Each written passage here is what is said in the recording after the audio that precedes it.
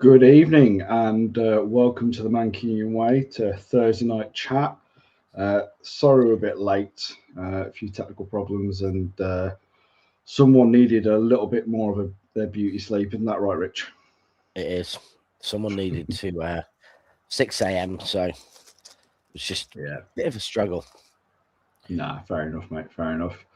How are we both? Ed, how you doing, mate? Doing good, mate. This the regular Thursday inside the gym, pumping some iron. It's good to see the panel. Good to see the chat once again. Yes, definitely. A few questions. Where is Martin? Martin may try and join us towards either the later half of this or towards the end at least. He's got, as you all know, family issues that are going on for him, so he's needing to support his family right now. But he will, obviously, like I said, if he can, he will join us later. But yes, it is fantastic to have you all in, all saying hello. I am always slow with the comments. I do apologise. Appreciate all your support and the hellos. And I will try and keep it where I can. We are hoping to have Governor with us and Luke, not in my lifetime. They will hopefully join us at some point soon. But let's get into it. Obviously, the title of this show tonight is Glimmer of Hope. We will get more into that. But as myself and Rich have not been on the show since before the Everton game, we thought we'd just quickly kind of go through our thoughts. So, Rich, draw. Not the result we wanted. And obviously, I think there was a lot to take away from that game in a lot of respects. Do you want to give us some of your thoughts? Yeah, I mean, not the result we wanted. I mean, I said last week on the show, I thought we needed to win every game by 2 goals. That we had to assume Arsenal win every game and go there. But, equally recognised for weeks that Arsenal's one really tough game is West Ham away. So, it'll be fascinating whether that game against Everton could be seen as the game that cost us the league. But, if West Ham can get a point, it could be the game that, brought us back to the title because of Doku's 97th minute goal. I thought Doku was brilliant all game. I thought Haaland actually did very well. I thought Haaland, showed an urgency and worked harder than just about every other player. I think what it showed, though, is just how in control we were first half, how we should have got more goals, didn't quite have the cutting edge, whether it was the urgency, whether it was, just the day. But like Burnley, we didn't turn what was a incredibly dominant football into a victory. Then Moyes showed why he has been a Premier League manager for 25 years or whatever he's managed now. He turned the game on its head. He went hard. He went direct. He used their physicality, used their height, and it exposed some worrying problems that we haven't seen that much in 2026, but we've certainly seen in 24 and 25. That it showed, the lack of strength, the lack of physicality, and particularly, I barely remember us winning a header all game. The lack of, I think maybe Haaland won a few, but we were just, we looked in defence like schoolboys against, adults. We lost every header. We gave away, a really unfortunate goal, a bit like, a worse version of Lescott giving QPR a goal. Just absolutely set them up, and hopefully not a moment that costs us the season, because I think Gay's been very good, but that was just, awful. And then the second goal for me was equally as shocking, and virtually an unchallenged header 3 yards out from a corner. I mean, just in the season of corners, in the season of that to me was unforgivable as well. I think the third goal was just we were in shock, and a little bit of bad luck on the deflection, but the second goal was unforgivable, and the second goal exposed totally what people have said about Donnarumma in the Premier League. He can't, it's even a big weakness compared to Edison.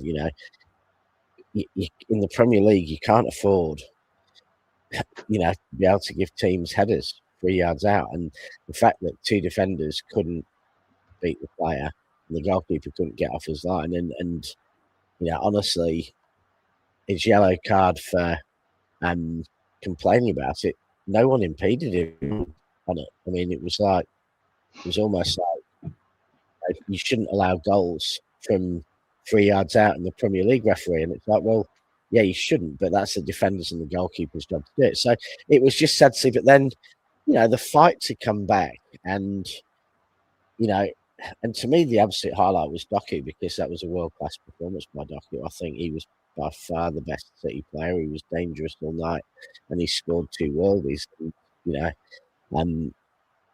It's just a pity that aside from Haaland, who I thought was okay, just a pity no one else, put in the performance. And people are blaming individual players, but I think it was fairly collective. But I think all the problems connect together, and I think we know aerially Gay and Kuznov are not our best.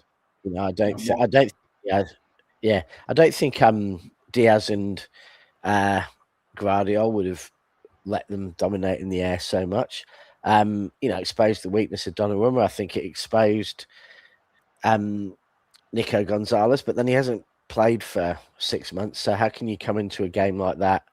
We've all said he's been underplayed from his form before Christmas. How can you come into a game like that and not and be at 100%? How can you even be at 90%? So I think, unfortunately, a lot of City's below the surface problems extended. But at the end of the day, we pulled it back to 3-3. A point could make a massive difference, because Arsenal have a huge game on the weekend, and a very hard game. And, probably, unfortunately, the excitement and joy of getting to the Champions League final will give them a burst of energy and carry them through. But, they're very capable of going from good performance to terrible performance. They've done it 5, 6, 7 times this season. Every time this season they've had it in the bag, they've immediately gone and mucked it up, a bit like we have. Every time we've got back neck and neck with them, we've gone and mucked it up. So I've not given up. I think there's a very fair chance of a result that's a draw, or West Ham getting up on the weekend. So, and that flips it again. So here's hoping. We've just got to go and beat Brentford, and we've got to beat Brentford. There's no, there is no, after West Ham, there is no other West Ham for Arsenal. So we've got to beat Brentford, put our foot down, do that, and then, then the fate is in someone else's hands. But let's just hope, Danny Dyer's celebrating on Sunday night, and, Jared Bowen, yet again saves the Hammers. I think, I've got a lot of time for West Ham, so, I want them staying up. I want Spurs going down, not West Ham. So it's a massive game, both ends of the table. And come on, you Hammers, and we'll forever be blowing bubbles and pretty bubbles in the air and watching reruns of Alf Garnett. Come on, the Hammers. Yes, very true, Rich, very true. I think all of his supporters will be supporting West Ham and hoping for at least a draw. But a win would be absolutely amazing. At the end of the day, like you just stated, Rich, West Ham are in a relegation battle. This is where you need to be cautious going into those games. We would be saying exactly the same thing, but I've seen a lot of Arsenal fans who are kind of bigging themselves up, already, feeling that the West Ham game is pretty much done and dusted, which is just, I think, you shouldn't be kind of making those kind of comments, because relegation teams can suddenly pull it out the bag when the neck's on the line. They're going to do everything they can to fight and stay up. So yeah, they're not going to make it easy. I would imagine. Unlike Fulham, who had really nothing to play for. I mean, I know there was the outside shot at the Champions League, but realistically, I expect Fulham to be round about maybe the Conference kind of league, maybe finishing at best for them. So, yeah, and I agree with your points about Everton. It was disappointing. We all said it's a must-win game, and luckily it was a draw. And like you said, Doku was an absolute fire, pulling out. So Doku's got a lot of criticism from a lot of City fans. We've all criticised him at times, but I've always said that there's a hell of a player in there, and I felt that he could reach a really impressive level, and he's starting to show that now. We've all criticised his G&A, but those goals and the goals that he scored against Liverpool and so on have just shown the quality he does have, and he can score absolute worldies, or just tap-ins or spraying it across the box. He's got it. He just needs to do it on a more consistent basis. And I think we forget how young he still is. He's only he's 23. Yeah, I mean, what he is consistent on is he is beating players every single game now, and he's being double teamed every single game. He's taking he's taking defenders out of the game. Yeah, that's the sad. That to me, that was the against Everton. It was the sad thing is that ultimately they were double teaming Haaland, they were double teaming Doku, and they were double teaming Shirky, and we still couldn't create space. I mean, they were sliding well to not necessarily be double teaming them all at the same time, but given the focus they were putting on those three players, it was a pity that we didn't have O'Reilly or particularly Semenyo or someone else in that team taking advantage of the space created. Because if you're pulling 5, sometimes 6 players onto 3, you should have space elsewhere. And fair play to Everton's defence for not making that space so obvious. Even City, playing like they were, could miss it. Yeah, no, I agree with you, mate. I mean, their defence was immense, and like you said, they put in a hell of a shift. And like you said, I think overall there was just we didn't take advantage and try and make the space, and because we've got the players that should be able to do it, they just didn't. That was the most frustrating thing. And I think didn't turn up. Yeah, periods of that first half, we had the most possession any Premier League teams had in we had 5-minute spells with over 90% possession. So we just, first half, we just, 1-0 was just not good enough for a team in the position we're in. And with that amount of ball and that amount of ball in their penalty area, it's just not good enough. Yeah, no, it isn't. But I think the one thing I was going to kind of move on to really is that I think the beginning of the season, we did our predictions, and obviously we all felt that City could win the title. We all predicted and said they can go on and win the title. They can. We know the quality. We know the manager. But I think you look at the media, you look at Royal fans, and no one at all had us anywhere near winning. No, and we were third favourites with the bookies. Liverpool if we're third, Yeah. So I think compared to where we were last season, compared to where we are this season, I think we've come a long way. You know, you think Yeah. about the other teams Yeah, yeah. around us, the likes of Liverpool, the Chelseas, the Uniteds, you know, the Spurs, you know, those teams haven't shown up.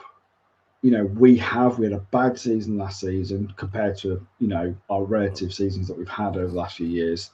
And we have done, we're probably ahead of schedule where I think most Yeah. people thought we were going to be.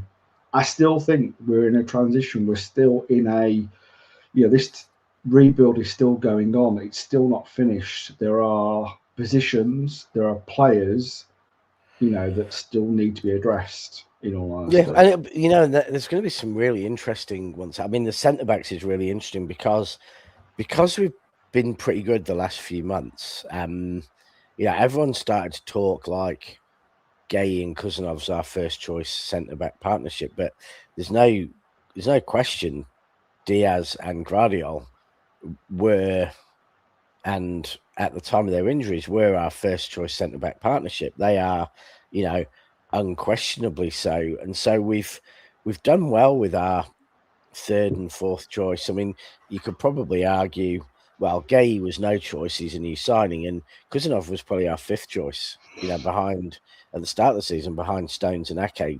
Stones obviously never been fit.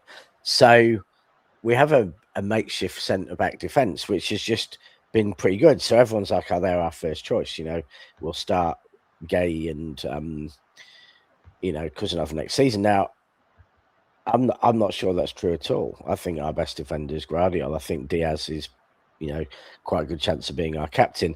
And I think what we did see against Everton was we missed the leadership because Gay isn't yet the leader he was at Palace at Sea. And we missed the physicality of Guardiola because Guardiola is strong. You know, we would never, ever have been bullied like we were. Guardiola would never get bullied like that. Diaz would never get bullied like that. So I think it's going to put a really interesting question whether Pep's our manager next season, whether it's Maresca or whether, you know, Luis Enrique wins 2 Champions League, gets bored and decided he wants to, you know, come to the reign of Manchester.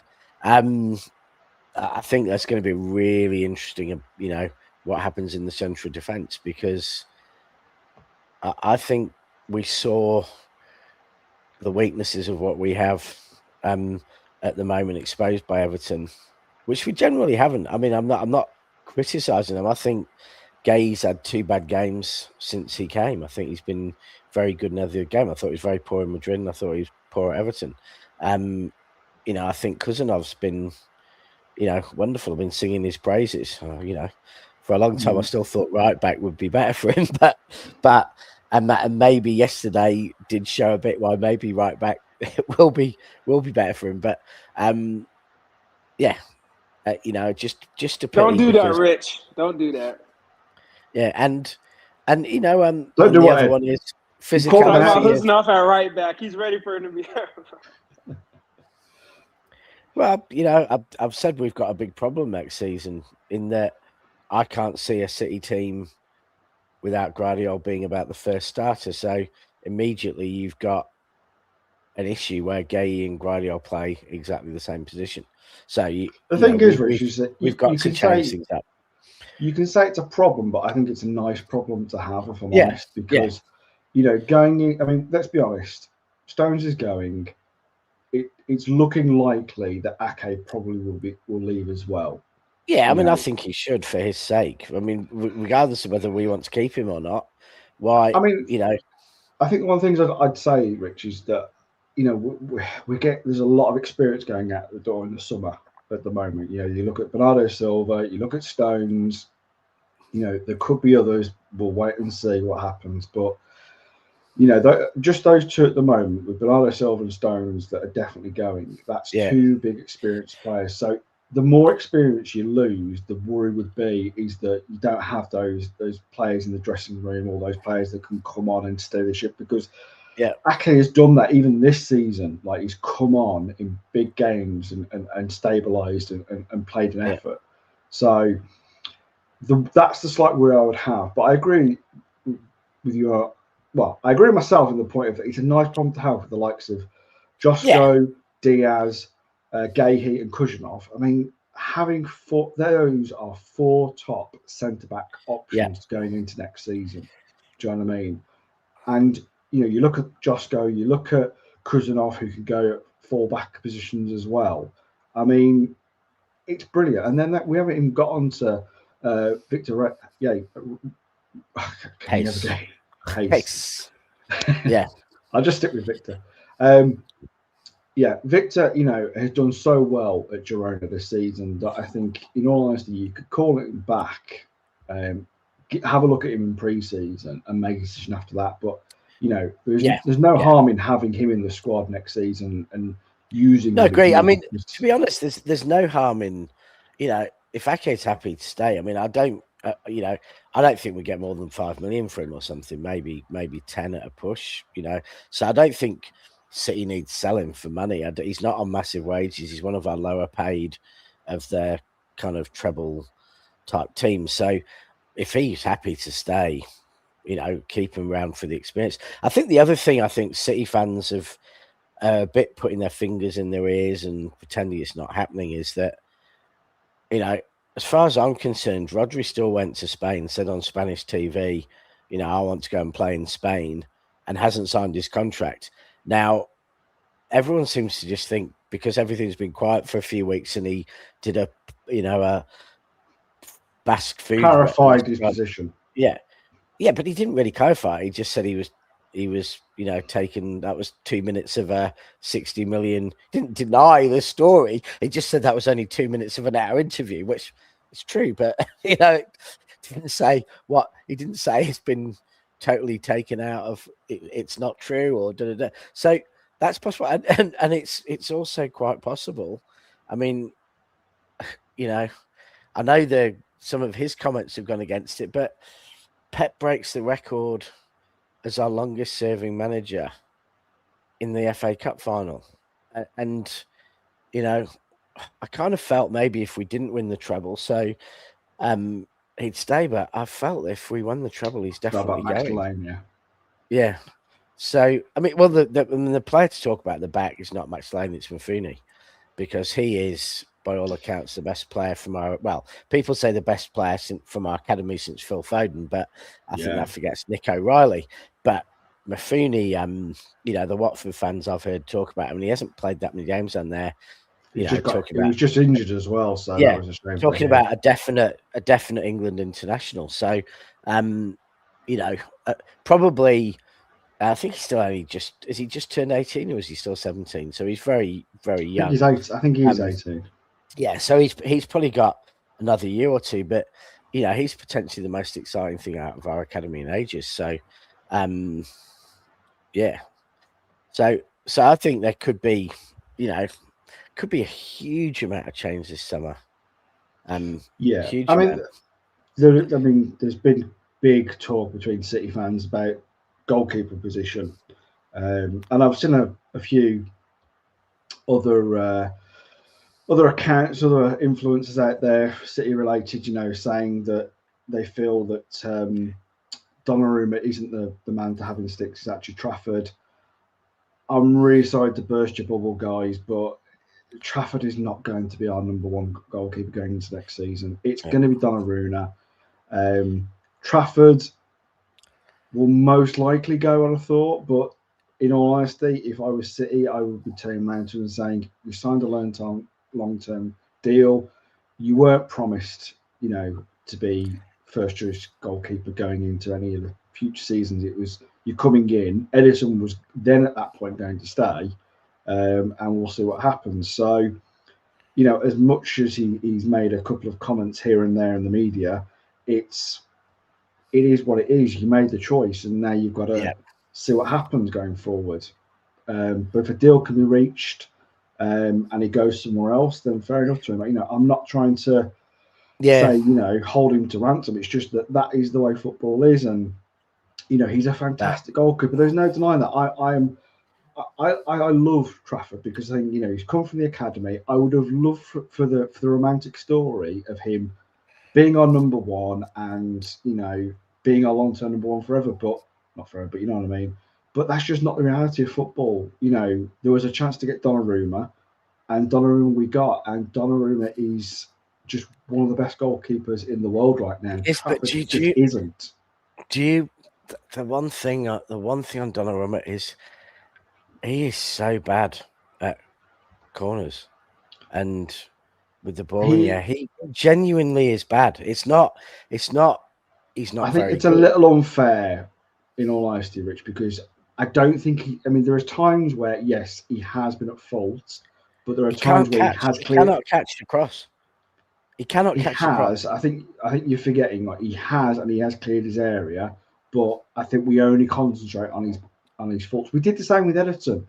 You know, we did the exact same thing with Edison. Like Edison was not perfect. Edison was not this amazing. Edison was shot weak stopper. 1-on-1. Yeah, he was weak 1-on-1. Yeah. So we have to be honest. And Trafford, I'm sorry, but let's go back at the beginning of the season. Let's not forget. You know, he had a bit of a howler against Tottenham at the beginning of the season. So we haven't seen enough of Trafford. Oh no, I'm not. Yeah, I mean, I accept that, but I am worried about Donnarumma next season because I think every single manager of a bottom half team who's watched the Everton's game is just saying we just need to get corners, and we are going to have to. Yeah, we're going to have to figure out, you know. But being brutally honest though, Rich, you can turn around and say, I agree with your points, but what you have to turn around and say is that let's look at that back line. And you just mentioned it only 5 minutes ago. Yeah. Gahey is still getting used to the ways of City. You know, we know how good he was at Palace. We know what a leader he was at Palace, but he's still finding his feet. Yeah. Kuznetsov is a young defender, again, who, you know, has been brilliant, but he's still made faults at times. He's still learning. You know, and then we've got O'Reilly, and our fullbacks aren't defenders. Exactly. Do you know what I mean? So I think we have to be brutally honest right now. Is that we're dealing with a back line that has not worked together on a full-time basis for a whole season. So we have to think. I think we've been bloody good. We've kind of putting squares and pegs in round holes kind of thing sometimes. So let's not get too worried because, like I said, Diaz, Joshua are back next season. You know, for me, I think let's not poke holes too much. Maybe we should get Big Sam. Big Sam should come in as our, you know, set piece coach or something. Get him working with, you know, with Donna, how to catch it. Because he's strong, he's big, and that's the weird thing. It is. I mean, that it's for such a guy who seems to be a big guy. Well, he is a big guy. But what I'm saying is that, yeah, he will shout, he will scream in people, but he just seems really weak at kind of commanding his area at times, which is just, yeah, it is a little bit strange. I'm not saying that Donnarumma, you know, doesn't have faults. I'm not saying he can't do better because I think he can. But let's remember this is his first season in the Premier League. You know, I think we just have to kind of give him the season at least because we know. I mean, if we look at the stats are in his favour. Like he's only just behind, you know, David Raya, who's probably going to win the Golden Glove. So if he's only just behind, you know, David Raya, who's been at Arsenal for what 4 or 5 seasons now, you know, and has consistently been, you know, one of the best goalkeepers in the league. I think if Donnarumma can be, you know, just behind him, you know, his first season, I don't think that's an entirely bad first season to come in. I mean, let's not remember when Bravo came in, shall we? You know what I mean? It could be a lot worse. So, yeah. I think your points about Rodri, I understand them. I don't think he'll go anywhere, if I'm honest, Rich. I've got a feeling like he will sign I mean, a contract extension at the end of the season. I don't think he will. But we'll obviously see because, like I said, there are players that I think there are more players that could go. I think there are players that are. I mean, if we look at the Everton game, and I was mentioning it to Ed and yourself before we went live. there are players on that bench who either didn't come on until the very end or never came off that bench. You know, I'm talking about Mamouche, who came on at the 84th minute when we're needing goals, and he's only coming on in the 84th minute. That screams alarm bells to me that Pep just doesn't fully trust him, even though we know he's a fantastic goal scorer. He's a great striker, but Pep just doesn't trust him enough to come on when we need goals.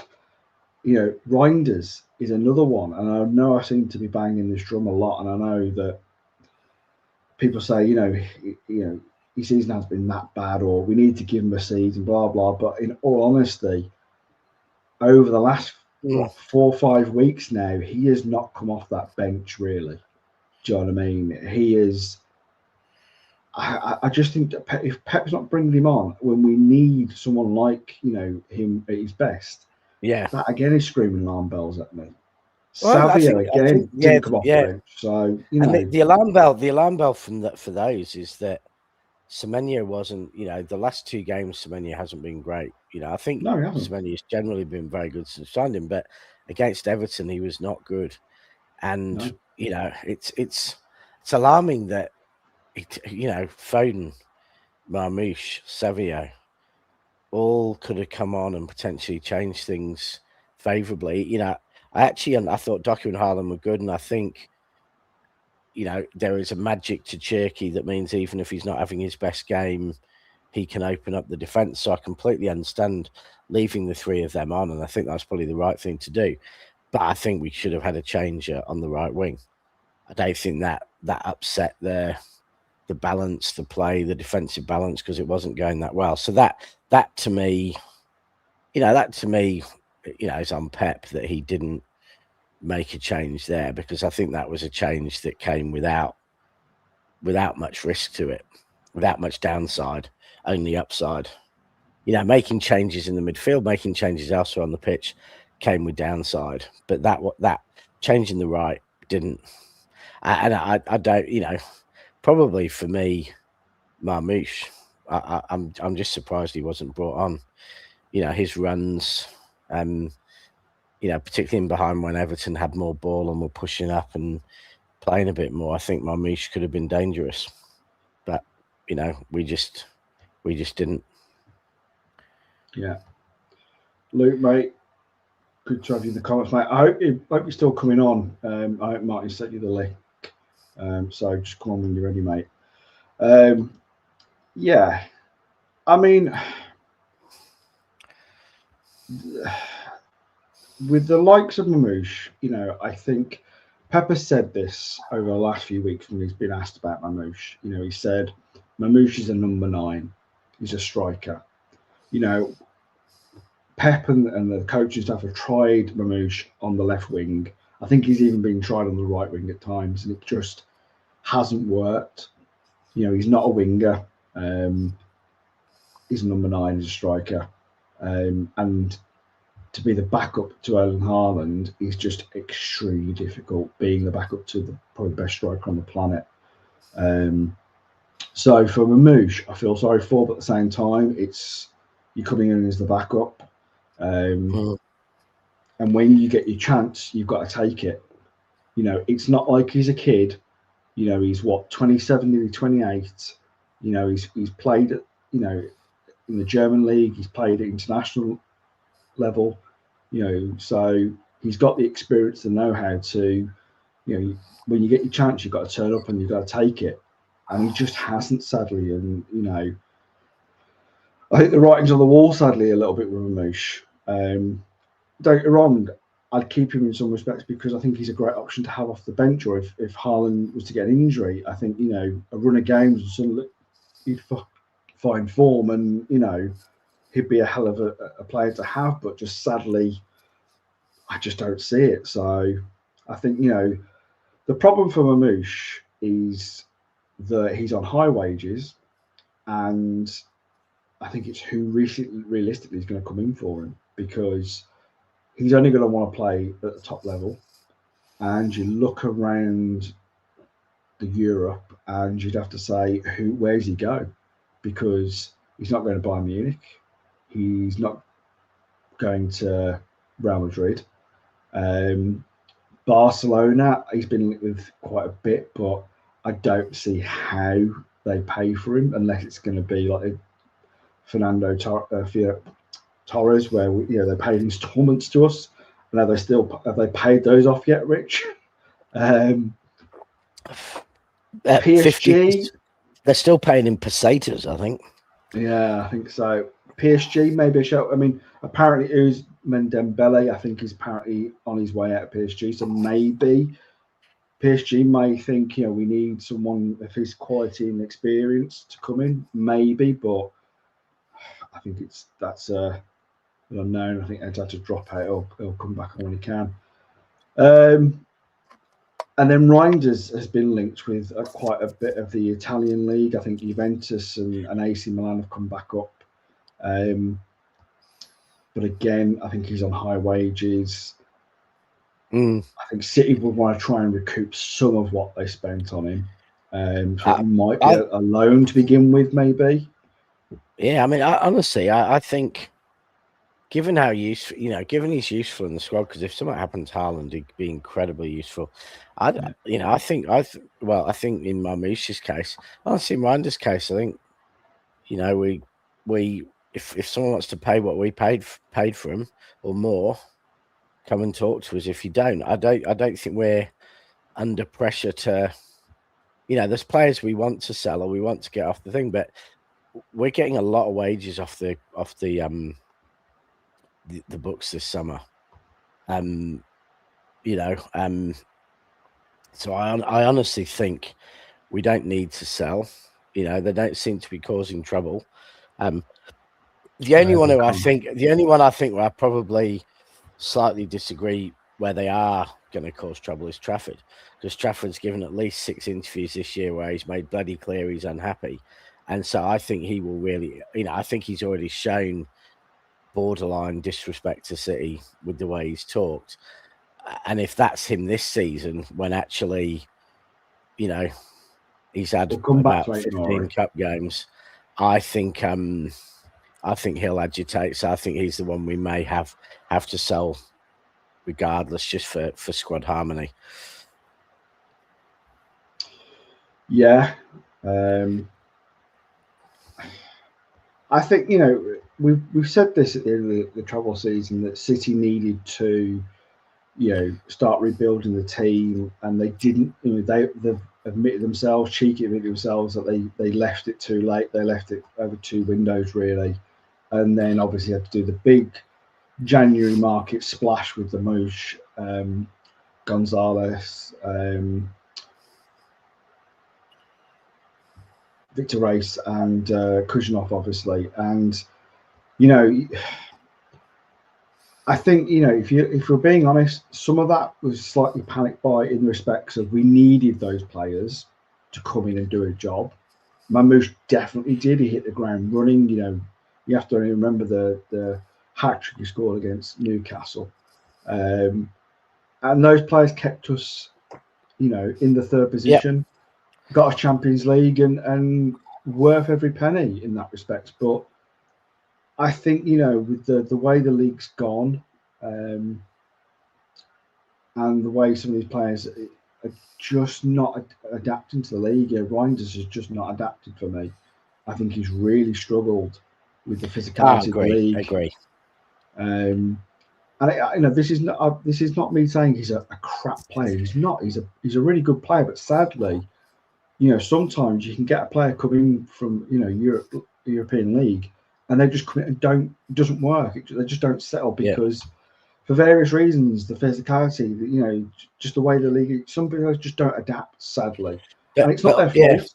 But it's just the way things are, and you have to kind of go, this hasn't worked for us or you, and we need to do what's best for us and you, and maybe move you on. This is only true, though, if Pep stays. If Pep goes, everything's up in the air. But, I'm not saying, depending on who comes in, I think someone just said in the chat, if Maresca's our manager next year, we might well sign up. He might well go and say, Caicedo. He might go Enzo. Players who played really well for him and really liked him there. If Luis Enrique comes, he might have a view on players. So I think we have to accept that we think X, but that could all be flipped on its head after the FA Cup. Every place could be up for grabs again. All right, I'm going to say my piece on Pep because I know this has been doing the rounds as well this week. Yeah, and we've had various conversations in our WhatsApp group about this, with obviously Martin and Tone's agenda going. They've both been going. Pep's going. He's off at the end of the season. Blah blah. We've heard it from so and so, and I've been very stern in my responses, haven't I, Rich, about their so-called, whispers of all of this. And I'm going to say this. Not one of these so-called journalists has printed any news that Pep's going. There's all been a bit of the press pack have been going around and whispering to each other, oh, have you heard Pep's going? Have you heard Pep's going? Oh, yeah, I've heard it from so-and-so. Not one of them has got the balls to print it and say Pep's going. And I love this. He might be going at the end of the season. What might? Could be going. I could be. I could win the lottery. Tomorrow night. I could be crowned. The king of the United States next week. I could be hit by a lorry. I think the Pep thing is a toss of a coin. I think it's 50-50. It's not 50-50. And I'm going to tell you why. All right, because if this so-called news was true, one of these journalists would have printed it and ran with it, but they haven't. Okay, not one of them has come out and said this is what's happening. Do you know why? Not one journalist has said he's staying. Why? Either. Okay, yeah, but why? Because he has not said it to one of those journalists. He has not said it to one of those journalists. Exactly, because do you know who Pep would tell? No one. Apart from his family. And he may tell, as in just, if he was serious about leaving, the circle of trust would be his family. That's including his brother, maybe, because obviously his brother has a lot to do with what Pep does. He'd also tell Viana, Caldoun, and Soriano. That's it. That's the circle. I don't think he'd tell Viana. He's not got any particular links with Viana. I think. I think being sporting direction. I think if you're gonna, because Viana's the person who would be picking who the next manager would be. So I think Viana would need to know if Pep's going. That circle of people would know. And do you think one of those people would go to a journalist and go, "Oh, guess what, mate? Pep's on about leaving at the end of the summer." Yeah, but that's not why. That's not. I don't remotely think. No, I don't think that's why Pep's going. I think it's been quite clear. No. So where's this news come from, though, Rich? Where's this so-called news has come from? The fact that for many years now, Pep has said he wants to leave City whilst he's still young, and he's always said that. He's said there's other things he wants to do with his life. He will have completed 10 years. He will have become our record ever manager, and there's a lot more he wants to do with his life. And I think. And are you saying that at the right old age of what is he 50? What is he 54, 55 now? If he wants to do other jobs, he's saying he's over the hill, but he can't. I'm saying if he wants to take some time off and then go and do some other jobs, he hasn't got. He's not going to be a manager when he's 85. He's already said he doesn't want to be, managing at an old age. He's always said that. He's 50, someone correct me if I'm wrong, but I'm pretty sure he's only like 54. I'm in the middle of your argument. I think Martin and Tony, are thinking they're Fabrizio Romano. This will wind Martin up enough to come on. They think they're Fabrizio Romano, but I think you're being equally stubborn and missing massive signs in the other way, because Pep is always going to What leave halfway through a signs? contract. Pepper's not said.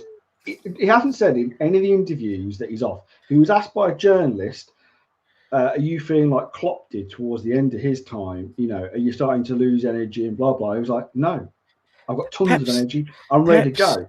But Pep signed a 2-year deal. Have you not listened season. to a single? Yes, and Pep will always leave halfway through a deal. He's never going to leave at the end. No, of course he will. Rich, when he's broken a contract? On this channel, has he broken a contract, Rich? Name one time he's ever broken a contract. Did he break his contract at Barcelona? He was there. I believe he did at Barcelona. Yeah. He didn't. No, he didn't. He said he was going at the end. He said he wasn't going to sign another one. He was going, so he made that clear. Yeah, but I think he had. I think he still had. Did he break a contract when he went after he left? No, he didn't buy him. But so where's your evidence, Rich? Listen, Ozzy, I'm not. The evidence is I said here 2 years ago and 4 years ago that Pep is always going to sign a longer contract than he intends to stay because of the hype around him leaving. For the sake of City, Rich, if he said to us, Rich, he signed. He signed when he first signed. Listen, he signed a 4-year deal. You are not, and then he signed a 2-year deal after that, and then he signed a 12 months. And I said here, and at the time, I'm pretty sure you agreed, but I can't be bothered to go back and go through the things, that if Pep is going to go in a year, he's going to sign a 2-year contract because of if he signs a 1-year contract, speculation will be even bigger than it is this season. So for City's sake, City will agree to it and Pep will agree. I want to go in a year. Well, you're going to sign a new 2-year deal because City are never going to hold him to it anyway. If he wants to go, he'll be allowed to go, and it's always going to be done. So maybe he'll stay, but I think City fans who think that we're going to have,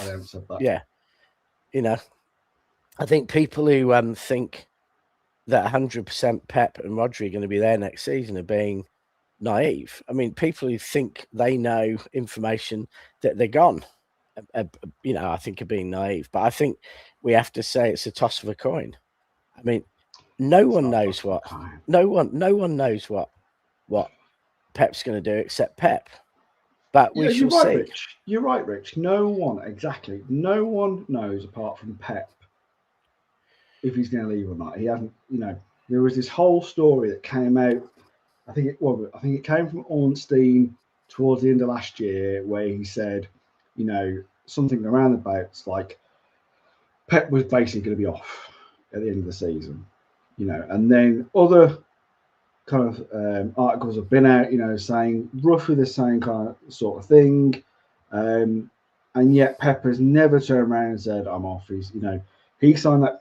When he signed that 2-year deal, he said, "I've signed this 2-year deal because I want to rebuild this team," and I totally believe that. I really do. I don't think Pep's off at the end of the season because he still thinks there's a job to be done. Okay. Yeah. Well, clearly, at the end of the next season, maybe there is a possibility he might go, but I don't know this for certain. I don't, because I haven't spoken to Pep. I have no inside knowledge, absolutely none. But my gut feeling is from everything that I've been hearing. Honestly, I don't think he goes. In fact, I'm going to state this right now. I not only think he's staying for next season, I would not be surprised if before the start of next season, City announced that he signs another extension of 12 months. I would not be surprised. I really wouldn't be, because I believe Pep is happy. He doesn't, as much as you said, Rich, like there are other projects, and there might be. He was when England, before Tuchel came along, England came and asked him about looking at the England job, and I think he said, thanks, but no thanks. Maybe in the future I might consider it. There's been talk about the Italy job, obviously, because Italy have failed to make the Euros and they had a World Cup. Would he fancy that? There's the Brazil job he's always been linked to. So there's no denying, there are other jobs out there. But in all honesty, he's still young enough. I think he's still got the fight and the belief that he can still do things. In all honesty, it would not surprise me if he wants to stay another decade and outdo Ferguson if he can. It would not surprise me because he is that type of guy who wants to make a point. He's got the bit between his teeth for me. That's just the way I look at it. Foggy, thank you so much, mate, for your gifted. I've just got to do this, Rich, for your gifted 10 memberships. Really appreciate your support as always, mate. And anyone who's got one of the memberships, please put a big thank you to Foggy in the messages because he's a big supporter and we love him dearly. So thank you, mate. Really much appreciated. And thank you so much. Yeah. I think the most likely, and thanks, Foggy. I think the most likely thing for him to stay is Arsenal win the league. I said on the show last week, I thought if we won the treble, he goes. If we don't, he'll feel he needs to stay because, Ferguson in 2012 was gone. He was out the door. He'd actually said it. We win the league. And then Ferguson's like, well, I can't leave on that note. I've got to stay. And on that point, you might be right about Pep's mentality. If Arsenal win the league, I think he's far more likely to stay in that circumstance than if City win the league. Because going out on a treble, having become the longest serving manager, that's like a Vinnie Company moment to leave. Going out on a cup double whilst Arsenal celebrate the league and going into playing the Champions League final with Arteta managing them, maybe that's too much for him and he can't leave English football like that.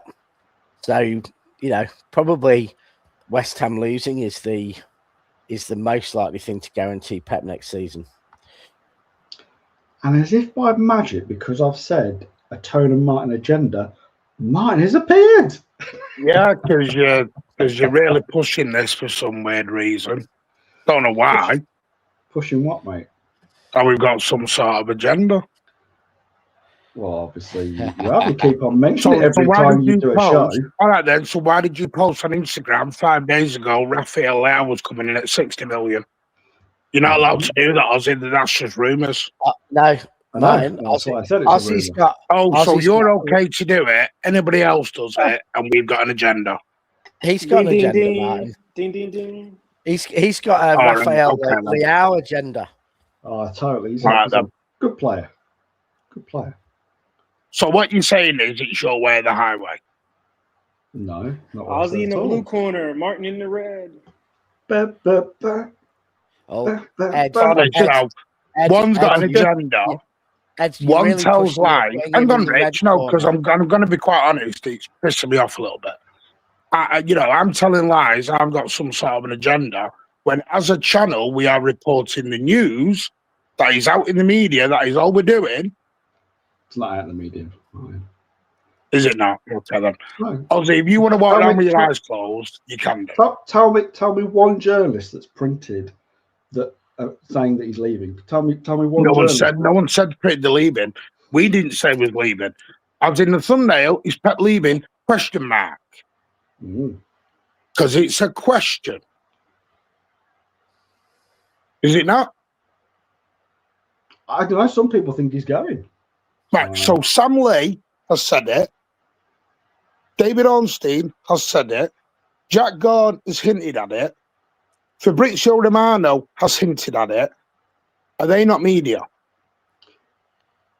Well, I mean, it depends on what you call media and what you call journalism. I mean, so as I said the other day, is more of. So we believe Fabrizio Romano when he's talking about Elliot Anderson, but we're now going to ignore it because we've never said he's leaving. We've said he could leave. Maresca was at the Etihad 14 days ago. What's he doing? Having a cup of tea? Nobody wants Pep Guardiola to leave. Nobody has ever said Pep Guardiola needs to go, blah, blah, blah. I would like Pep to sign a 10-year deal. But it's not my choice. So there is no agenda. There is no thing. If we're not going to speculate on anything, we become a channel that does one show a week. And that's a bit pointless. We Afternoon, owe it everybody. to the community of the Mancunian way to discuss things good and negative, and we'll do things. We never said, the only thing I ever said that was actually 100% concrete was Phil Foden signed a contract. But I suppose I guessed at that one as well.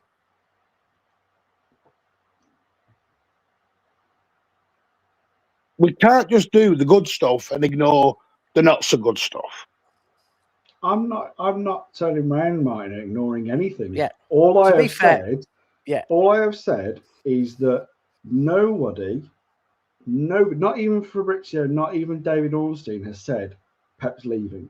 Fabrizio has. He You could. need to No, read he his hasn't, tweet. Martin. He has. He hasn't said he's going. He didn't say he was going. He pinned his tweet that Maresca will be the next guy after Pep. But that doesn't mean it's the end of this season. We never said it was.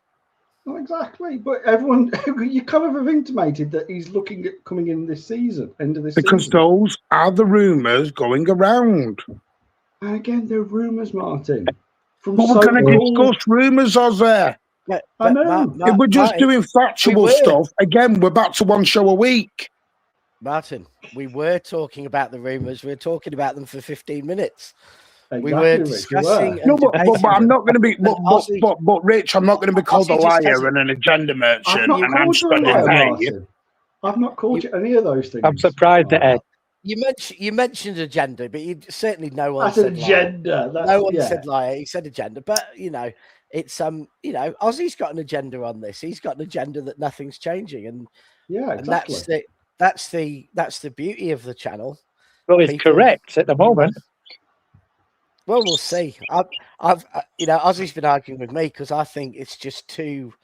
But I do think if Arsenal beat West Ham that Pep stays, because I don't think he'll be able to go. Not winning in this season, he doesn't win the league or Champions League,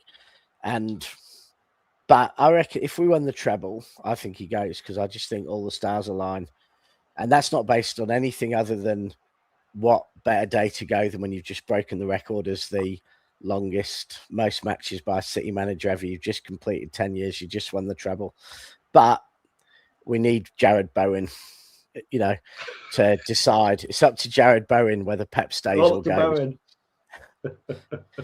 Listen, can I just say? Can I just say? I'm very evening to the chat and the panel. I'm very surprised at Ed not sorting you two old ladies out. I'm very surprised. He's very quiet. He's working on He's his in the pets. gym. That's the problem. He's working. Is he? We've heard the odd slurp What did you of say, oil going. What did you say, Ozzy? He's working on his pecs. Pecs, yeah, and it's been, you occasionally hear the oil being massaged in, and Can I just say something quick?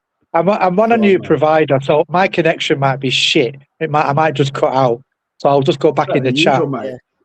It's fine. It's fine. Has your new provider killed off all the dinosaur birds though? Because no, they're still here. We can't hear any birds trying to kill you. There's a few hanging around, but I have to scare them off because there's shit in the pool, so I've got to scare them off. Yeah. But anyway, how are you doing, Martin? Okay. Spartacus? Is it Spartacus? I can't see. Yeah, it is. It is. I'm doing fine.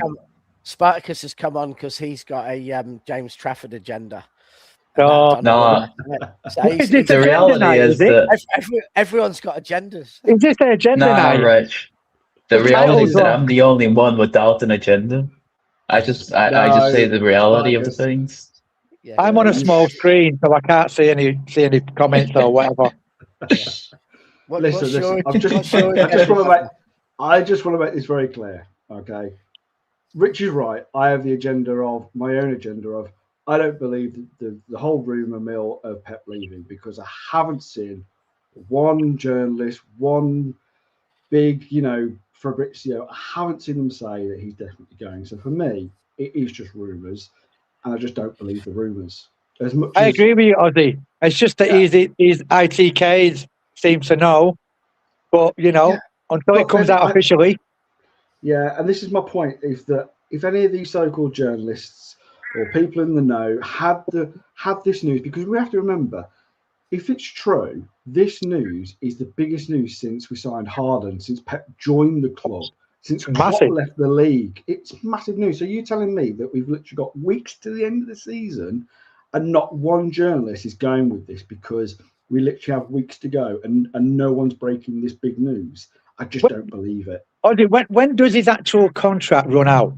Because I think he's going to honour it. He's not just going to leave early. He'll honour his contract. Next season, it's the end of next season. But there you go. I would be not surprised if he signs an extra 12 months after that, because I really do believe he has got no intention of going anytime soon. But that's just my belief. I don't know it for definite. It's just my belief and my thoughts. And like I said, when I talk about agendas with Martin and Tone having their agenda, it's a bit of poke and fun. I'm not calling them liars. I know both of them have heard these from, credible, people out there.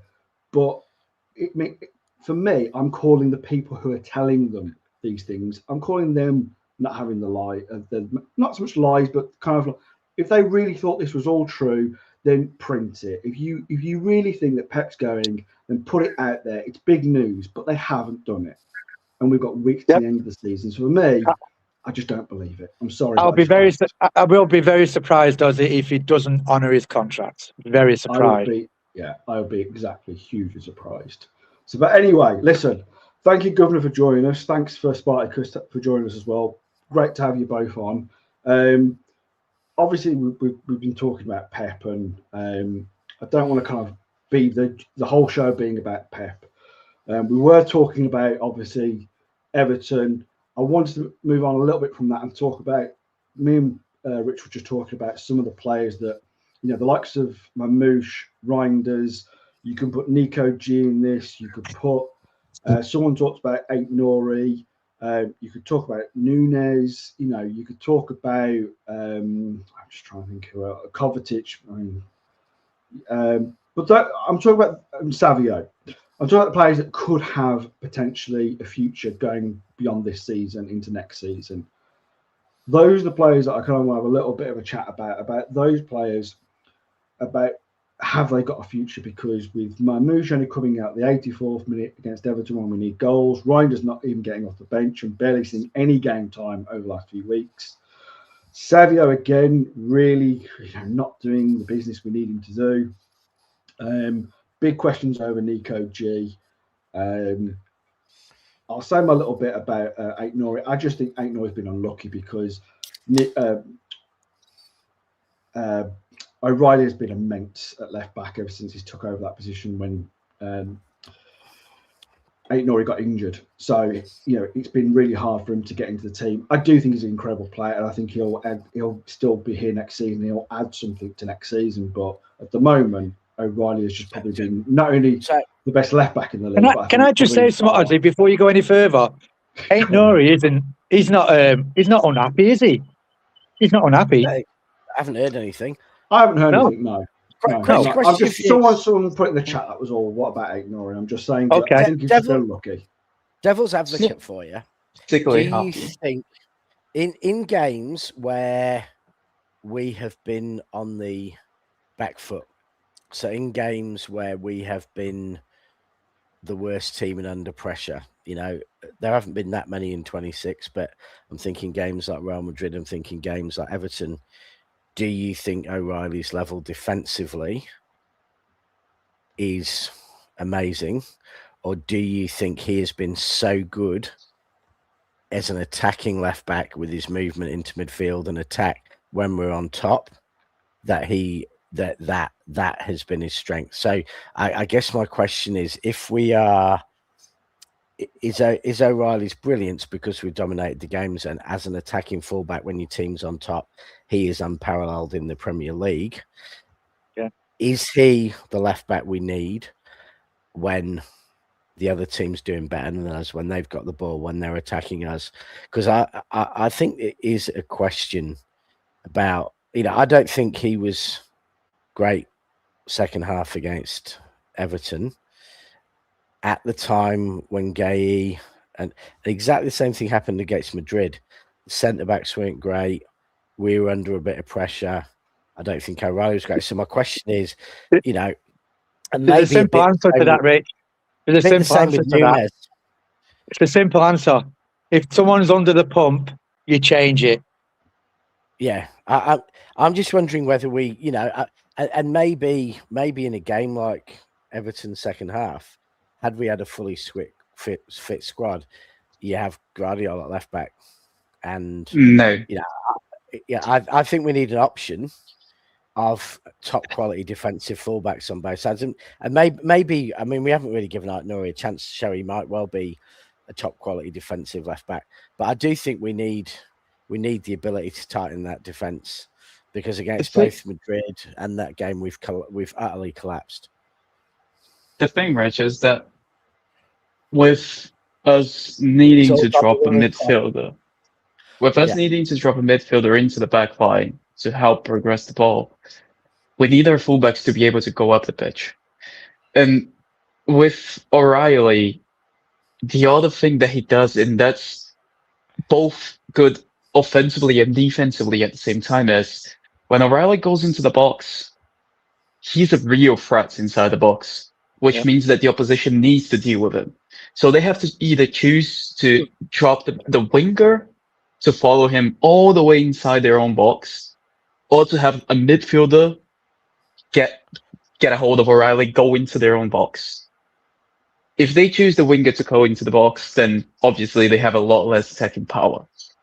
If they choose a midfielder to come into the box, then they lose the ability to get the ball to those attacking threats. So I think O'Reilly going into the box is such a big offensive and defensive tool when we have possession that no other fullback realistically can offer, that it is absolutely worth it when we have to be on the back foot. And even when we are in the back foot, like against, for example, Arsenal and Liverpool at times, he was still doing fine. I think there are games where he does become a little bit of a liability, like Madrid. I think he was terrible against Madrid. But in games like, for example, against Everton, you said you think he wasn't good. I think he was fine again. Like, I think he was the best out of the back line. It's never going to get you out of defensive issues when the centre backs are playing badly, but it's not going to cause really any. Spartacus, you're bang on, mate. O'Reilly is our left back. He only goes into midfield when we've got injuries, and he can do a job there. So we've got a great option with O'Reilly. But for me, he is left back, and like you say, it's great getting in the box. So for me, it's a simple one. He's our left back. Ain't Nori's there. He's our backup. He's not unhappy. So that's fine, that position. So, but do you think not being devil's advocate, but when, I don't necessarily think our treble team looked the best going forward or was the most exciting City team we've had. I think the 18 team, the 19 team were more exciting, better. But what the treble team had was the greatest defensive solidity I've seen in the best part of 50 years watching City. I think incredibly defensively solid. And what they had was for the, one of the, especially after Cancelo left, we played 4 defenders at the back. We had a goalkeeper who wasn't really a goalkeeper. He was a frustrated, libero playing in goal. And I love Edison, so that's a compliment. But we had 4 out-and-out defenders. And I do worry that, are we, I think we can win the Premier League with, as was shown, with a very attacking team. But the one team that took us to win the Champions League was the team that was rock solid in defence. And I don't, I don't think that any of our 4 defenders in that game, against Everton, or, I think it was the same team. Actually, no, Diaz played in Madrid, didn't he? I'm not sure any of those teams get in that treble defense. So I'm just Rich, but we can't. Wondering if we want to win another Champions League, can we do that? Can we do it with Núñez and O'Reilly playing fullbacks, or do we have to accept we've got to become more pragmatic at the back? And maybe we can't because of Donnarumma, because maybe Edison was the weapon that gave us the chance to have 4 out-and-out defenders, because you've got a midfielder playing in goal who was able to, recycle and move the ball in a way that no other goalkeeper I've seen in 40 years could do. Because I wonder, and I do wonder whether O'Reilly is potentially so good that he's wasted at left back, and that he does need to go further up the pitch and influence the game more. Well, it does anyway, Rich. It does anyway, don't it? And that's one of the great things about O'Reilly, is that he's developed this left back role on his own, in respects of that he's able to get into midfield. He's even crashing the box. That he's just been absolutely immense, and that's why I think not only has he been like the best left back in the league this season, I also think he's probably been City's best player this season. I think that is a possibility of a shout of that. But I think I'm not sure who's competing with it. I mean, I think he's been our best player overall this season. I think Nunes is up there as well. Nunes is definitely up there. I think what we can say about the fullback positions is that we've got options in respects of at left back we've got O'Reilly, Aït-Nouri, and we've also got Josko when he's back fit. Right back seems to be a bit of the issue, because really and truly it's Nunes. Kuznov had a push. Yeah, no cover. But that's the thing. We've really got no cover for Nunes. Now Nunes, I think we can all agree, he's a midfielder by trade, just like O'Reilly is. Last season wasn't particularly very good when he first stepped into those shoes at right back, but he's definitely come on leaps and bounds this season. I think we've all been saying that we all need a right back. And I think when Nunes is on his game, he's brilliant. And I think he's been absolutely, sometimes brilliant in certain games this season. But there have been moments where he's not been brilliant, especially in some of the big games. But I think you have to make a call with Nunes. It's either you're going to give it to him and maybe look at getting a younger right back coming in and being his understudy, learning a bit from him, and maybe developing the role, and then maybe taking over Nunes in a couple of seasons. Jose, can I ask a crazy question? You can ask a crazy question. That's what we like on this show. What would you think? What would you think of Semenyo going right back? No. Why? I mean, that's crazy. And we're talking about Pep here. He put Bernardo Silva at fullback before. What do you think, though? I would not say it's not a distinct possibility. It could happen. Governor, Governor, when you say that, I want to know if you're in some body swap movie with Ruben Amorim. Just a quick thought, because he was going to go to United as right back, and Amorim had to come out and publicly deny they wanted to sign him as a fullback, because that was the rumor. But that was a back five. That was a back. Yeah, it would have been a win back. Semenyo as right back. So we'll have to start calling you Governor Ruben. Need to change. He'd be a good strong. Hey, he'd be a good strong fullback, though, wouldn't he? Yeah, he'd get up and down. Yeah, I think he likes the awareness to be one, though. Yeah. Well, I mean, to be fair, Nunes didn't have that awareness though, Spartacus, and he developed into the role. So that's right. But it's a bit different when it comes to midfielder. None of us thought Fabian Delph would be a good left back, but he did it. So. But this is the thing, going from midfield to left back is a lot different than going wing to left back. There is the joke here in Brazil, at least, that the bad wingers becomes fullbacks. And that's a little bit true, but that requires them to be trained. That you identify him young and then you develop him like from 17 up to like 22 into a fullback. But with Semenyo, he's a little bit too old for that, I think. Well, don't they say, as you get older, you go further back every time, don't you? Everyone starts off as a striker, and then as you get older, you go further back. Some get closer to the box, though. Some get closer to the box. And I think that's going to be Semenyo's path. I think Semenyo is a player that we want close to goal to try and get a goal or something. It's not a player that realistically you get him out wide, isolated in a 1v1, and he's gonna go past the defender and put a cross into the box. No, you want him to get the cross in the box and just finish it first time. And there's nothing wrong with that. What did you say there, Spartacus? Get the ball in the box. Yeah, get the ball in the box for Semenyo. And this was my rant about the Everton game. Our wingers don't get the ball in the box. It doesn't necessarily need to be the winger. Can I come back on this? Can I just come back on this? The Everton game, we were side to side again. The 3 goals we scored, we went forward and we shot. 1 was forward, 2 we shot from outside the box. There was 1 instance where Doku put the ball across the box and there was no one there for a tap-in. Why? Because the ball doesn't come in, so they're not waiting for it. They get to that bar line and they pisses me off when they cut back. I'm sick of it when they cut back. Get the ball in the box. Tippy-tappy on the box. A cut back.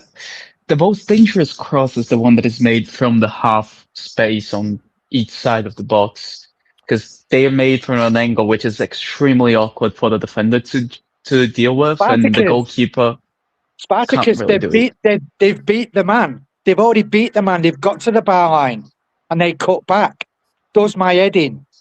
Yeah, but that's the most dangerous possible cross that there is. Like, this is one of the best ways to create the chance in football. You get to the byline, you pass it back, and then you cross the ball into the box. What's the point of a winger then? What's the point of a winger if he can't beat his man and then get it in? What's the Governor, point? Like, the issue is really like space. Semenyo did that a couple of times too. He put the ball across the goal, but another issue we have is that we don't have box crashing midfielders either. The ball's not coming in. That's why they're not there for the tap-in. Well, you're not expecting Bernardo to do that, though, Governor. Bernardo isn't known for that. We actually have box crashing Bernardo. He's not a winger. The Governor and Spartacus, the way things are going. Forget me and Martin. Does my head in. But this is the thing, Really Governor. The point of the winger is not to get the ball in the box, is to draw players to him, free up the man in the half space for that person to then put the ball in the box. That's the point of the winger in the way that we're doing. Spartacus, sometimes ball retention is too much. You've got to get the ball in. Things happen. Do you know what I mean? Does my head in. But I'm not putting the honors of putting the ball in the box on the winger and putting it on the midfielder. They need to get the ball first time into the box. The winger does the hard part. Haaland's bread and butter. You know, the game is so simple. What happened from the kickoff for Haaland's goal? Was it 2 touches and he was through? Going forward. So simple, the game, innit? When that happens. You know. But then the space also needs to be there for that to happen, and it's not as simple as it sounds. Obviously, there wasn't much space for that pass. It was a great pass. Oh, it was a fantastic pass. But I also think you have to create space. I mean, you know, you look at the likes of Doku. With me and Rich were talking about this at the beginning of the show, is that, you know, Everton had 2 defenders on Doku most of the time. They had 2 defenders on Haaland most of the time. Cherky was getting 2 men at most time. So, you know, you have to take advantage of that. When you've got 2 defenders or 2 players on one of your players, then you have to take advantage of that space. And that's just not what happened. Yeah, and that was a testament to the way Everton slid their defence move. They what's the old saying? Team all our attackers without ever letting us take that space, and we should have figured out how to do it. But what's the old saying? If you don't shoot, you don't score. Like, look at Doku on the edge. Just have a go. Save 9. Just have a go. Do you know what I mean? To be fair, Governor, did you not see about at least half a dozen attempts that went about 10 meters over the bar? Yeah, there was a few. Yeah, Semenyo tried a couple, and I think was it Gonzalez tried one there, a couple of others. That's right. Doku, most of the other attempts were like Johnny Wilkinson kicking penalties in the Rugby World Cup. Crazy. Crazy. True. With both feet, do you know what I mean? But that's what you've got to do. If you take a shot, you get the ball in the box, anything can happen. But when you're tippy-tappy side to side, the defence can do that all day. They can just to side. You know what I mean? You've got to put it in there. Yeah. But my view, Governor, I thought the one thing that I'd call Pep out at Everton is he should have taken Semenyo off and brought someone else on, because I thought Haaland was probably our best player after Doku was head and shoulders the best. I thought Cherky's so dangerous. The problem is though, Rich. Rich, is who did he bring on? Because we talked about his options. I don't think there was a downside there. I think bring on Phil or bring on Savio. Marmouche or bring on Savio. I think all three of them. Yeah. All the bench. There was no downside. There's no downside to it. All of them would have offered something different. May not have worked. I'm not saying it would have worked. I'm not saying they're in amazing form and they're a definite answer, but there wasn't any downside to it. All the bench haven't played, have they? All the bench haven't played. You know what I mean? Realistically, the only area of the squad when they played, they got slagged off by everyone. Yeah, that's right. Yeah, that's fucked, isn't it? But I think realistically, if you think about it. By the way, you do know Semenyo scored more goals for Manchester City since January than Doku and Semenyo. Yeah, probably, yeah. But we're slagging Semenyo off. It can still do that. Martin, saying someone we should have made a substitution is not slagging them. No, I'm not saying you. Semenyo is getting Rich. Semenyo is getting more criticism. Oh, yeah, but not the most wingers we've got. I don't understand it. No, we beg for a goal scoring winger. We get a goal scoring winger, and now we're moaning that he's not a techie baller. Yeah, I mean, because people don't know what they want, Martin. He's had a couple of bad games, let's be honest. No one can deny that, over the last couple of games, Semenyo has been poor. That's probably where some of the criticism should be going. But I think going over the top is wrong. He's not become a bad player overnight. He's just had a couple of bad games. I think what we can see, though, is the options on the bench aren't good enough right now, because the options on the bench, Pep doesn't fully trust. And going forward, these players haven't got a future at City. And that's probably what we're looking at, is that if Pep doesn't trust these players and they're not getting regular game time, and, when we're needing goals and we're losing a game and he brings them on like Marmouche in the 84th minute, then there's a problem there, isn't there? You can't deny that. Going back to what you said, Ozzy, about players might be going. We've been patient with Doku. We've been patient with Doku, and his third season, it's come to fruition. Now I would give that to Savio. If he don't do it this next season, he's gone. I would give him that. We give the same what we did to Doku. You know what I mean? Reinders is one of them players where some players take a season to get used to Pep's system. You know what I mean? If he can correct his finishing, then he'd be a great player for me. But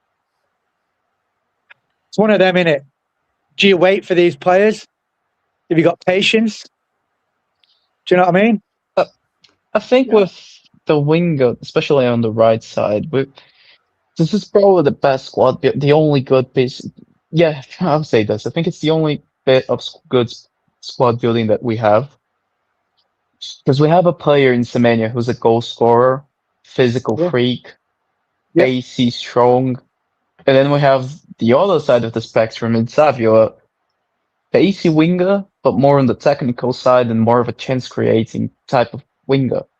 So if you need a player who's going to get you the goals, you play Semenyo. If you want a player to create more chances, you're going to play Savio. And I think this is the only bit of good squad building we realistically have in the squad at the moment. I think the rest is a little bit of a mess, because we also, in that area, you have a clear starter in Semenyo and a player who is willing to be on the bench and to play those 20% of the game time that's going to be available in Savio. that's not the same for other positions. Most of the players that are the quote unquote backups are not willing to be the backups, like Nico G's, like Mamouche, like Reinders. They're not really willing to be the backup. But players like Savio are, because they understand that right now they're not good enough, but they're still given the chance and the pathway to become the starter eventually. And I think that's the big difference. I've got to drop everyone. So thanks, Rich. Good night. Good to see you all. And keep smiling and up the hammers. I'm forever blowing bubbles, pretty bubbles in the air. I don't like to wait on another team to do it for us. I like to do it ourselves, but any help is good. But you know, we'll see how we go. Listen, in general, the story of our season really is we haven't that first half where we was cruising. I think I mentioned this to Martin. Pep didn't have to change anything because we was cruising. But it's a story of our season. We're not putting teams away to rest players and then rotate. We're just not putting teams away, and that's the story of our season. Really? Yeah. No, I could kind of agree with you there, Governor. I think there's too many games that we've either slipped up and it's come out as a draw, or we've lost games, when we've been winning positions. So, as we kind of said at the beginning of the show, like this team maybe just isn't good enough right now to win a league. I still think there's a possibility, but when you're relying on Arsenal to drop points, you don't really want to have to rely on that, especially when there's only weeks left of the season. That's right. So, but as I said at the beginning of the show, for me, it shows how far we've come as a team, because at the beginning of the season, nobody really expected, apart from, when we did our predictions, we all said like City would win the league, but realistically, like no one was tipping City to be challenging for the league, let alone winning it. Do you know what I mean? So I think we've come so far, but we are still realistically in a rebuild of a season. We're still in transition, and there are players that are going to be going, and there are players that may still yet go. And sorry, mate. I agree with Martin when we say this side is a young side. They're still learning, right? Absolutely. And I can't believe the situation we're in, and we're the only ones challenging Arsenal out of all the teams. It shows how bad the others are if we're in a rebuild and we're the only ones challenging. Do you know what I mean? Yeah, and it's not like Arsenal are running away with the league either, is it, good? No, they're not running away with the league, and they're supposed to be the most stable team in the league because Arteta's been building this project for 4-5 seasons. Yeah. They've got the final piece. They got their striker. Do you know what I mean? So if Arsenal win the league, fair enough, fair play to them. I congratulate them because they've won it. Do you know what I mean? And I don't like the way they particularly won the league. And like I said, I think some of their fans have gone way too over the top with thinking of trebles, quadruples, and thinking that they were just going to, walk it from Christmas, kind of thing. So, but fair play, if they win the league. You know my feelings on City. We don't give up, so it's impossible. That's me. Yeah.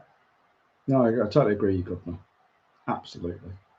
So, yeah, I think as Martin kind of put, as the show, there is still a glimmer of hope. Do you know what I mean? There is, because, it's not done yet. So, yeah, absolutely. Martin, you've been very quiet since you come on. Are you all right? Yeah, I'm just listening to everyone been having a meltdown everywhere. Jesus. In the chat, not on here. Chat panel, Governor's just been having a rant for 10 minutes. Jesus, man. Governor's showing his inner Alan. Oh, that's a step too far. Do you know the bit I just can't get my head round? Do you know the bit that's below the belt? I know. I thought I'd blow the belt. Well, listen, if the shoe fits, Governor, I don't know. You're having an hard time over there in the palm trees. It might be the age. I can't get my head around this. It's 4 weeks ago. We were on here and we were all saying a League Cup, and we were all joyful and we were happy and we were flying and everyone was decent and we had an up-and-coming team. We draw one game and we're back to square one. Everyone's shit. Pep ain't got a clue. Fan base is in meltdown. Everyone's lost a plot. You're right, Mike. We were unbeaten. Hell, he's going. And we're still unbeaten. We're still unbeaten. Yeah. I'm like, what the hell? I'm like, I just, maybe it's me, you know. Possibly, it could be just you. I don't remember it being this flip. The last season wasn't this flippy flopper. No, because we were pretty bad last season. Yeah, but it's like, this is not bad. I hate talking about last season.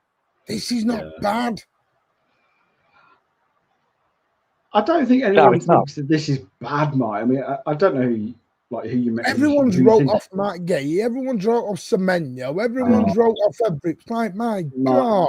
I mean, I always think that's certain people you listen to that kind of say these things. Mate, there's people doing it in the chat. Well, it sticks in your head. That's not all the City fan base. I'm not saying it's all. I'm not saying it is all, Ozzy. The point I'm making is, I think you see it more, Martin, than we do. So it's in your head that you see these comments a lot more than we do. No, I'll be honest, I wasn't.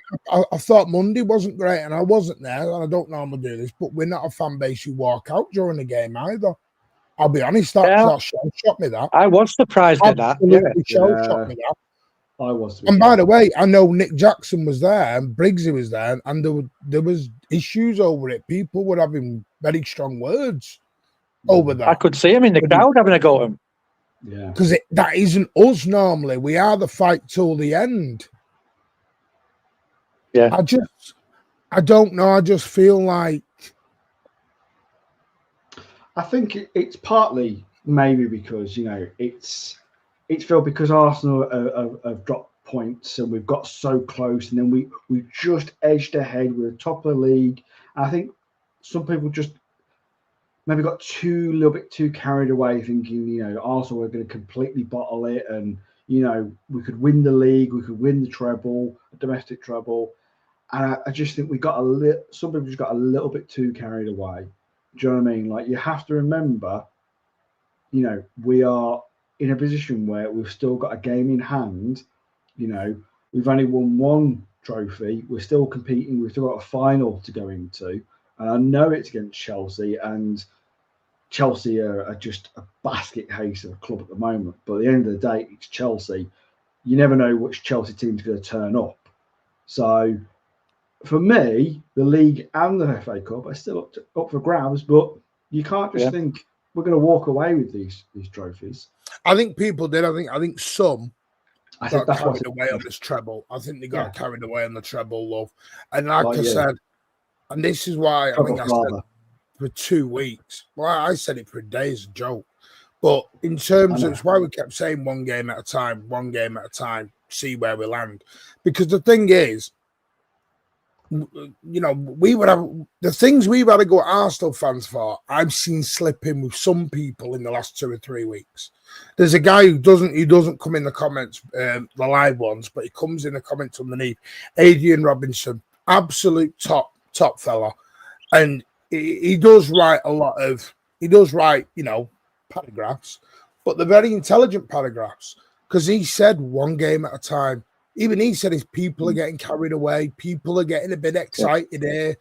Because let's go back 5 months ago. When we played United and we got beat 2-0 at the Swamp, some of the stuff being said was wild. Absolutely wild. Pal, this, that and the other, get out of our football club. Formidable, I remember that. People were doing shows on other channels with Pep Guardiola, get the fuck out. And I'm sat there going, and then I think because Arsenal, and let's be straight, we got back into this title race because Arsenal allowed us back in the title race. Yes, we had to do our job the other side of it, but we needed favours, and we got the favours. We were going down to, that's my thing, Fraser. Elliot Anderson drops one bollock today, and it's all over X, and that's why I hate X. Oh, Elliot Anderson's not the answer. English bum. I don't want Morgan Gibbs White. He's an English bum. Why? it's crazy at the minute. Bernardo Silva's become everyone's scapegoat again. People were doing tribute videos 2 weeks ago, and now everyone said he's shit now and a crap captain. It's like, I'm sorry. That's what I'm saying, man. You see too much. I can't run like, because I'm on a lot of channels, Governor. I can't run like this. Yeah. It's not me. I know, yeah. I'm not going down to Bournemouth next week going, oh, well, if we get beat by Bournemouth. I'm going down to the other end of the country, getting back at 5 a.m. 5 a.m.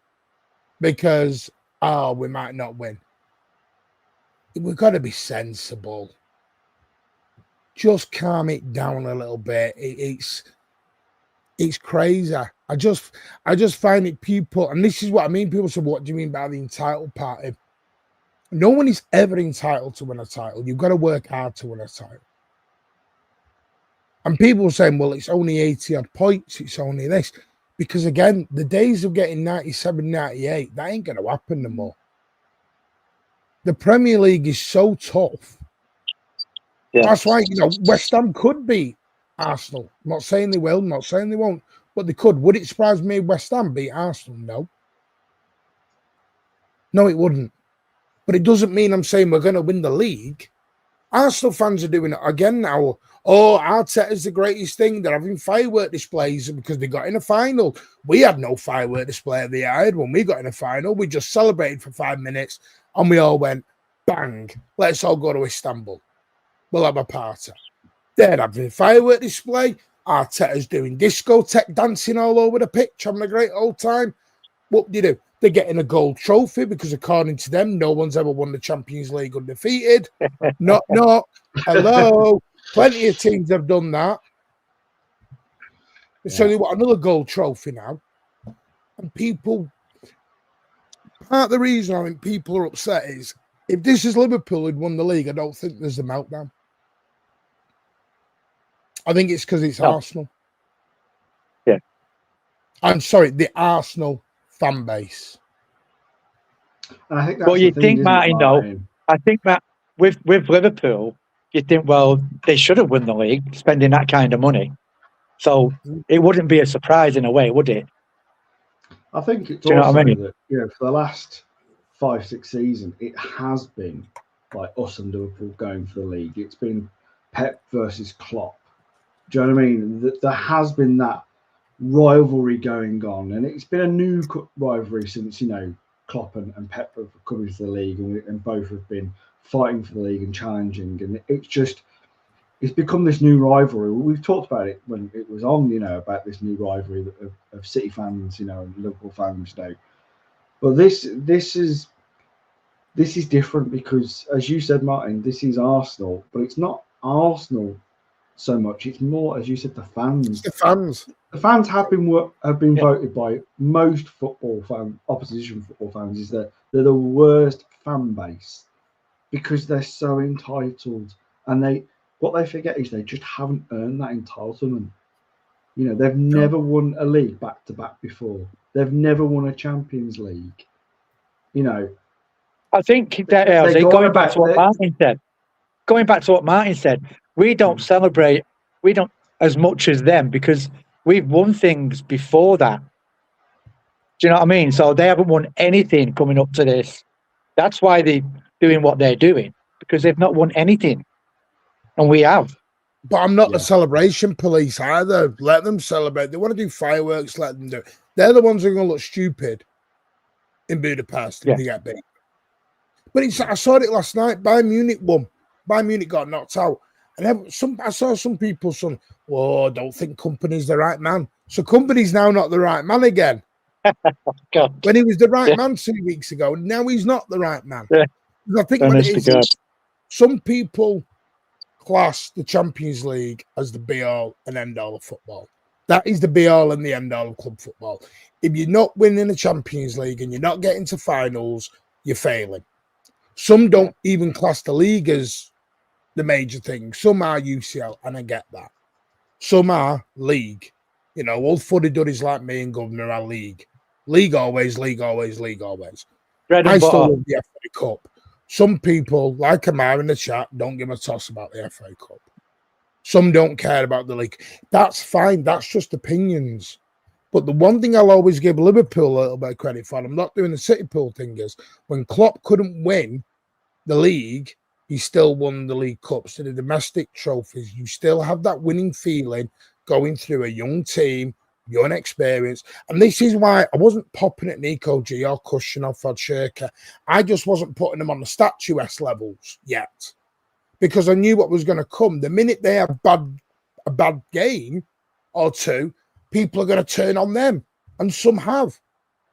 Some have now said Cherky's not this KDB, and so, well, no, he was not meant to be KDB yet. KDB took 10 years.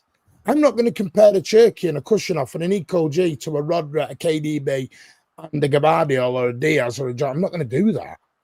You can have off games. You can't be on it every game. We have off days at work. Look at poor Ozzy. He's having an off day for the last 2 weeks on WhatsApp. He's been at me and Tone like a lapdog for 2 weeks. I know. I get it. Cage, you know, like governor. I've been a grumpy bastard the last few days because I've got things going on in my life. We are human beings. We will react in different ways. We are allowed a bad time. They are allowed. Everyone told me the other day, Foden shit, selling, blah, blah, blah. Now people saying, I hope Foden plays on Saturday because he's got his new contract. I'm like, so what? So Cherky's just back to the bench now. See ya. I'm like, no, we can't do this. It just is what it is. You know, and I keep saying it, I'm sorry to sound an old fuddy-duddy on this. We're getting upset and we're falling out over things we have no damn control over. If I had control over Manchester City and I had control over everything else, I don't see anyone having a meltdown over the news today that was in the Times about our owner and the human rights in the country and the government could get involved in Sheikh Mansour soon. That worries me more than anything on Manchester City, because if the UK government do something and try and can our owners out the door, well, what happens then?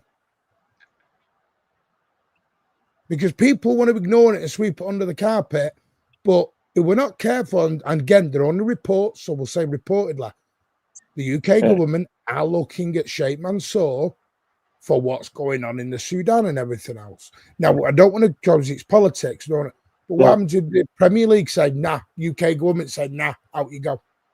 Then we're fucked. That's why I didn't mention it, because it is politics, nothing to do with football. Exactly. There's bigger things to worry about than are we lifting our 15th league title in God knows what. It's football, though, Martin. Do you know what I mean? I know it is. I know. It's people get upset because and that's the thing, isn't it? I mean, the way some people look at football is, like you said, life and death. Some people will look at it and go, it's just a game.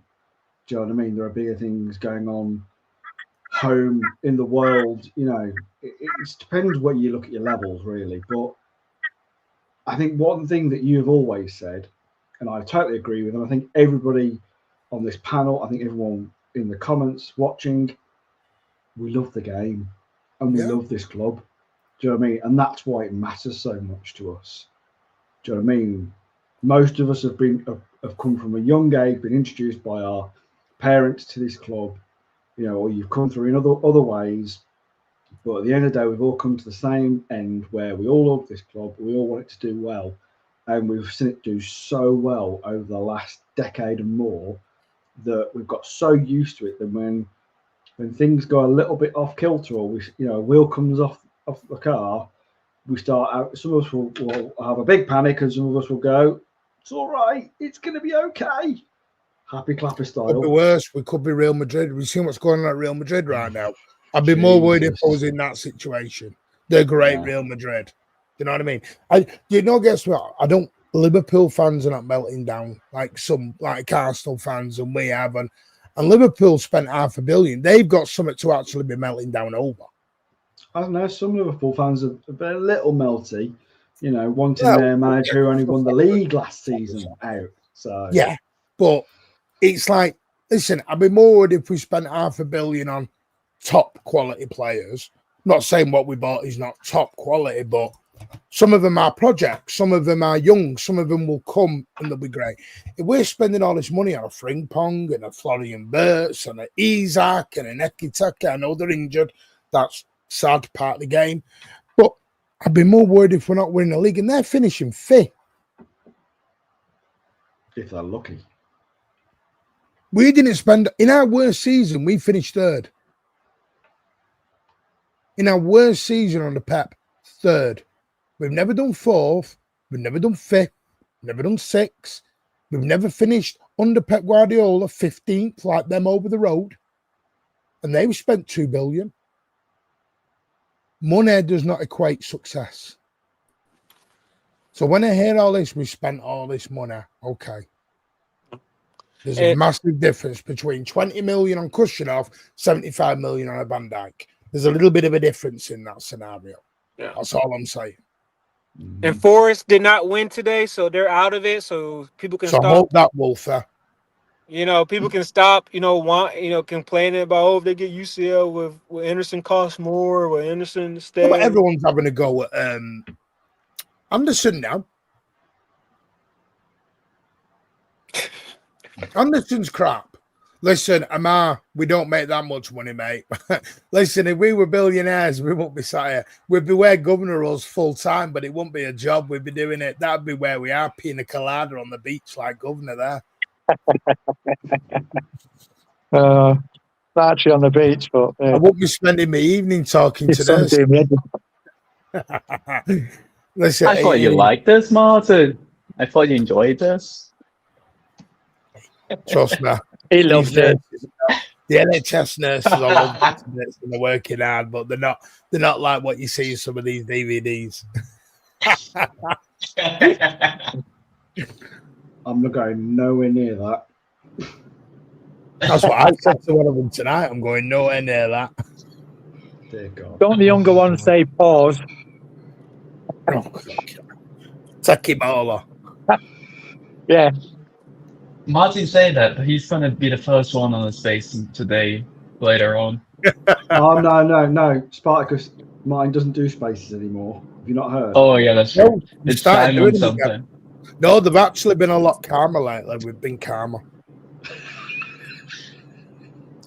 We can. I think it's because I'm there. Aside from knitting, it's been calm. Yeah. Oh, knitting was not calm. Knitting was UCL, PSG are the greatest team. City are rotten to the core. So me and Trev, who's in the comments, was piss off and support PSG then. You know Didn't he say that Arsenal is the best English team because they are the only English team that ever be the best team in Europe or something like that? I might put out again, guys. That was I'm not dissing crazy. nurses. I'm saying the way they look because they're not there. They're not as attractive. Unless you look good in a nurse's outfit, Trev. You might, I'm not sure. Pause. Right, Ozzy, I know you gotta go, mate. Well done for hosting. Yeah, Governor, Yes, you can't big of Oz. You can't ask another man if he looks good in a nurse outfit and not say pause. Jesus Christ. That's a major pause. That's a major. Hey, Trev, do you look good? Do you look good in these suspenders, Trev? Stockings and suspenders. All I'm going to say is a good job. I'm leaving now. Listen, Give us a kiss and I'll tell you. Did you do Brentford? No, we haven't done Brentford. So. But yeah, thank you, Martin, for letting me host while you had to get on with family stuff, mate. No, thank you for helping, mate. All right. Thanks everyone for watching, and I'll catch you next week. Big up to Governor, Rich, Ed, and Spartacus for joining. Come on. And, yeah. Thanks for having me. Keep the faith. Come on. The predictions are in the. We're not going yet. We're continuing. No, I'm just saying. Just in case. Governor's like, bye. All right. See you later, guys. Cheers. Right. Cheers. Brentford weekend. KRD. Where y'all at with it? And while I just pull up some stats of Brentford and Manchester City. It's going to be a hard one, but obviously we need the win. I want to try and keep a clean sheet, but it's going to be every game's hard. So, and if we don't, depending on West Ham result, it might not even matter. I don't know. That's still a twist till the end of the season. But We play before the West Yeah, I Ham know. game.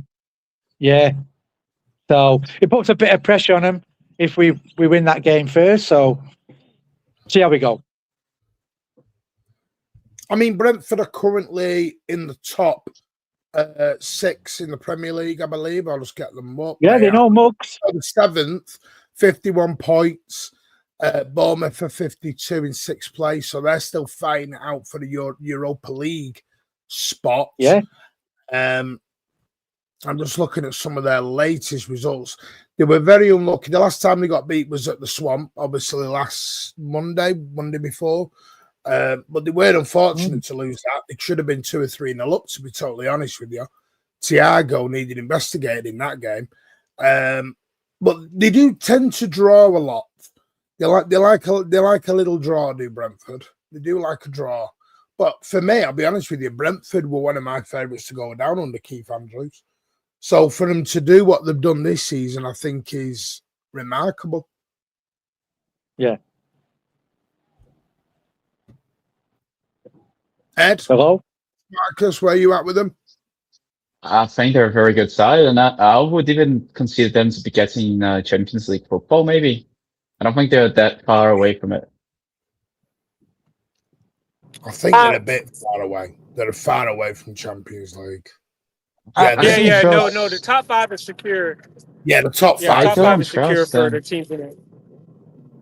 I don't trust Liverpool. That's all. I think they could be losing most of the game till the end of the season. Well, there's only 3 it's games double left. digits, Spartacus. It's double digits. No, the 6 clear. Yeah. The 6 points clear with 9 to play. So Liverpool basically need to lose them all to not get it. Yeah, I would not put it past Liverpool. You just don't know, do you? Just don't know. They're playing Chelsea next, Spartacus. Behave. No chance. Yeah. They're not losing to Chelsea. They're not. You never know. You never know, Martin. Yeah, no, we are. I mean, the lucky thing is we are at home. Is anyone making any changes? Because, by the way, it looks like Rodri's not going to make this one again. He's not trained. Diaz is trained again. Gabardiola have done light training, him and Diaz, so I don't expect him to be there. Rodri, I don't expect him to make this one. Yeah, so it's either Nico G or Kovacic. So who's your 6? Well, how'd you put O'Reilly there? I put Nico G in.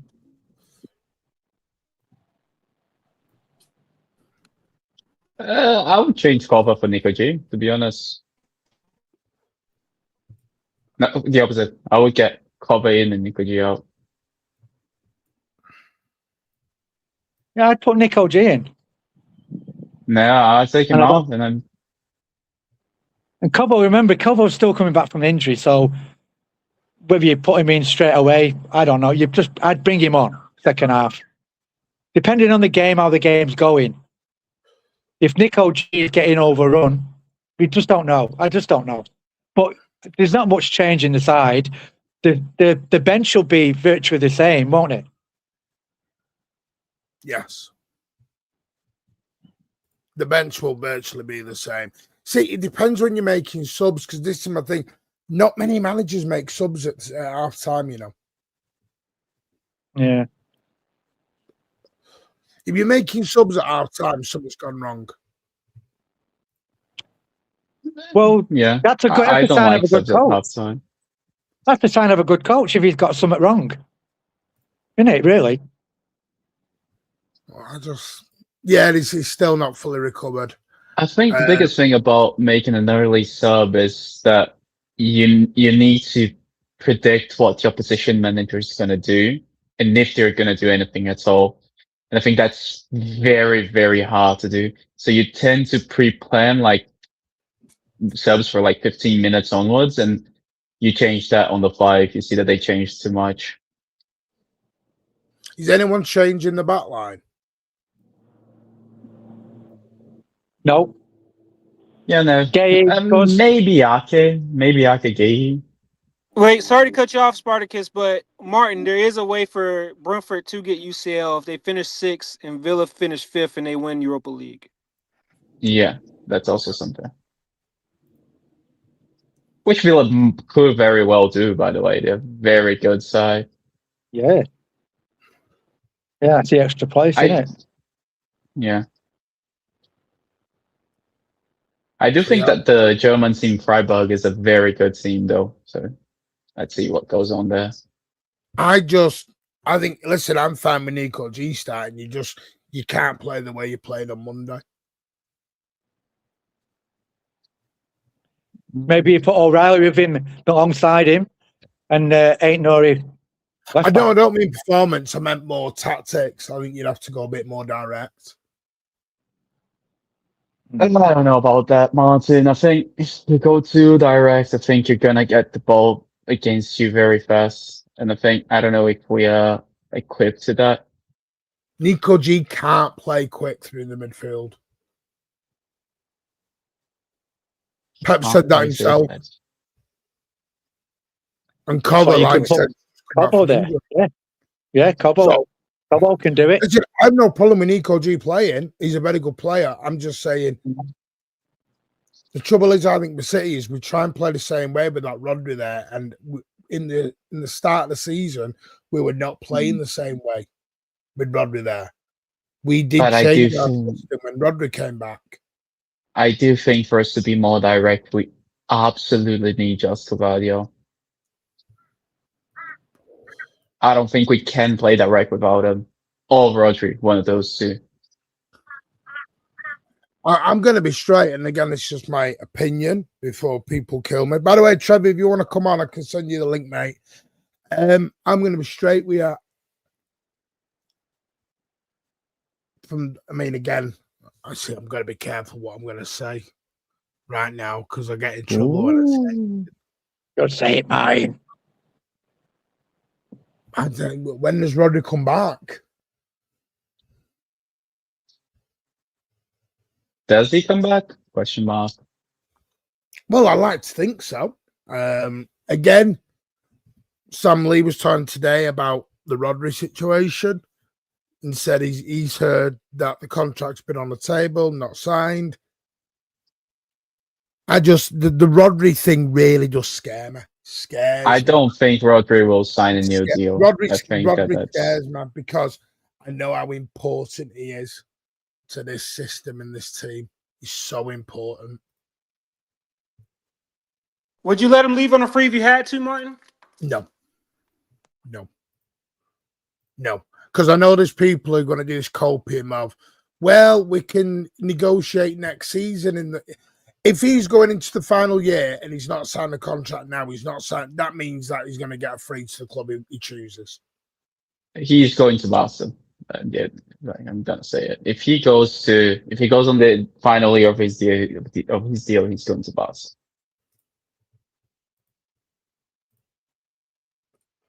It does.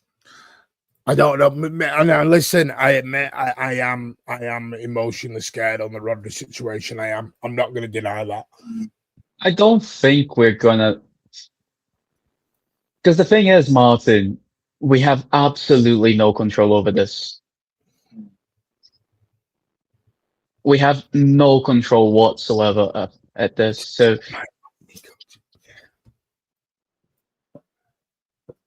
what can we do? Nothing. Yeah, it's the same, Martin. When we've had these legends that have left the club, what we're going to do after them, and we just evolve. You just keep going. Yeah, no, I agree.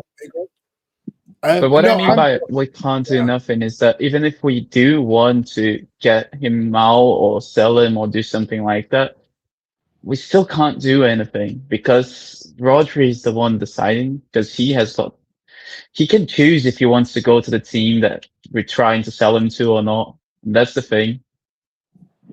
If he doesn't want to go, then there's literally nothing we can do.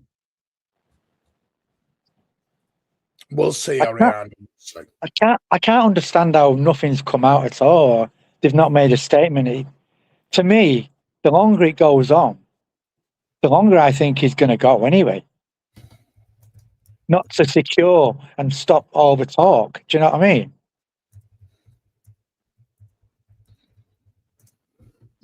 Does he want to stop the talk? This is my question to you. Yeah, but this is a thing, isn't it? Why would you want that though? But this is, and I've sent Trev the link. This is the part. This is what causes speculation. Speculation is when you don't hear anything, when people aren't talking. Yeah. Because the thing is, with Foden's contract was done very quickly. Gabardio's contract's going to get done quite quickly. I'm of the belief if a player is 100% waiting to stay, they sign quickly. When there's any kind of a delay on a contract, is because there's a doubt there. I think at this point it's very clear that there is a doubt in Rodri's head. There's a doubt there. And I don't think it's doubt against. I agree. I don't think this is the thing. I don't think it's because he hates City or doesn't love City. No. I think there is, again, back to what has been reported, reported, that it's a family thing. Mm. And I think it may be a family thing, and I can't have a go at a player for family. I think it's as simple as that, mine. It could be something as simple as that. I'm not bad, Lee. I've been better, mate, but I'm not bad. Yeah, players come and go. That's your spot on. Players come and go. Yeah. Players do come and go. Is Rodri going to talk about his future before Pep? I don't know. Rodri's not speaking. He doesn't have to speak. The thing is, he doesn't owe us anything. Mm-hmm. It would be great to have an answer, but he doesn't need to give us one. It's have no right. No. Did you all see Diaz's injury? Did you see his swelling of his ankle, some of you? Yeah, I seen that. But the club never told us about that, did they? I think that's what does cause a lot of it, is because I think fans, we used to be a club that used to be very well communicated to.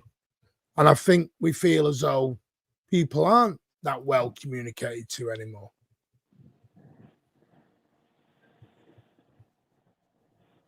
So I don't know. I just think it's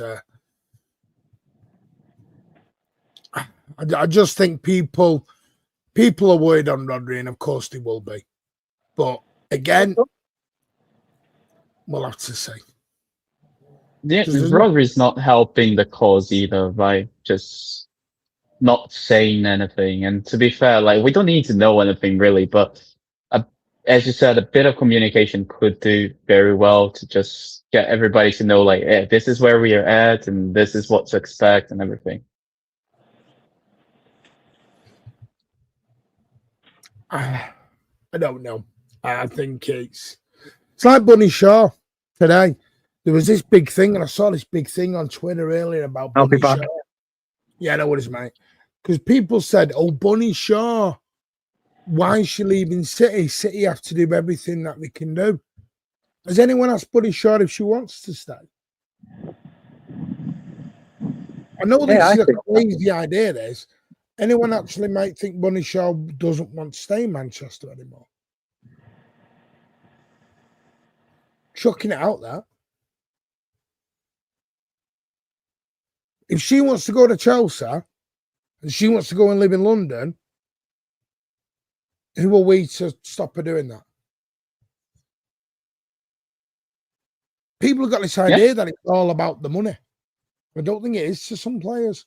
And another thing, I need to clear this up. There's a big thing at the minute of people thinking that because the City men's PSR is great and everything else, the women's team is completely separate on finances. They don't run the same finances. So we can't just give her whatever she wants. Because someone said we're giving Ireland this, why can't we give Bunny Shaw that? Completely different scenario. Completely different. Do not think because City men's have got money that City women's have the money as well. Doesn't work that way. And there's another thing, like, yeah, some players might be saying like it's all about the money, and most of them are. But we also have to remember they can get the money pretty much anywhere. It's not just City that's going to offer them these huge wages. They can get that money from pretty much any club on the planet. It's very rare for a club to for one player just to have one club that's willing to pay a lot for them. Mm-hmm. That's also something that people need to realize as well. By the way, if you can smash those likes, that'd be really, really helpful. We're running a bit low on the likes tonight. We're not even at 80, so we normally at 115. I know there's people live at the minute, which may reduce the numbers, but if you can help your channel grow, the more likes, the more it pushes us out. So big thank you to that if you can do that. Yeah, appreciate that.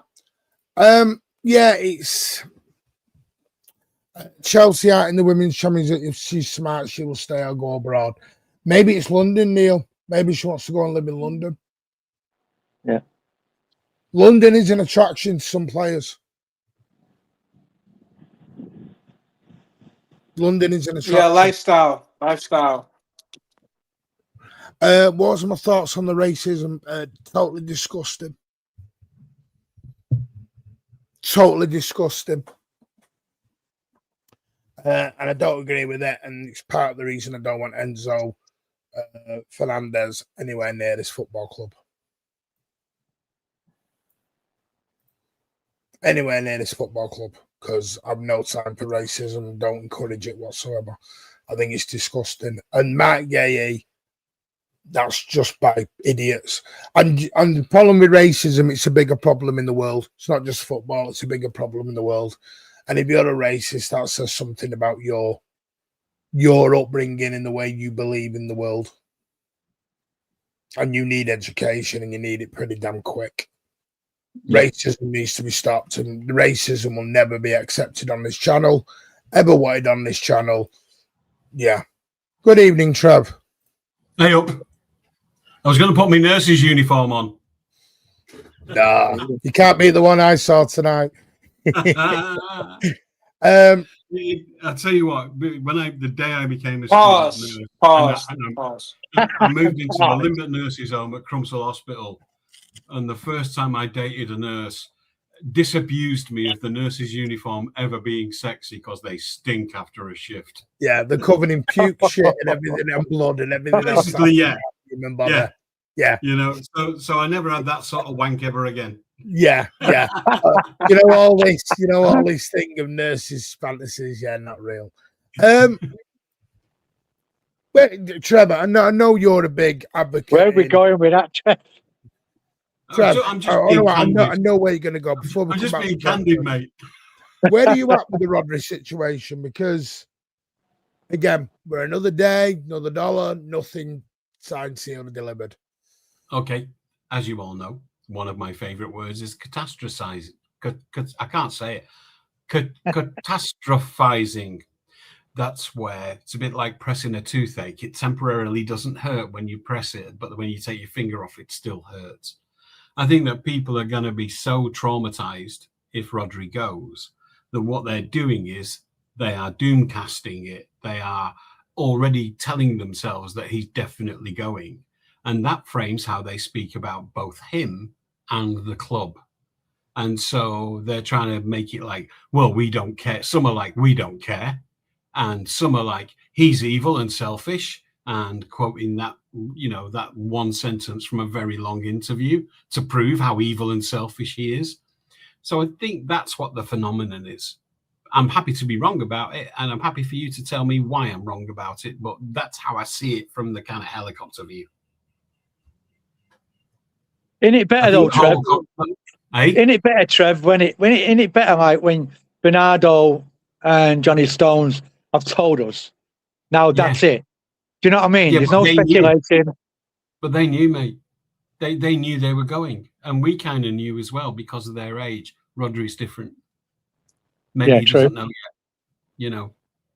So I think it helps us deal with him, the potential of him going, by imagining that he's definitely off. And then we can kind of deal with it emotionally and look for who's going to be his replacement. And it's fine. I'm not saying that's a bad thing. It's just human nature to do that. I think, Trev, I'm right. I'm with Martin on this. The longer it goes, the longer I think he's going to go, because you'd nip it in the bud, really, wouldn't you, if you're going to stay? If he knows. Why prolong it? Like, to me, it's kind of like the argument about the decisions on 115. Everyone wants that over yesterday, you know, and especially our rivals, and they say that exactly the same thing. But the truth is that the 115 decisions have not been made. And the truth might be with Rodri that he doesn't know yet, or maybe he's in an arm wrestle. Him and his agent are in an arm wrestle with the club. I know the club have made an offer, you know, and then he's got his family. What do they want? And you know, so maybe they've just said, look, we'll leave it to the end of the season and we'll have a natter. I've got a year left. So why the rush? And the rush is because of the volume of the speculation about it. Yeah, yeah. You know, I don't know. I always try and offer a different way to look at these things and take into consideration what the noise is and account for that. And I think it's actually lovely that we're all catastrophizing. I can't fucking say it. That word I said correctly once. I think it's the same with everything, though, Trev, isn't it? It's the same with Pep. It's the same with Pep. Yeah. And with players in general. Yeah. They always sort the contracts out a year before they're going to go, usually. Even though they've still got a contract, they're still with us, but usually it's sorted out around this time if you've got a year left. He couldn't have done it last year because he didn't know whether he'd be a player again. So that was last year out for contract negotiation. So we've only had this year. I'm being glass half full guy because that's my nature, you know, and I could be absolutely fucking wrong. I mean, I'm just looking at the players coming out of contract this season. I've gone into there last year. Canate, and there's a big belief now Canate is going to leave Liverpool. Yeah. You've got Vlahovic, Bernardo Silva, Harry Wilson. Wait, Martin, he's signing a new deal with Liverpool. Who is? Canate. Where's that come from, Ed? Because there was a Liverpool. Nah, Fabrizio did a post a week ago. Said they're coming, like it's getting closer to being done. Fabrizio said that a week ago. The Liverpool channels don't think it is. So again, you back to you believe on that, I suppose. Yeah, you can actually imagine why Liverpool players don't announce too early that they're going, because they don't want death threats and people turning up at the mum's house. But Trent, listen. How dare you leave our club? It's the greatest club. Yeah, but Trent, let me use Trent as an example. Trent said all the right things. Yeah. Trent came out and said, "This means more.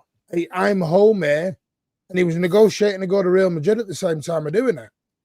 Yeah. Well, wouldn't you, knowing what Liverpool fans were going to do to you? I do think it is a bit of what you said and a bit of ostrich. I call it the ostrich phenomenon. Some people want to stick their head in the sand and not believe Rodri's going to ever leave this football. In the same way they didn't believe KDB was going. In the same way we didn't believe all these others were going. The difference is with Rodri, he's 29, 30. You know, he's going to be 31 next year, but he's not 34, he's not 35. Yeah, but I'm not ostriching. Make that clear. I'm going to be straight. I got told, and again, people can take what I get told as a pinch of salt, bullshit, whatever they want. I always say reportedly of Rodri's had this on the table for a long time. Yeah, but for a whole year of that, he was crocked. You know, that wasn't a year to think about your contract extension because you didn't know when you came. It is when you've only got a year left, Trev. Whether you'd be but you were just making the point that he's had a long time. Then that suggests that you were thinking it could have been last year as well, which he couldn't. He's had a year. All of this season. He's had this season, and for half of that season, he also didn't know whether he would be the Rodri he was, and neither did we, to be honest. I suppose you want to secure your future, no matter what you do. You know, like, even though the quality of player, he's going to have no problem doing that. But, you know, in general, you'd want to secure your future wherever you're going to go or stay. And what Spanish player, if asked directly, would you ever consider, that was the question, would you ever consider playing for Real Madrid, would say, oh, definitely not. They'd all say, I wouldn't rule it out. It's every Spaniard's dream to That's play right. for one of those clubs. But then later in the interview, which nobody ever fucking quotes, he said, I love it at City. I'm very happy here. But nobody ever picks that out because that doesn't help the catastrophizing That's right.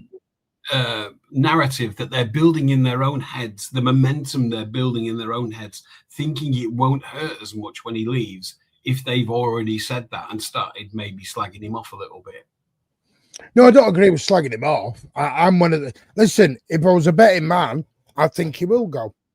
I'm never going to slag him off for it. I'll take a quid off you for that. That's just my belief. I think he will go, but it doesn't mean I'm going to slag him off. Yeah. I think it's on the player. I think a lot of these foreign players, I think they always want to finish up in their own country. But it depends on the player. You do get players that, you know, finish their careers in England. But I think the majority of them like to go back to where they came from and finish off. We'll see, I think. But obviously, it sounds like he's going to be out for Saturday. That looks like pretty nailed on now, sadly, because he's not trained. He wasn't in the open training session today at all. And we're on Thursday, so basically he's at today. Is it tomorrow? And I wouldn't want to rush him back anyway, especially with Palace midweek as well, because we've got Palace on Wednesday. Hang on, there's an interesting point. DJ_Dreamer 444. And we talked a little bit about this. Trev, loads of Liverpool fans were happy for Luis Diaz to go. But was that position missed this year? And I think that's a really interesting question because I don't think it was. There are other things that we will miss about Rodri specifically. And this is the conversation I like more than his character or his decision making or how late he's leaving it and all that, because that's all speculation. The conversation I really like to have about him is, what do we lose when he goes? What are the qualities? What tactically disappears from the team? And I think we've learned that during his recent absence. What he does is he sets the tempo. He sets the triggers when the defense pushes or pulls back or whatever, and he distributes. And his distribution is massive for this team. So if we're talking about a replacement, instead of saying spurious names and how much they're going to cost and how much we'd pay for them, which I think is a pointless conversation, we should be looking at the skills, whether we can replace some of those skills from within existing resources in the team. Like, have we got another player who can do that distribution role? Well, Nardo's going, so we're going to lose that, but he's one that can. But is there another player that we've got who can do that distribution role? Is there another player that can set the tempo as well as Rodri does? Or do we have to buy that in? Those are the conversations that I find fascinating. Not how do we replace an irreplaceable player, because we do that routinely. We do that every season. We replace the irreplaceable. You know, Trev. We evolve, don't we? Absolutely right. And that's the interesting question I try and bring people back to. But people are in love with speculation about Anderson and replacing Rodri exactly with a clone of Rodri. They don't exist. So what do we lose if Rodri goes? What else do people think we lose if Rodri goes? Well, for me, I think you're going to lose is moving the ball forward. Yeah. He's back to front. I think you're going to lose that. I think you're going to lose his leadership. I think you're going to lose, because I don't think there's anyone in that role in midfield who's got the experience he's got in finals, with internationals, by the way, and with Manchester City. The command. I also think, I think his box crashing ability can be filled by somebody. I think we've got many midfielders, if they get them right, who can come in and score 10 goals a season that he used to bring us, which he's not brought in since he's done. But for me, it's the way he dictates the ball in midfield. He doesn't do it as slowly. He moves it at a quicker tempo than most. Yeah. I think out of all our midfielders, I don't see another midfielder who quickens the tempo up. Doesn't have to be a midfielder though. It can be another role. It can be, somebody. Well, It can be. you're losing Bernardo as well, Trev. This is I know. You're losing both at the same time. So now you're not just getting the Rodri thing. You've now got to get Bernardo and Rodri's ability. So we have to think more laterally. Have we got? I don't think there is anyone at the club to do it. For me, there is no solution at the club. So therefore, we're buying that skill. I don't give a shit about the name and how much they cost or where they're from. Yeah. We need to buy that skill. What else? What's the other skills that we need to buy in? Think about skills, not names. I mean, you can look at Naipan, but the project player. We're not going to put project players in there. Do you know what I mean? It's got to be the here and now. Really, isn't it? I think you're right. But I think another skill is going to be tackling. We need a tackler, somebody that can break up the play. I've always said that, Ed. We need that bit of beef in there. I've always said it. Not a popular opinion, but Kova's got some of these skills. But Kova might go, Trev. Yeah, we don't know that. And I read something last week from an equally credible source that he's staying. He's very happy. So, and he's only got a year left from an ITK. Yeah, but you've probably heard from an ITK that he's definitely leaving because 15 players. No, I haven't. What I'm saying is, Trevor, he's 33. Yeah. 32. He's not going to get a long-term deal. His time at City is coming to an end. Of course, because he's 33. But with Kovacic, he's had a year off. With Kovacic, if he's happy just to finish games off. Do you know what I mean? Yeah. I don't know about full games. Yeah. But I think to finish games off, if he's happy to do that, then fair enough. Yeah. Absolutely. Right, he's 33 in May. I asked the question I asked was not how old he is.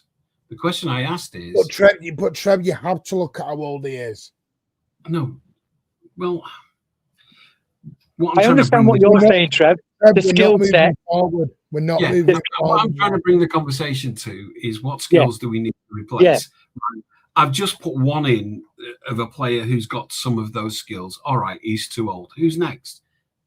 From existing resources, right? I don't think there is. That's what we haven't got a hard tackler is one thing, right? Right. So put that on the list of profile. We haven't got someone who can move the ball quick. Hang on. What I'm trying to do here is get a list of the profile of the player that we should be signing. Yeah. I'm not interested in names. Don't give a shit. Or how much we should pay for them or where they come from. Right? Don't give a shit. Let's get to the nitty gritty. What skills do we lose if Rodri goes?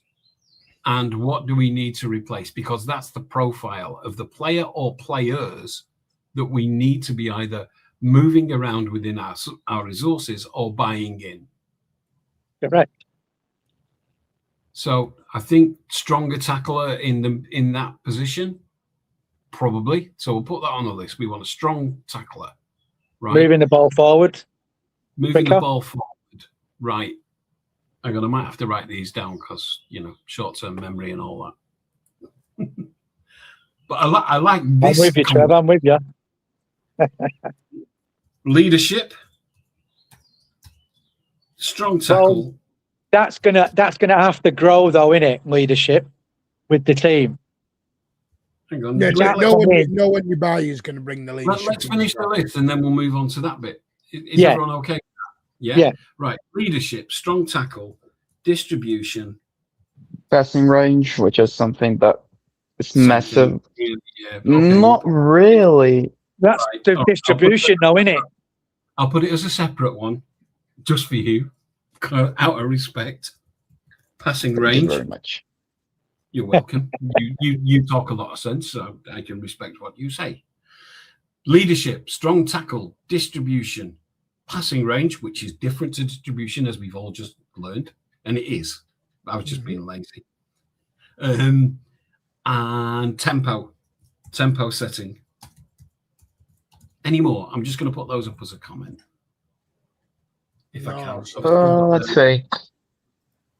I think the shooting from range as well is something very important in the ability to drop in as a centre-back, as well as to stay in the midfield and create a passing angle for the centre-back to pass the ball into him. Dropping in as a centre-back. What was the next one? The ability to create the passing angle to release pressure from the ball carrier.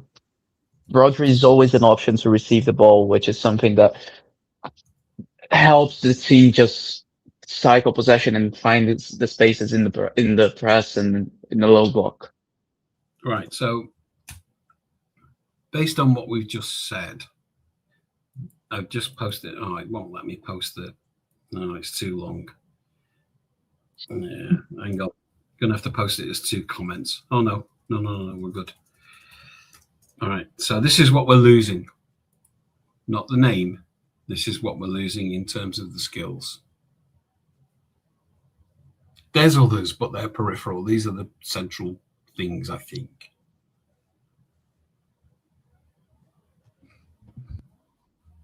So we have to think about a way to mitigate those issues, right?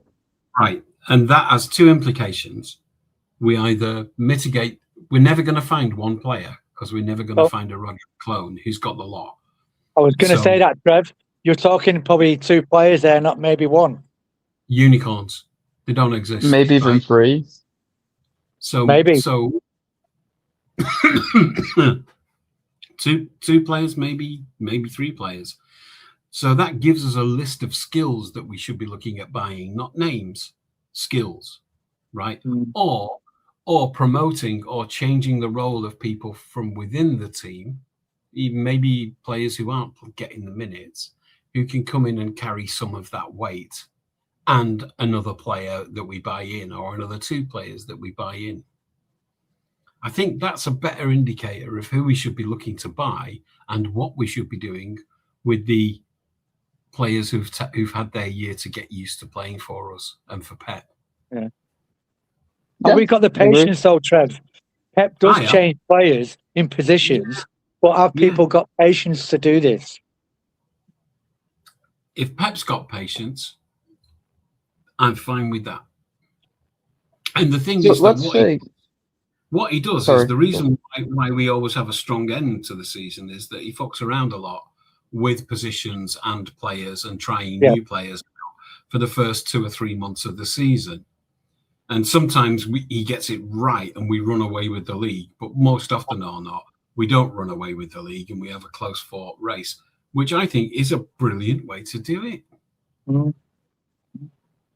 You know? But people, I think we've seen the problem is we've got is because we've now gone 2 seasons without the treble, without the title. 3 seasons without a treble. That's it. I'm done. Yeah, but you know what I mean?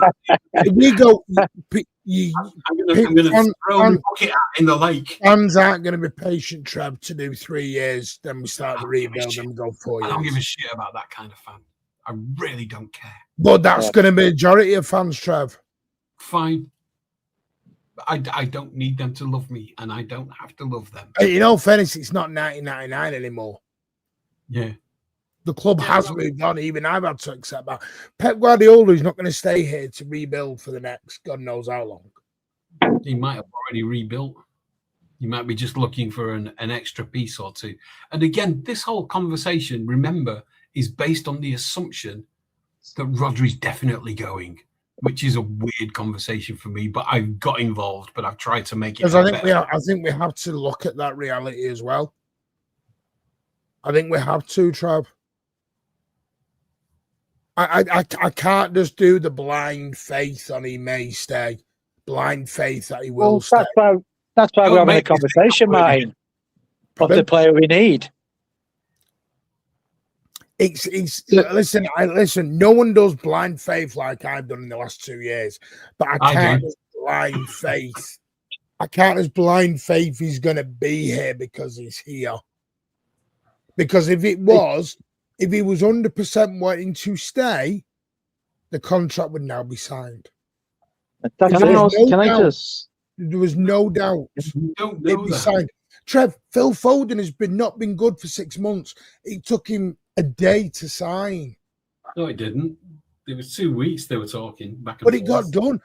Rodri's been on the table for a lot more than 2 weeks. Yeah, different agents, different age, different profile. Trev, come on. I know, I get it. I know you want to do the pros. I get it.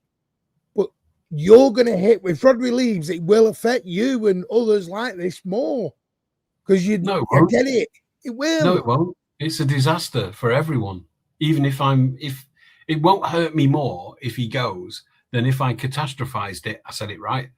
If I catastrophized it for the last 3 weeks, like everyone else is doing, or a lot of people are doing, it's going to hurt exactly the same because we're losing fucking Rodri and he's just awesome. I mean, is this Rodri or is it the agent trying to squeeze more money out? Is it about money? Or we don't know. Is it the agent or is it Rodri? Do you know what I mean? Nobody knows, right? But it's probably no one knows. But why do we always look at it to do with them? And that's a dirty, dirty business. And that's a direct quote from a top agent that I know. It's a dirty, dirty business. That's why he got out of it. I'm good, but this is part of the reason we do. I said this the other day. We do always look at it. If a player doesn't want to leave, say, if they do, it's the agent's fault. Because I saw it with Newcastle United fans last season. Isaac told them he wasn't going. Yeah. And it was all, and they believed it. And he told us he's not going. He told us he loves us here. It was well known within certain quarters that he wanted to go to Liverpool. Yeah. And they chose to do the ostrich, ignore it, say it wasn't happening. And because they ignored it, they dragged it all the way to deadline day, and it fucked them for the rest of the season. Because then they couldn't replace him properly by the last day. They couldn't do it. That's what I don't want to do. But I've paid the narrative. I've paid the narrative that he's leaving as much respect as I can, right? Probably more respect than I've paid my narrative that he's staying by trying to move the conversation on. Yeah. Right. Yeah, but that's what I'm saying. Who would you buy then? I've accepted that argument is valid, right? I'm not saying that it's not a valid argument, okay? I've taken it out of the personal opinion. I'm trying to get to what we need if it's true. I have respected other people's opinions about it. The trouble is you're gonna get 1,000. Otherwise, I couldn't try and move the conversation. Yeah, no, Trap. I expect that. But we're gonna get 1,000 opinions now. Because some will say Bruno G, some will say Tushimana, some will say Anderson, and we're just gonna get name. I think what we can do, though, Martin, is as Trev was trying to paint a picture. Let's think about what we need to realistically buy. So to replace Rodri. To replace Rodri. Is there anybody in the squad who has the passing range? No, there's no one in our squad who can replace Bernardo and Rodri. What we're going to lose into? No, but I don't mean replace. No. But Martin, you have to understand. I told you, no one in the squad has the skill set. No. Martin, this is not how you have to think about the situation. The way that you have to think is, Martin, what you have to do is you have to think what aspects of Rodri can all the players in the squad replicate, right? So is there a player in the squad who can, I don't know, shoot from range? Yes. Foden, he's a player who has a fantastic shot from range. Do we need to replace that aspect of Rodri? Probably not because of Phil Foden. Do we need a player who has the passing range of Rodri? Probably yes. I don't think we have any player in the squad who has the passing range. Do we need a player who has the distribution? I think Josko can do that role. I think if we nurture him and develop him into the player that he can become, I think he's a player that could have you're asking a centre back. No, you're asking a centre back now to do it from we're talking midfielder. But you can't have the distribution. You can rearrange. You can rearrange the team to have the centre back do that. No, Pep Guardiola stays. Pep Guardiola's not going to start. Pep is not going to change his philosophy. He's not, but you are now saying that distribution comes from Gavardio. He's not going to do that. Pep He changes does his that with philosophy. Stones. No, Pep Maresca did changed that with over Stones. 10 years. He said so himself on an interview. Try and No, he tweaks things. try and focus on the question, because I think we. I am, we but just- you're not. But you're not accepting that. I don't think there's anyone available, Trev. So you think that there is nobody possible to replace any aspects of Nobody Rodri? in our squad currently that can bring what Bernardo and Rodri are going to get loose. Nobody. Well, No, they can't bring everything, but aspects they can. We haven't finished that conversation. And Otherwise, they'd be playing more. Spartacus just made an interesting point that Gvardiol can replace the passing range. I put an asterisk next to that one because we got somewhere with the conversation. We finally made a bit of progress on the actual question being asked, right? Mm-hmm.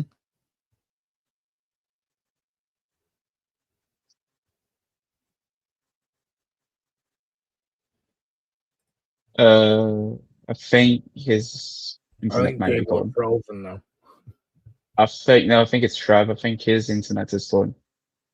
Oh, the point I'm saying, Spartacus, I don't think there is players in the squad who have the abilities. No. Do you think that there is no player that can do anything that Rodri does? No. Not at all. Nope. Then we just fucked and just close the club Spartacus, down. that's why we fall apart when Rodri doesn't play. But I think you can. No, I think there are aspects of Rodri that can be used within the squad. But I don't think that the. Spartacus, this is the point everyone keeps missing, and this is why I keep saying it because I've gone back and researched it and looked at it. When we had no Rodri at the start of the season, we were not playing the same way as what we're playing now. Right or wrong? Right. Yes. Right. We had to change things around. That is the only way you do it now. When we were doing that, we were struggling still.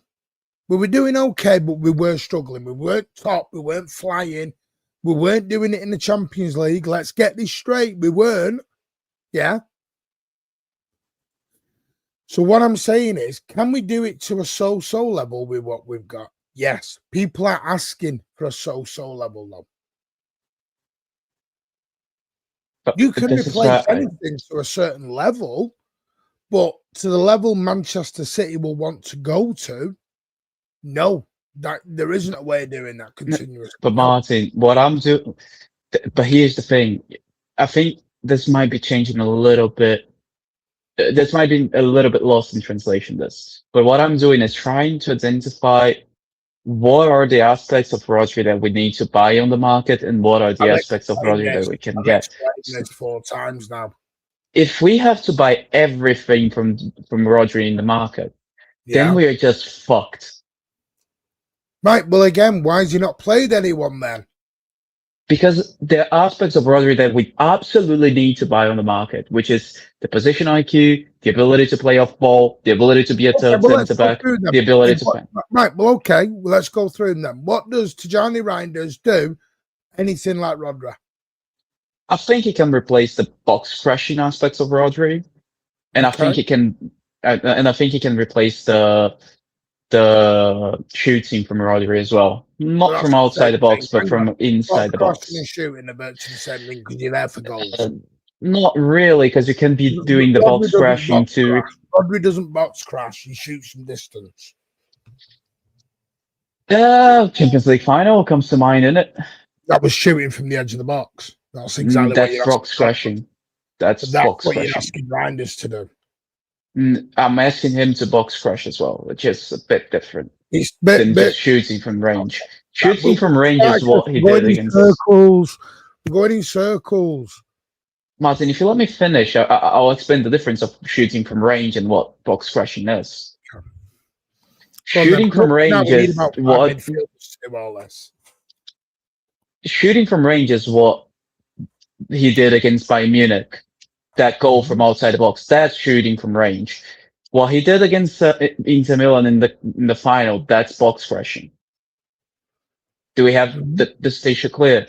This is getting into the box to find a cutback. That's not shooting from ranges. That's what O'Reilly's been doing. Yeah, O'Reilly can do the box crashing as well, I think. Right. So that's another aspect of Roddy that we don't really need to buy off the market. Now, do we have anybody with the passing range? In midfield, probably not. I would say for sure not. But on the squad, I think Josko Vadio can do that. But if you're going to have to just... Are you doing that? Hang on. Are we doing Gamadio from a centre-back position then? And he's shooting, instead of doing 30-yard balls, he's now doing 40-yard balls. Yes. Or are you bringing him into midfield? I'm doing that from the centre back. Right, okay then. Because what we do a lot with Rodri is he becomes the third centre back, and then we do all of those things. What we can do with Josko Vadio is Josko Vadio becomes the central centre back that Rodri is, and then we do the whole thing from passing out from the back. We don't need to bring a midfielder back. We just use Josko Vadio as the central player, and instead of sending Nunes up the field, we give Nunes back. That's a positional change that we can make that's going to result in the same quality. I just think exactly what Formidable says. We're putting square pegs in round holes to the That's not. Josko Vadio is a ball-playing centre-back. He's still playing ball. He's still being the ball-playing centre-back. No way Pep Guardiola is going to start asking him to start launching 40-yard balls over the top. This is what he was doing at the beginning of the season, Martin. It wasn't. He was. Watch the games back. He was fucking launching the ball up the pitch. Okay. Carry on. So maybe Josko Vadio can replace the ball playing, the long passing. But again, for your point, let's not put that on. So we have to buy a player who has the passing range of Rodri in the midfield specifically. Right. So there's one player you got to buy. That's one player. We need to buy a player who is able to play as the centre back, go from the 6th into the centre back. That can be the same player. You can find players who have both the ability to be the third centre back and the ability to have the passing range. And usually that profile of player can also find the tempo, they can dictate the tempo. So all those three aspects can be found on the same player. Mm-hmm. What else do we need? We need a player who's able to be strong in tackles. Elliot Anderson is a buy, and he's got that side of the coin covered. So that's the second player that we buy. We need a player who's got the positional IQ to help the centre back when they're under pressure. Elliot Anderson also has that aspect of the game as well. So that's two players who already replaced five sides of his game that we cannot replace at the moment. I'm still waiting to hear who's replacing Bernardo at the moment. I think you can have a combination of Elliot Anderson, Cherki, and Foden to replace what Bernardo gives you. But you're never going to replace him entirely. So you're going to have to slightly tweak what you do. Okay. I think you're wasting Foden then. What I want Foden to do is the Bernardo work closer to the box. The ability to wiggle along. For me, for me, you are wasting Foden. Foden needs to be closer to the box and shooting and doing his threading of the balls. No, but this is where I want him to be. I want him to be that aspect of Bernardo, the one that is closer to the box, weaving in and out of the defenders and finding little gaps to release pressure from our players. And then he can do the point I'm making, Spartacus. It sounds like we need to buy 3 or 4 players to do 2 man's jobs. Yeah. That worries me, because City are not going to go out and buy 4 midfielders. No, but we're not going to do that. But the conversation, I should have split it into 2 and said, we'll talk about who we buy in after we've had this conversation. And I think it's a sound business decision for the club to say, imagine we're the club now and this is a meeting. Right, what skills are we losing when Rodri goes?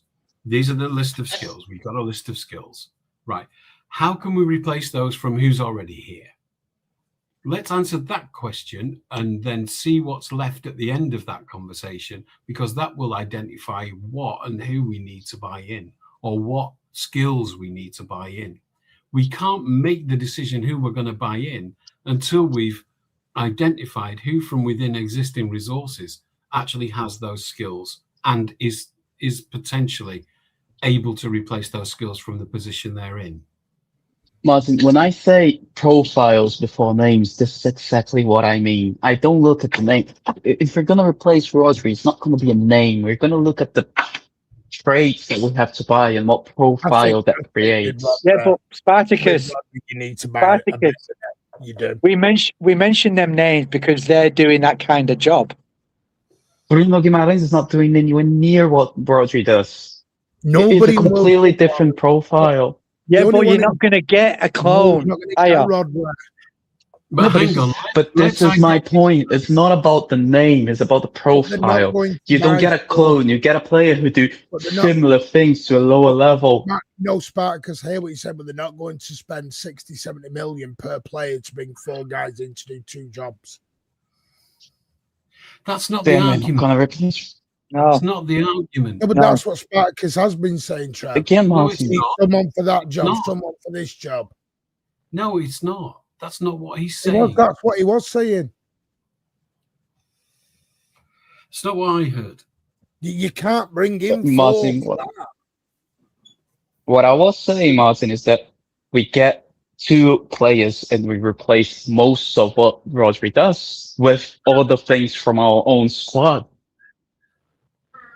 What's fascinating, and I don't want to go down this alley, I just want to say it, and then we move back to the conversation. Nobody said Nico G.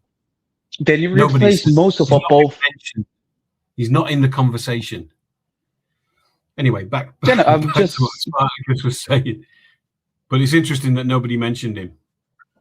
And yet, a lot of people are saying he's a Rodri replacement. Trevor, I agree with you. I think Pep has been trying to mould Nico G into that job. He's probably still learning that job. Yeah. You know what I mean? Great. Yeah. And it's patience, isn't it? Patience. Yeah. And we've got a year of Rodri working with him. By contract, we can force Rodri to stay. And he'll have to play good because he'll want to move at the end of that year. So he has to stay good. He has to be Rodri. Otherwise, the move at the end of the year when his contract ends isn't going to happen. He's going to go for fuck all anyway, but he's going to struggle to demand the wages and the conditions that he wants if he has a shit season because he spat the dummy because he wanted to leave. So another year with Nico G. Will Nico G get there? I don't think he's going, but will Nico G get there?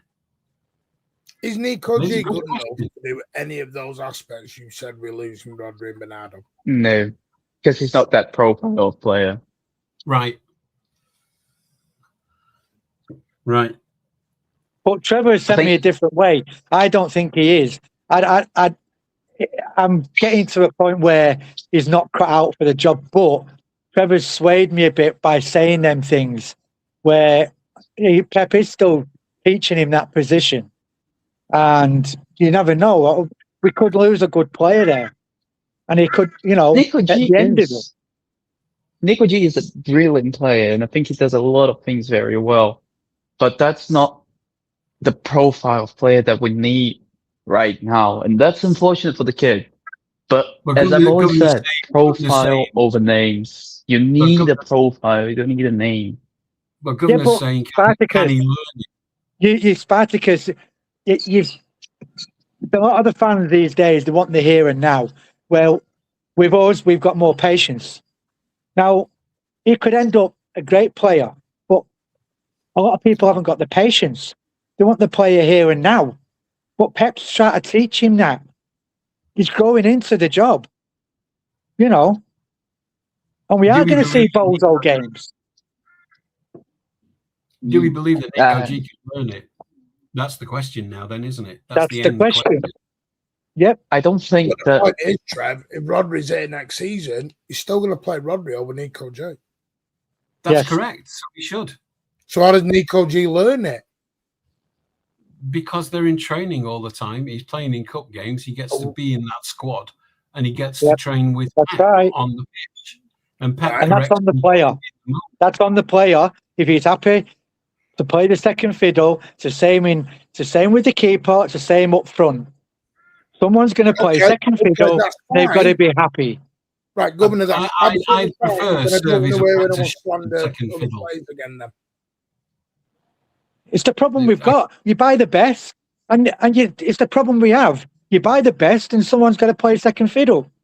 Great problem. You know, it is. Right, no, but this is my point. Nico G's been here for 18 months. Not 5 minutes. He's not done shit, though. He's done pretty well. Trevor, I'm not... Well, we'll agree to disagree on that. Because what people don't realise is, keep saying it, we were playing a different system when Nico G... You've hit the nail on the head, Martin. The system. Play more direct then. Now, if you're going to go more direct on a continuous basis, then yeah, Nico G works. If you want to do the tiki-taka football, I don't think Nico G suits that. It comes back to the overall system you want to play. That's what I'm trying to get at. Listen, we need to know what system. You are right, Martin. It's a system we play, because when Rodri came back, he was left on his own in the middle and he got overrun. That happened to Rodri coming back from injury. That's the system he played from the system. All right, let's go. So it can happen to Rodri. It can happen to the best. Yeah, no, I don't. I think we're missing a bigger question there. Is what system we're going to play will also dictate. No, we can't even begin to fathom that. What we can talk about is what are the skills that we need to replace. But I don't know, because the skill set will change depending on your playing style, Trav. Okay, we'll talk about something else then. That's what I'm trying. No, that's what I'm trying to say, is because right now, let's talk about Anderson. No, what I'm trying to get at, Trev, is what is the system we're playing? Because again, people keep ignoring it. We were playing a different system at the start of the season. Mate, it's Pep. Has he got a system? Do you know what I mean? Does he change the system? Back to tiki-taka. He always does. That's not a system. But does he change the system depending on the opponent? Every game? No. Every game. But listen, we discussed this. I disagree. I don't think he does. Yeah, it's okay to disagree. I don't think he does change his system for the opponents. Both of you are right in a way, though. Martin, both of you are correct in a way. He changes what he does based on the opponent, but he doesn't change the system, but he changes what he does. The system with Pep is always a base three at the back, 2 in front of that, 2 in front of that, 3 in front of that. That's how he plays. That's what Pep does. That's what he did at Barcelona, at Bayern Munich, at Man City. That's what he always did. The thing is, what he changes is how he gets to that shape. It can be a midfielder dropping into centre-back role to create a back three. The fullbacks push high up the pitch, the wingers come inside, and the midfield creates the box like that. It can be that. It can be a centre-back pushes up to the midfielder, the fullbacks tuck in, and then the one of the eights push up. They create the box midfield, the wingers stay high, and you have the striker. It can be a false nine dropping in, and then one of the midfielders go beyond them to form the striker, create the box midfield, the wingers hold the width. So it can be a multitude of different ways that he creates that shape. Yeah, because he wants to get to that shape.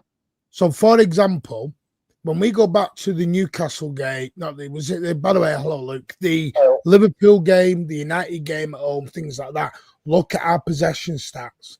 There were some of the lowest we've played in 10 years under Pep. We were at 32% at one of the games. We went away to Arsenal, lowest percentage. He'd stopped doing. We were playing counter-attacking. Is this last season? No, this season. All right, okay. Look at the percentage stats. We played United at home. United had a better possession than we did. Because we all came out of it going, that never happens. Because we've gone more direct. But in every battle, the enemy has a say. So we don't know whether it was the way that the enemy set up. No, that was 10 games on the bounce, Trev. We'd done that. You know, Martin, I think what you mentioned is when Hammond and Foden were firing at the beginning of the season, and it was around, I think, October, November, he changed the system and the goals dried up. I don't know what happened, but they just dried up. I did the numbers. Foden's form dropped at the end of December. My connection's crap. Because I'm just going to look now. The Liverpool 3-0 game at home, looking at the match stats, we had 48.5% possession. Liverpool had 51%. Because that's what, and then I go to the Bournemouth game at home. I think we were all right with that one, actually. No, we had 48% possession there. Bournemouth had more possession than us. Yeah. Then I go to the United game that was in, where was it? When was that? September? When did we beat United? United 3-0, Donnarumma's debut. Yeah. Because we were playing 45% possession. We'd gone through a time in that period where we were going a bit more long ball with Donnarumma. Because what I think he was doing, this is where you do use Nico G correctly. Nico G is not someone who's going to bring the ball down, turn and start knocking balls around. No. Won't do that. Right, so what you do is you do it a bit differently. He had Cherky on the right, Foden in sort of deep line in 8/10. He had Doku coming inside, and we had narrow defenders. And what he was doing was he was bringing Haaland back a bit. Haaland was laying the ball off, or Cherky was laying the ball off for Haaland to run into the space. So we changed, because that's what we said. We found a style that suited. Rodri comes back in January away at Sunderland, and we go back to tiki-taka football again. And I think that's what we've got to see is that's what I mean by the style. Nico G suits the style if we don't do tiki-taka. If we do tiki-taka, Nico G ain't the guy for it. There was a phenomenon over the years with Kev. When Kev went out of the team from injury, it took about 4 games to get used to having him back. He was never great on the first 3 or 4 games when he came back into the team because the team had to adapt to playing without Kev. And so there might be an element of that with Rodri in the getting used to playing with that guy in your team is very different because you've just set up for a few months to play without it. And so it takes a while to understand. Yeah. You also need to remember, Martin said those games, but who was the one finding the balls into those Haaland's, Cherky's, Fodens to knock the ball in behind for somebody to run into? That was Josko Gvardiol way more often than not. He was the one that got the ball from somebody, drove the ball up the field and found the pass into one of those players to then find the pass into the ball. Or even himself finding the pass into the space. Like against Villarreal, I think he found Haaland into the space. Against Bournemouth, I think he also found Haaland into the space. So if you don't have that Josko Gvardiol, you cannot go to that system, and you're forced into the system that Rodri is playing. Josko Gvardiol is the key for that. I've just looked, by the way, Arsenal away, 33% possession we had. Yeah, because we couldn't keep possession. Not because we didn't want to. I think that's what he does with the Rodri thing. When Rodri's not there, that's why it surprised me Monday a bit. Because we played Nico G like he was Rodri. And he's not. Doesn't mean he's a bad player. He's just not Rodri. He can't. So doing the different skill set is fine, but I need to know what system we're going to play. Because if we're going to play direct, chuck the kind of possession away, then I don't mind Nico G doing it. I think he's very good at doing it. If Pep wants to do his tiki-taka philosophy, then you're going to need someone who can hold on to the ball and move it a bit quicker. And that's the bit I need to know. Right, so Rodri does that. That's in his skill set. Right? That's what you're saying. Yeah, okay. Rodri's the controller. Yeah. I've put that as leadership, but you're right. It's the controller and setting the pace, the tempo setting, how quickly we move the ball out of defense and then distribute it. And so we're agreeing on that. So let's go back to the list. We've got leadership, strong in the tackle, distribution, passing range, and tempo setting. And Spartacus just mentioned that Gvardiol has one of those, passing range, but he's just also mentioned that he has that distribution. He has that relationship with Haaland, which nobody else has at the moment because Phil's out of form. And Cherky ain't that guy, and Semenyo can't really find anybody very often, except, you know, every now and then, because he's not got the system yet. He doesn't anticipate where Haaland's going to be. And that's not a criticism of the player. It's just that, you know, a few months ago, we were all talking about Haaland's not getting the service, and that is correct. But Gvardiol is part of that service. Rodri's part of that service. And Phil is part of that service, and none of the replacements have got that relationship with Haaland yet. Maybe Doku, he's getting better at it, but not really. I can't remember the last assist. It's probably recent, but I don't think, when I think of assists to Haaland, I don't think of Semenyo. I don't think of Cherky. Cherky's a god, and I adore him, but he's got a different role. And I do think of Phil, and I used to think of Kev. I love Cherky. I think Cherky for me is the little shit house. I love that. It's just the way he just sort of just does. I know it's not always great at some moments. You have to learn to do it, but when he does it, it's at the right time. It's great. He's a chaos agent. He's a vandal, and I love him for it. Get in there, son. Yeah, fuck him up. That's what you want to. I mean, Kev wasn't like that, but Kev like won you the games, didn't he? That's what. Yeah, cheers. Curtain. I wish it was McCurtain. But no, Kev was the kind of player that won you the games. He passed the ball and say, go on, this match, this big game, we'll do it for you. Haaland's obviously the more the goal scorer, but Cherky's just, it's why I compare Cherky to David Silva or De Bruyne. He's that kind of player. He's a different kind of player in his own right. Like, obviously I wasn't around when Kikazi was doing what he's doing, but I imagine it's probably what he was like. That kind of player. King Clancy was laser. Similar he was a lazy bastard, King Clancy. Well, he was a vandal. But that's what you want sometimes in a game like that. Against Arsenal, that goal we scored, and then that celebration to Arsenal fans, that's what you want in something like that. You just, the big moment steps up for you, and that's kind of like, all we've got to do now is find the rest of the team, the roles that work. Again, I'm actually really happy with where we are with this team. I'm really, really pleased. A trophy, firstly, the league, look, it's gutting to sort of draw the game, but the comeback was impressive to to get to the draw. But again, as a defender myself, defensively wasn't great, but that's what I'll complain about. But to be where we are, against Arsenal teams that are more established than us right now, with a more settled team than us right now, to be in an FA Cup final, win a Carabao Cup, and push all the way to the league, I got to say I'm really, really impressed with this team. And next year, I'm sure we'll be even better.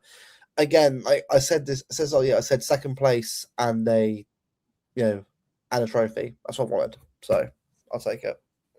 Luke, you're taking over from what you were doing on another show earlier. My Uno card. How bad are we? Down earlier, you. 3 trophies and second in the league. Still mathematically possible to win the league, and probably 2 trophies. Whoa, yeah. What a disaster. Do you know what it is? And I think this is why we're debating this. No, I don't think there is an easy way of replacing a Rodri situation. There isn't. And this is why I said this a long time ago.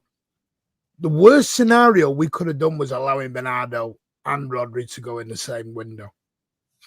Okay. Because that's your midfield. That's your... Let's get to who we're buying then. Let's look at the skills we've got. Oh, Jesus.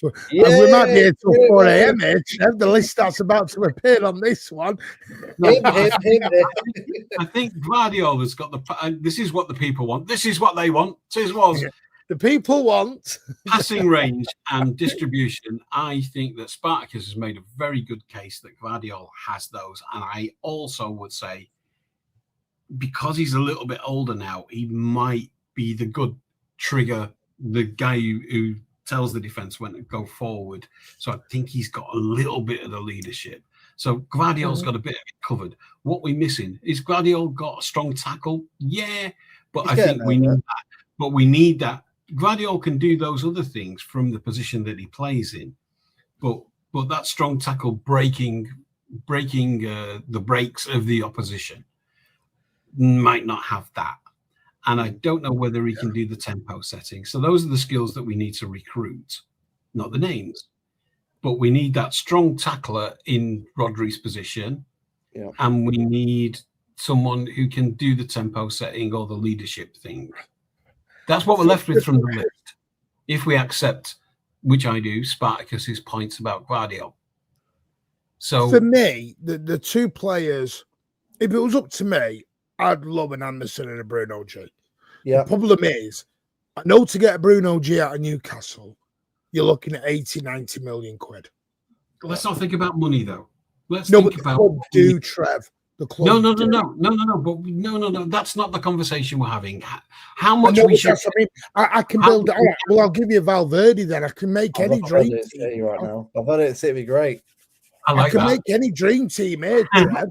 What's Valverde? I'll go and get my FIFA stuff out. I've got to. I've got to think of all the variables as well. No, I'm doing it. I think of price. I know, but that's not the conversation I want to have, and it's your Well, then we're show, having a so dream be conversation. respectful. We're having a But fantasy one now. Not, yeah, It's but how great, much though. people cost is not interesting to me, because what I'm trying to get to is what do we need, and now I've already done the what do we need bit, and that was really good fun, and we got somewhere. Now what I'm asking is the question I really don't want to ask, because it always goes this way. Who do we need? Luke said Valverde. What does he bring? What's he got? Jesus, Valverde's got passing, box crashing, tackling. Really? He's got everything. Right. And also where's he at? Real Madrid. Oh, that's imploding. We'll get him for a tenner. That's They what can't I wait mean. to get You're out not of Real right. Madrid. Great bunch of lads. Real Madrid. Great bunch of lads. I know, but that's like saying we need a winger. Let's go and get Vinny Jr. I can't live in that world. No, he's a wanker. He's not got the character. He's got the skills. He just hasn't got the character. The trouble is, I don't know what Pep wants to what Viana wants to what. Like I said, this might all completely change. We're talking about what we think. Well, Trevor, what I think then, I want Valverde then. Right, cool. Valverde's in. Right, who else? Anyone? I'm going to change the thumbnail to Dream 11 now. Let's do that. Let's do that. All right, then I'll change my backline. My backline now, I'm going, oh, Jesus, right. If I'm going anyone I want. In there, because I love Vardiol, Timber. I'll have Gabriel. I'll go to Arsenal and take Gabriel out of there. Yeah. We're doing that now. Who should I have? We're not doing that. We're talking about number 6. I'll have a bit of João Neves. No. Let's Neves and Rodri midfield. You just said I can do this. You said I can do Dream. Yeah, within the parameters of replacing of replacing the skills that we lose when Rodri goes. Yeah. That's the question, not who is our dream team. Well, this is the thing, because Kev left, but you have to find a way around it. Rodri, same way, you have to find a way around it. Yeah, Aguero left. Eventually, we ran around it, and then we got Haaland. Yeah. I think with Rodri, it's kind of like we will find a way around it. Like we always will do at some point, find a way around it. I just think that, end of the day, right, you want players that are going to be at the club. That will be there. Like, if Rory wants to go, fine. Like, I'd rather, us. Like, I don't want him to leave in a bad way. If he wants back to Spain, that's what he wants to do. It's his career. Like, he's been for 7 years. That's a long time for a player of his quality from Spain as well. As back player being 7 years, a long time as well. Usually, what it is. So, I would have loved Jude Bellingham and everyone against the original questions. So the premise was. We're not cloning. We're not looking for a Rodri clone because they don't exist. Okay, and so let's concentrate on the skills we lose should he go, and how do we replace those? The first question was from existing resources. We nailed down what the skills were that we're losing. So then we kind of said Gvardiol might cover some of those skills. Now the next question, which is always the fun question. Who do we buy to replace those skills? Anderson's one player. Anderson for me is one player that I think would do. I mean, homegrown, and also he's got that ability to sort of do tackling and also get forward as well. So I'm not saying he replaces Rodri, but it's a massive help at midfield. So he's one player. Okay. Cool. Anyone else? Well, I mean, for me, I'd love Adam Wharton, but I think he's going to go to Liverpool. Wharton's a Liverpool player. That feels like Liverpool to me. Anyway. See, I mean, for me, there's a guy I would love at City, and everyone goes mad at this, but I would love Morgan Gibbs-White. No one wants, because I don't look at Gibbs-White as a 10. I know everyone does. I look at Gibbs-White as an 8. Well, Forest did start up, didn't they, against Villa, and it cost them. Lost 4-0. Like, it gives quite praise. Yeah, but this is the problem with it all, because I think who City won, City as a club, for me, and I'm going to be straight, I'm going to shoot straight now. If City want to, because there's a bigger question that Danny Ellie always says this all the time. Do City want to win now or build a project for 5 more years? Both. Because if you're going to do the win now, then you're going to have to start spending some money. Because the problem is the market is so whacked out of kilter at the moment. A bang average plays 50 million quid. But over 10 years, perhaps done both at the same time. He has. 10 years is a project that was 10 built. years ago, you could get a Kevin De Bruyne for 50 million. You can't now. Kevin De Bruyne is 10 years later, we've got all that fucking lovely Champions League. Yeah, money, no. All that winning shit money that counts. 10 years ago, Trev, we had more patience than what we got now. Yeah. They're not gonna take 3 steps back to get back where they were 10 years ago. Because some fans don't want it. I don't think the club aren't building the way they're building to go 3 steps back. They're not. No, I mean, and Pep Guardiola's not going to re-sign to go back to where he was 3 or 4 years ago. No, it's different. With football, it changes a lot to different things. We are. Pep said it. We're closer to the end of Pep than we are the beginning of it. Let's not have that conversation again. It's boring. No, I know, Trev, but that's the reality of it. There are so many variables in this conversation that, and again, some people want to ignore some other combos because of that. No, which is why I try to get it down to something practical that we can get our teeth into. But the club can't look at it in that way. The club don't. We can. It makes it a progressive conversation rather than repeating the same thing. Trev, I agree. I've got to be careful what I'm saying here, though, because as much as I hate to admit this, what I say on air does go out in social media and people think what I'm saying is going to happen. Yeah. Yeah. So this is why I've got to be careful because I used to think on YouTube, you could have a conversation and people would just take it like us having a conversation in the pub. No. You know yourself, there's people who go away and say, Martin said this, Tone said that, LB said this. I get in the chat, LB said Echeverri is going to be a techie baller. Well, he's not. Does it mean LB was wrong? No, that was LB's opinion. But they don't take it as our opinion. They take it as those people are in love with the drama, not the conversation. But that's why people watch us, Trev, sadly. Yeah, and it's all right, you know. I mean, nobody knows who the fuck. So this, I like that. If I turn up to the Etihad next season and someone goes, "I've seen you on Martin Show," I go, "No, different bloke. He lives in Bangkok." No, exactly. And this is what I mean. You've also got what is a project, because what Luke's opinion and your opinion of a project may be something very different to my version of a project. Yeah, it's like for me, Kushyanov is a project that we're building to a world-class player. Some people have already anointed Kushyanov, Paolo Maldini. I mean, Everton proved that he has still things to improve on, which is fine, by the way. Cherki is not KDB. Nowhere near KDB. No. And when we bought Cherki, he was 27 million pounds. But we were all thinking it was Florian Wirtz. Why did they not touch Wirtz? Because he was 120 million quid. And Bobbins. But they didn't look at the Bobbins part, Trev. They looked at the price and went. Fans looked. No, the club looked at the price. He was the next big thing. Yeah, and the club found somebody who was so better. This is why, Trev, I talk about prices, because sometimes the club do get put off by prices. They do. Do you know they wouldn't spend 65 million on Elisa because they didn't value him at 65 at the time? We look back now and think, crazy. How did we not spend that money? This is me reaching for the Uno card again. At the time, the club are like, nope, not 65. Yeah, It's- and it's a we've bit- done all right. To be fair, Better though, than all right. I think Vert's been good for us, but either way, either player would have been fine anyway for us. But I think That's Cherky interesting. Do you think that Wirtz? Do you think Wirtz would have thrived under Pep?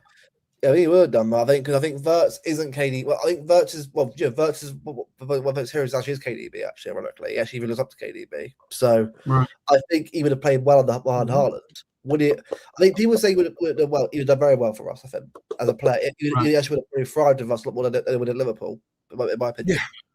Because I think Slot clearly isn't. It's like Ruben Diaz. Ruben Diaz has been undrawn and quartered and old yellowed out back. Ruben Diaz. Oh, I don't care about those people. Their opinions mean nothing to me. If Diaz was playing on Monday, well, I think win the game. I think for me, experience is pivotal. A big away game is hard, right? Nathan Aki. But it's like saying, would you keep Nathan Aki for a year next year?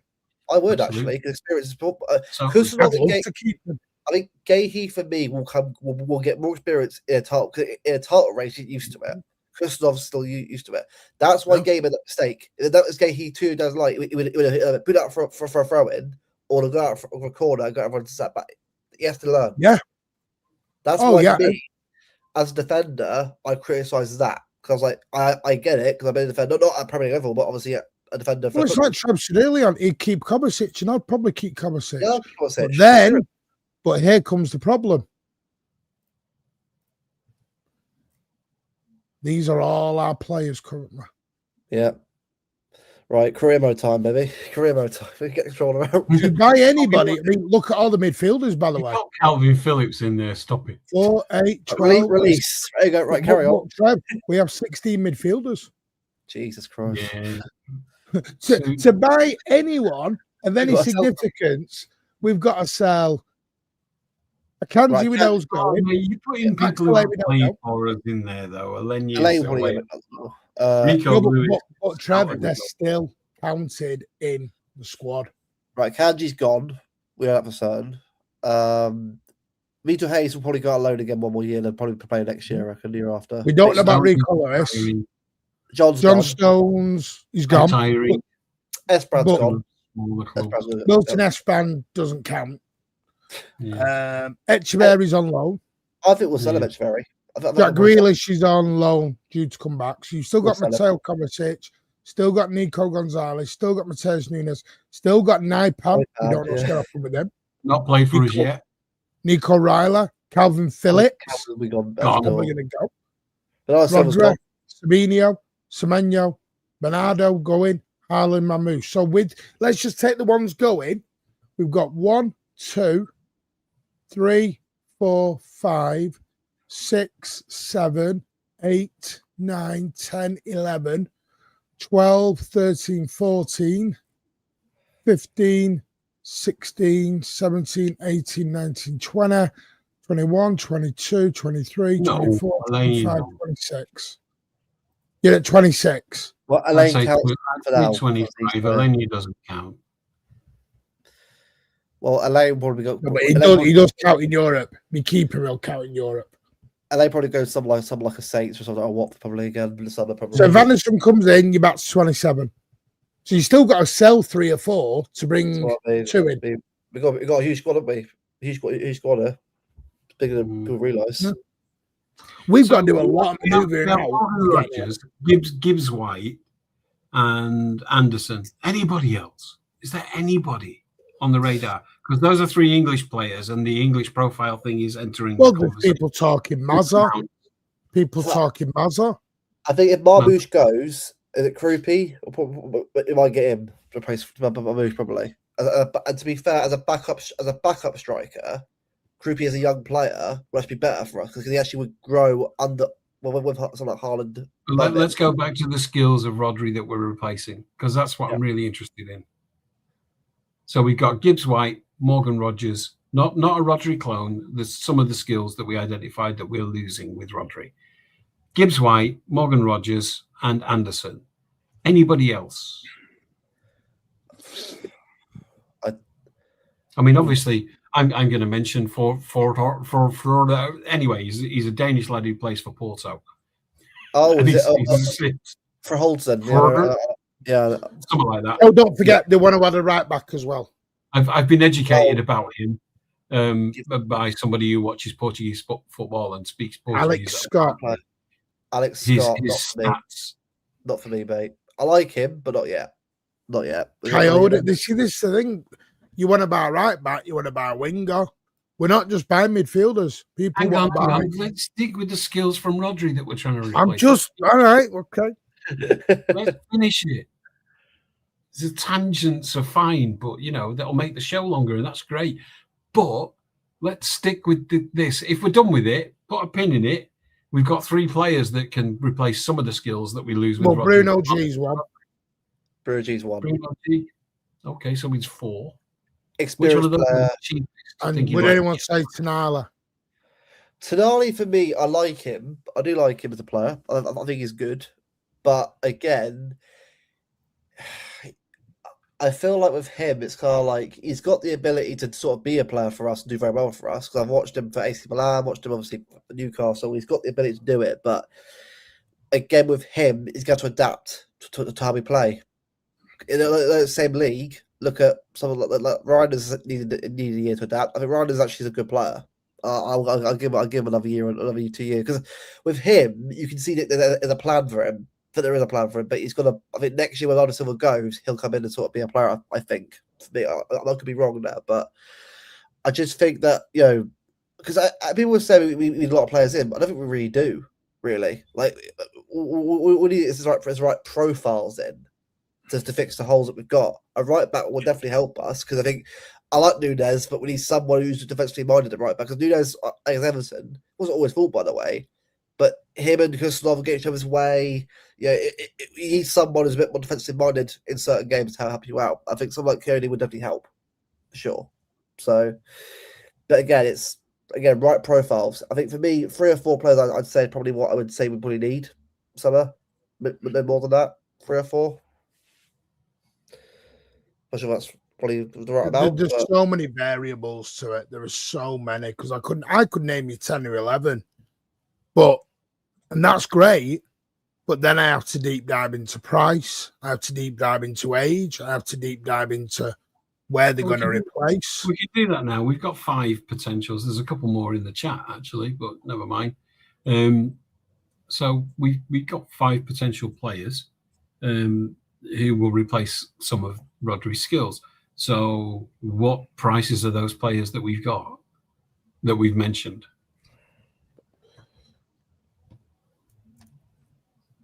What do you mean?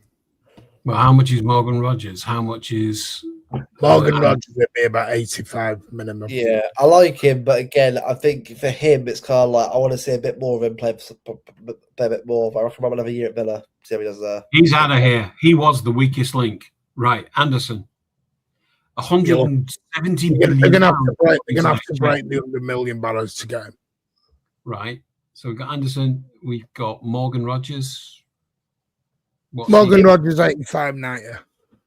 85-90. Anderson, how much? Is that Anderson, the latest reports, you're gonna have to break your record bid to get. Well, that's a prick. So yeah. Did we kick Gibbs White out, or is he still in? How much is he? Gibbs White would be about 80. Right. Okay. So we're at the 80 to 100 million kind of mark for the 3 that we like. If Forrest went down, Bruno's about 80 to 90 as well. Garamar, yes, yeah. I can never say his name. If Forrest went down, is there a relegation clause in Alison's contract? That's the question I want to know. I doubt it's going to happen, but it's just a question. But their chairman's such a random element. That's like what, a bit like their football. Jerry reminds me of Marakis, Adinarenti and Napoli. Same sort of owner. It's just the same, like, it's just annoying because Kvaratskhelia is who wanted it. Napoli at left wing. He was the problem is, this is what I was saying to Mario.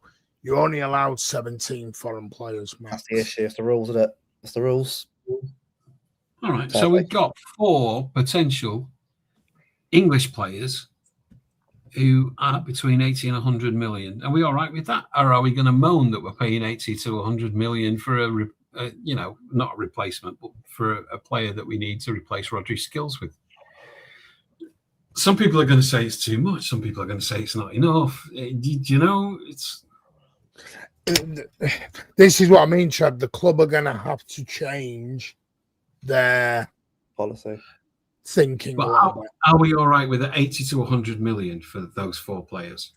Well, are we all happy about that? I don't think is there such thing as value in the market anymore. I think the problem is, Trev, I think the market now is too screwed now. Where I think what we used to do in the past, which worked really, really well, it's got too much when we've now got to delve into that price tag again. Because unless you want to go for like Cherky, which again it's fine, but again that's as a project player, which look, we've already got 2 or 3 of them as it is. We've got to get players in. Especially if players are leaving, like Rodri, you've got to replace them with quality. You can't just go and say project players because otherwise we'll be. I'm not against players learning, but if you want to be competing for trophies, you've got to be getting players that are going to come in and impact that team.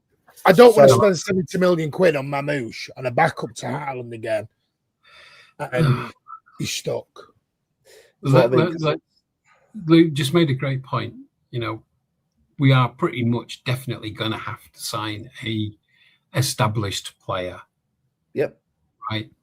We can't think about a project player to replace Rodri's skills. No. Or some of Rodri's skills. We have to buy someone who's got them already and is battle proven in the Premier League and quality. You won't get a Rodri replacement though, but someone who could do the job.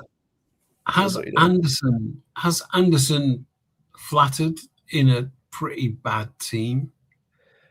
Is he the real deal? Well, look, obviously tonight against Villa lost 4-0, but I don't think that's his fault that they lost 4-0. I think he's in a very. I think players like Igor Jesus, Anderson, Gibbs White, they're players that will get bought. Murillo will be bought at better teams who will buy their players. Like Palace for a team, especially if they get Iriola in Palace apparently from Bournemouth, which is a great deal to get him in Palace.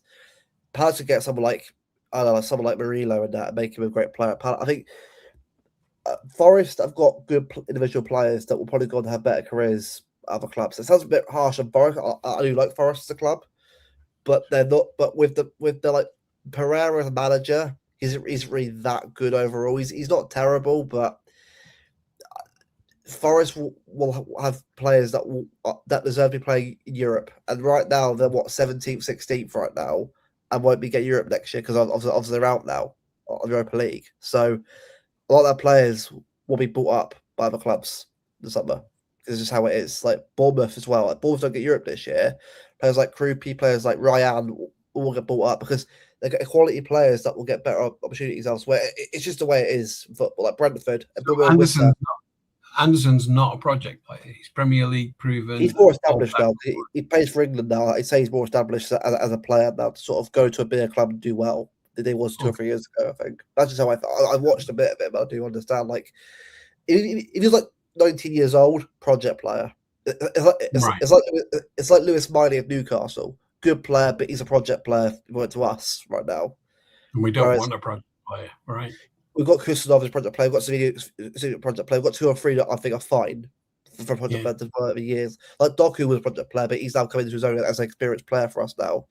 Yeah. So I think again, I'm fine with it, but I think you've got to have a more experienced squad of established players with 3 or 4. In this specific scenario, remember in the replacing Rodri skills, not Rodri. Yeah. Okay. All right. Gibbs White, he's got that. He's got it. Gibbs White's got it, yeah, because he's proven himself in Europe. Okay, so we're qualifying the 4, right? So Anderson's qualified, Gibbs White's qualified, Morgan Rogers qualified. Morgan Rogers, I think, because it's the thing with Rogers though. You got Doku, Savino on the wings already. You got Foden and Cherky already. Foden signed a new deal now, so obviously he's staying now. Obviously long term now. Where's he going to fit, Rogers? That's the thing.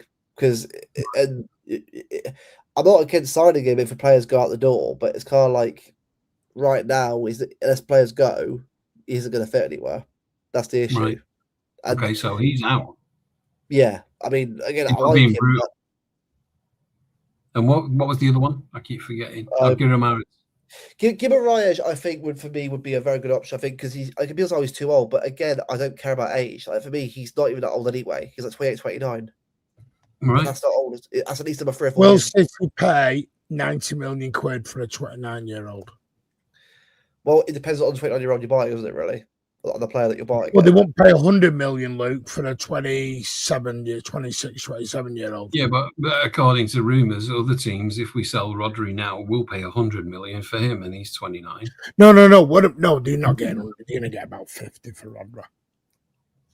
See, that's what makes me think with Bruno. They wouldn't pay 100 million for Bruno when he was 26 years old and had a release clause. Interesting comment that they see Anderson becoming more like Rodri if he signs. Can Pep make him a Rodri? We can't clone him, but I don't think you need buyers though, Dreamer. I always said, you know why I don't predict players going so much? You need buyers. Yeah. Because here's the thing: we all said last season Stones will go. Stones didn't want to go. Ake will go. He's still here. Everyone said, "Oh, Ake's going to go." How do I know Ake's going to go? It's why I've always said, right, outgoings depends on the player coming in for them. Like Stones, Bernardo Silva are guaranteed going. That's done. Then they're going out at the end of the season, so we know that for certain, right? Outgoings, let's see what happens, because everyone's saying this player will go. Well, again, Ryan's going to go. Well, do we know that for certain? I think he'll stay personally. Yeah, me too. I think people are just overreacting a bit to certain players. I think incomings, outgoings, right. Let's just see what happens post Villa. Once Villa's done, and we've got out of the way. Let's see what happens, because I think it'd be a mad summer in terms of rumours, that kind of stuff. Anyway, I'm not saying for incomings, but it's going to be a lot of rumours going around before the World Cup. So because it's news and because it's clicks. Exactly. So it's best to know who to trust. This all kind of thing. That's what I always do. I just kind of like none of them. Yeah. Well. So yeah. Because I know how to get paid. I know how to talk about fans amongst themselves. Yeah. But I know the conversations that sports journalists talk about the great unwashed us, and they have nothing but contempt for us, So they don't care about us. They don't give a shit. They care about paying their mortgages, and that's fine because that's journalism everywhere in every field. So, but I've eavesdropped conversations of journalists talking about fans. It's not pretty. Yeah. Yeah, I don't know where this comes from. Sally's saying we've got 10 homegrown. We don't. So again, if I show on here, I think I lost it. You've got Bettinelli and Trafford. There's 2. Ake, well, he's 3 currently, but people are saying he may go, may not. Mark Gay, 4. Rico Lewis doesn't count. He's too young. John Stones is 1, 2, 3, 5. Foden 6. Grealish is leaving, as we know. Phillips is leaving. They're going to cancel his contract. O'Reilly's too young, doesn't count. Semenyo 6, so you're at 6. So I don't know where 10's come from. We haven't got 10. They've got to be over the age of 21 to count as homegrown. And there isn't a homegrown issue per se. It's your foreign quota that's the more important, because you're only allowed 17. You can have a 17-man squad if you want and 0 homegrown, but you're only allowed 17 players then in your squad. Yeah. No, don't count, because they've got to be 21 as of this past January citizen. They've got to be 21 of the past January, just from the January the season they're going into, because your season starts in August. So it's the previous January. So Kushinov and Savinio count into the foreign quota next season. Not this season, but next. So Rico Lewis and Nico Riley had to have been 21 from January. It's really complicated how it works. No, I'm glad you understand it, because it was a blind spot for me, and I think it's a blind spot. It's very weird, this homegrown. And then it changes on the UEFA rule as well, because then it becomes academy and club trained. This year, not next. This year. No, so that's not fucked. And it looks like Trafford's probably going to go, as Rich talked about earlier. Because Trafford's now starting to do a lot of interviews, which is not great.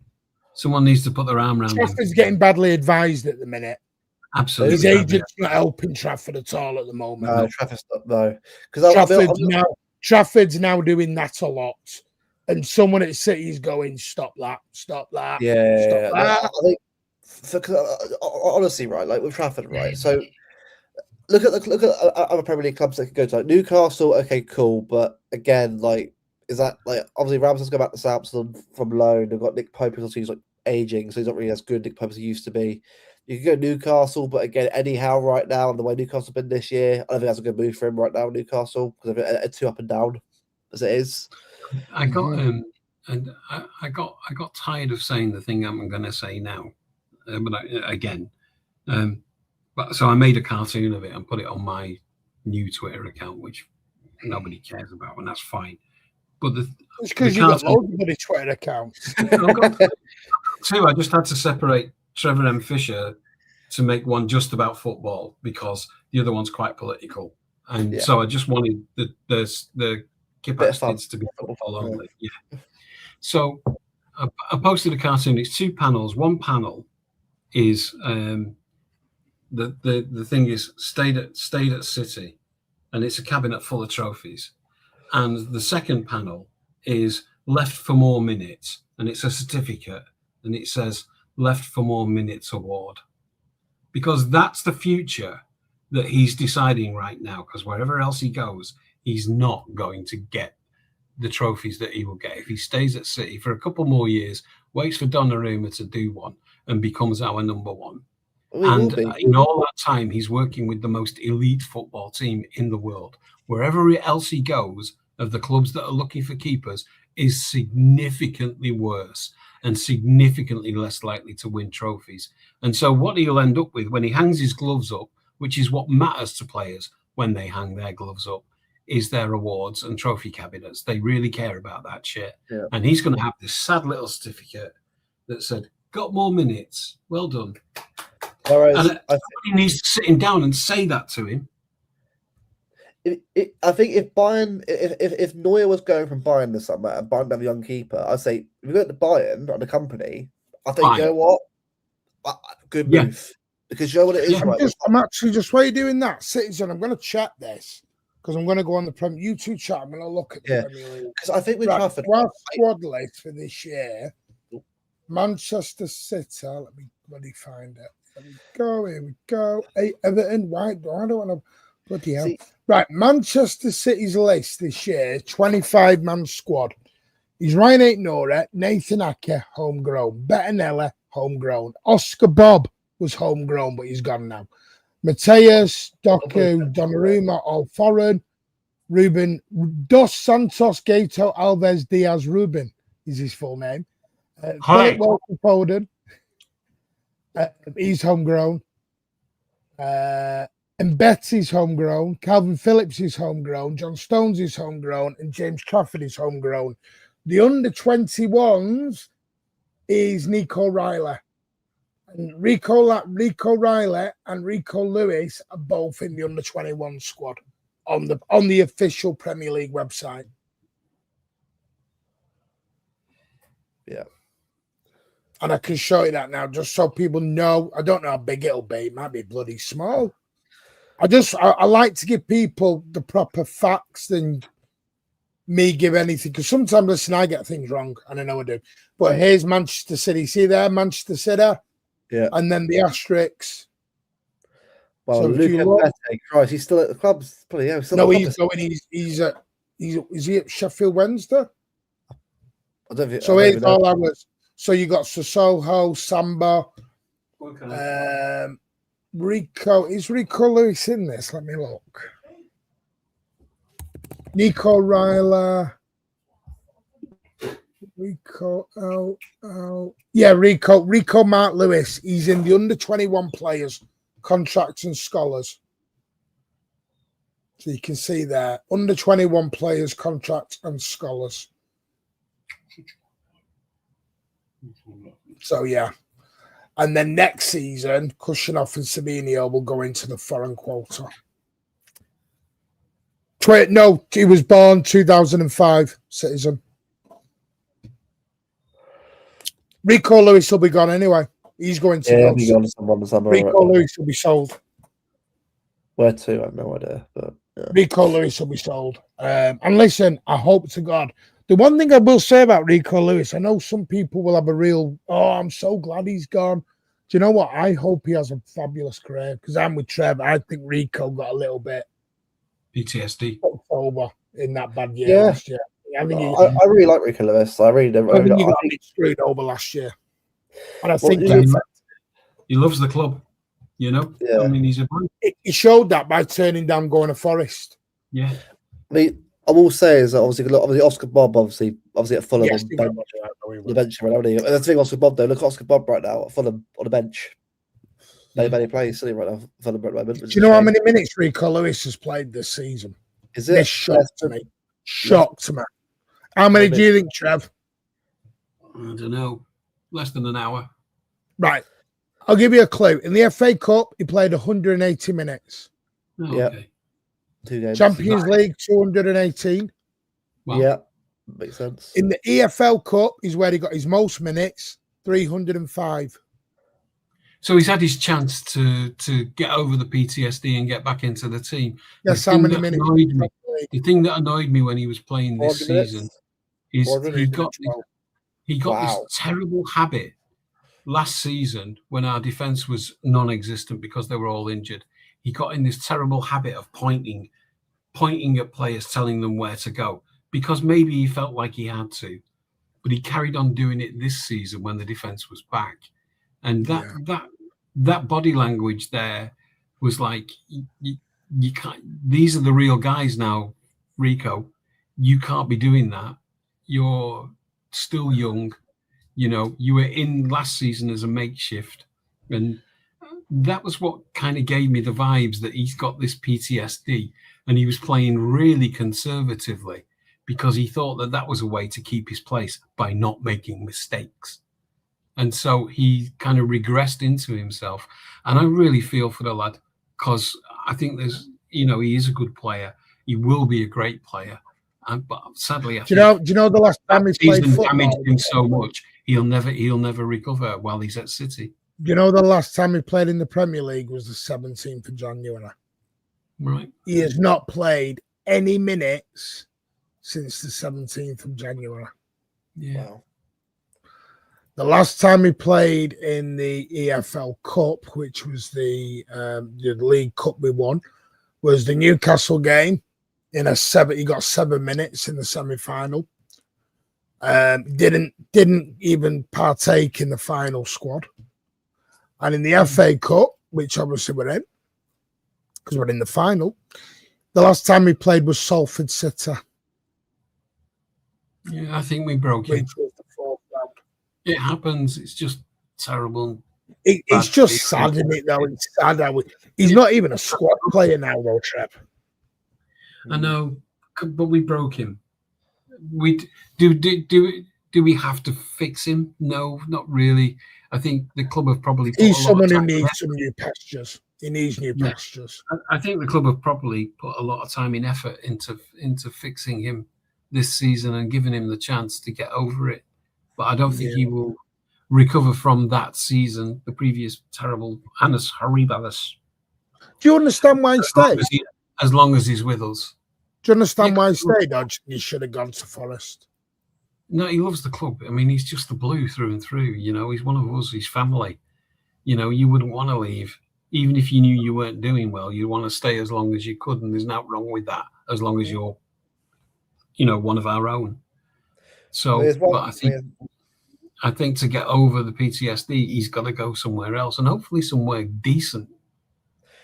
I will say, Trev, there's one player that I'm really pleased stay at City. I'll give him a chance. Is Nico O'Reilly.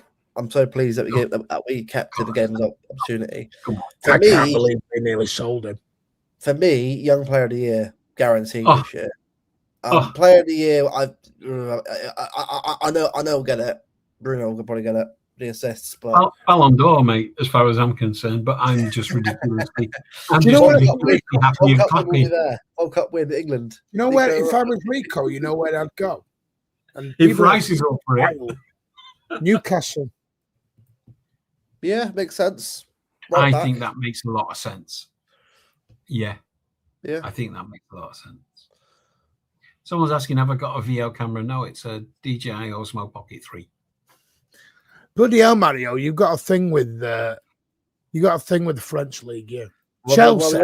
Well, his age would suit Chelsea, but I don't think I wouldn't wish that on my worst enemy going to Chelsea. Yeah. Right? I would have Chelsea. We were like 11-year contracts, and good luck getting out of this club. where careers go to die, pretty much at this point. Yeah, Chelsea. Like I said, I have clarified in there no more than 17 players in the squad can be non-homegrown, ensuring at least 8 homegrown players are in your full squad. It's a good rule. It's awkward, but it's a good rule. But it really fucks up. It's to help the England national team, really. You know? Fine, I'm fine with that. That's what it is.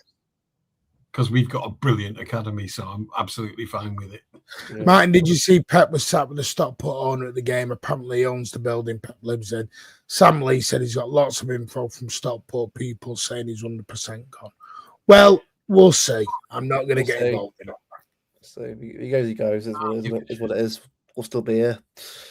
I've sent it you, Oriano, because I know Oriano wants to come on and have a debate about Nico G. Oriano loves a bit of Nico G. I like him too. Can we get knitting on? I want to see his face. I've heard enough of his voice. No. Come on, Oriano. Fight your Nico G corner, mate. I know that you love it. He's there. He is there. Are you there, Oriano? Yeah. Go on. Fight your Nico G corner. Look, I agree that he's not like the best on the ball in that, but like, I feel like we are basing a lot of this on one game. Because look, he didn't have a good game, I agree, but he has had games where he does progress the ball a lot better when we're playing this controlled football, and that's just the only part I disagree with. And I think he can develop some of the attributes that Rodri has. Obviously not to the same level, but I still think he can develop them. Right. My argument was, Oriano, as I said, I'm not sure if you heard me say this earlier. He is, Ed's back now. He is, do you understand my point when I said we played differently when he played? Which is why I pulled the possession stats. Did we bring the space to I agree with that. Is that what we're doing right now? It's now a late night space, Ed. We're going for a 4-hour spectacular. So I'm not pulling with Nico G in that role. My question is Pep Guardiola willing to do that system for the rest of the season? Full time. I understand what you're saying, and I agree that we did play a different style in the beginning of the season, and I think it suits Nico G and doesn't suit Rodri, in my opinion. I think Rodri suits this more controlled football. Exactly, that's my point. Yeah, I agree with you on that, but it's just my only thing is I know he's not at that level yet, but I think he can develop it. That's just where I disagree.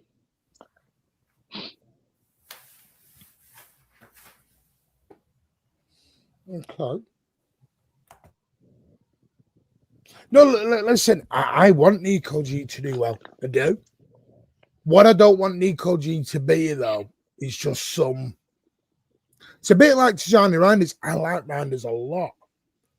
Maybe this is my human element. I want players to play. I want them to play. I don't like players just sat there like Oscar Bob had big things for him, but you could tell he was sad by the end. Yeah, of course. And I think, and my big thing is, I think it's unfair on players to sit on a sideline for 4 months, just be called upon, and expect them to do anything. But Martin, I know we say that when Pep does find this team later on in the season, and my worry is, I don't think the squad is actually as good as people think. Because if it was, they would be getting minutes. No, that's what I'm saying. I'm going to be honest, Ariana. I think he likes Nico G. I don't think he likes Nico G in his favoured system. I agree with you on that, yeah. Because Pep's favourite system is tiki-taka football, 70% possession. Yeah, and he doesn't change that. Never changes it. Well, but I think, wasn't we having a debate earlier on in the season about the Pep Linders factor? And we were saying, was that the Pep Linders factor? Because remember, he was making Doku an inverted 10. Yeah. Turkey was coming inside. So, and then since Pep's gone into this mind, we've now got Doku and Semenyo as just direct wingers now. They don't come inside. They're direct. Because that's what he's always wanted, by the way. He always plays wingers in his systems, because especially against low blocks, you can't have everybody in the middle. It's just going to congest the pitch too much. You're going to need width to spread the defense in that. And that's why I think he's done well. Tried and trusted. Is Pep a typical football manager that will always go back to his tried and trusted? Yeah, of course. Because it's worked multiple times and you'll never change it. That's just how he's going to be.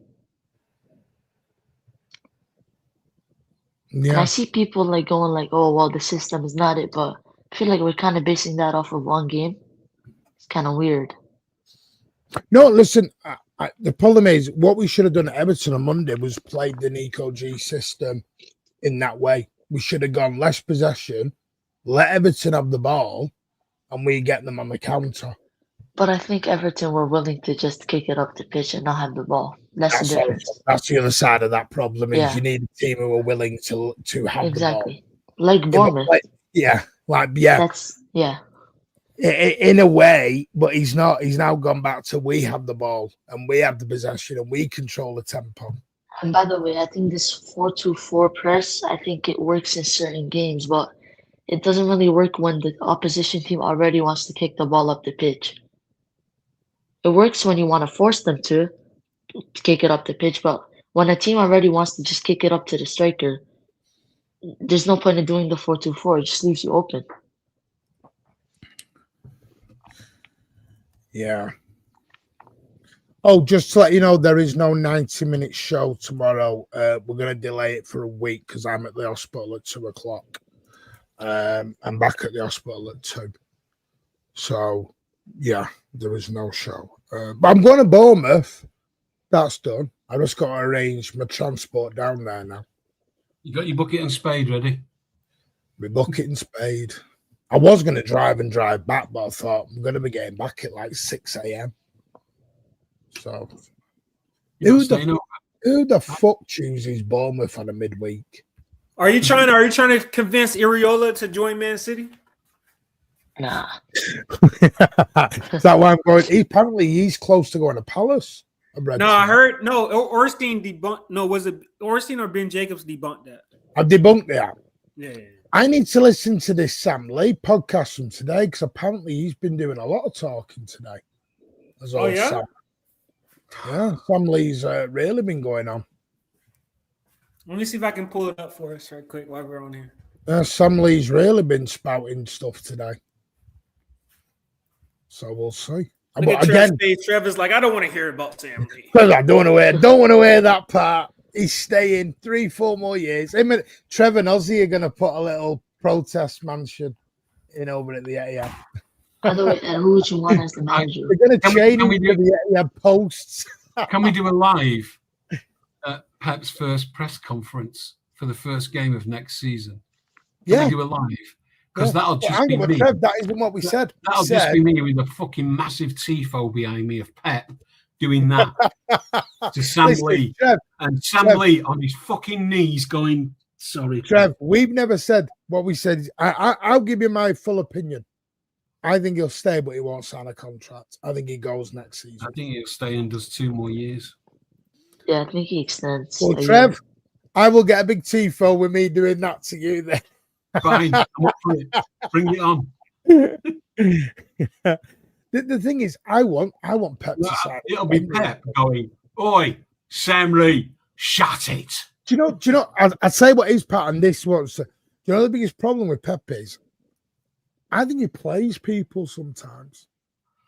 And what I mean by that is, because I know everyone says in the media and everywhere else, he changes his mind. You've heard that rhetoric. Pep can change his mind. He's prone to it.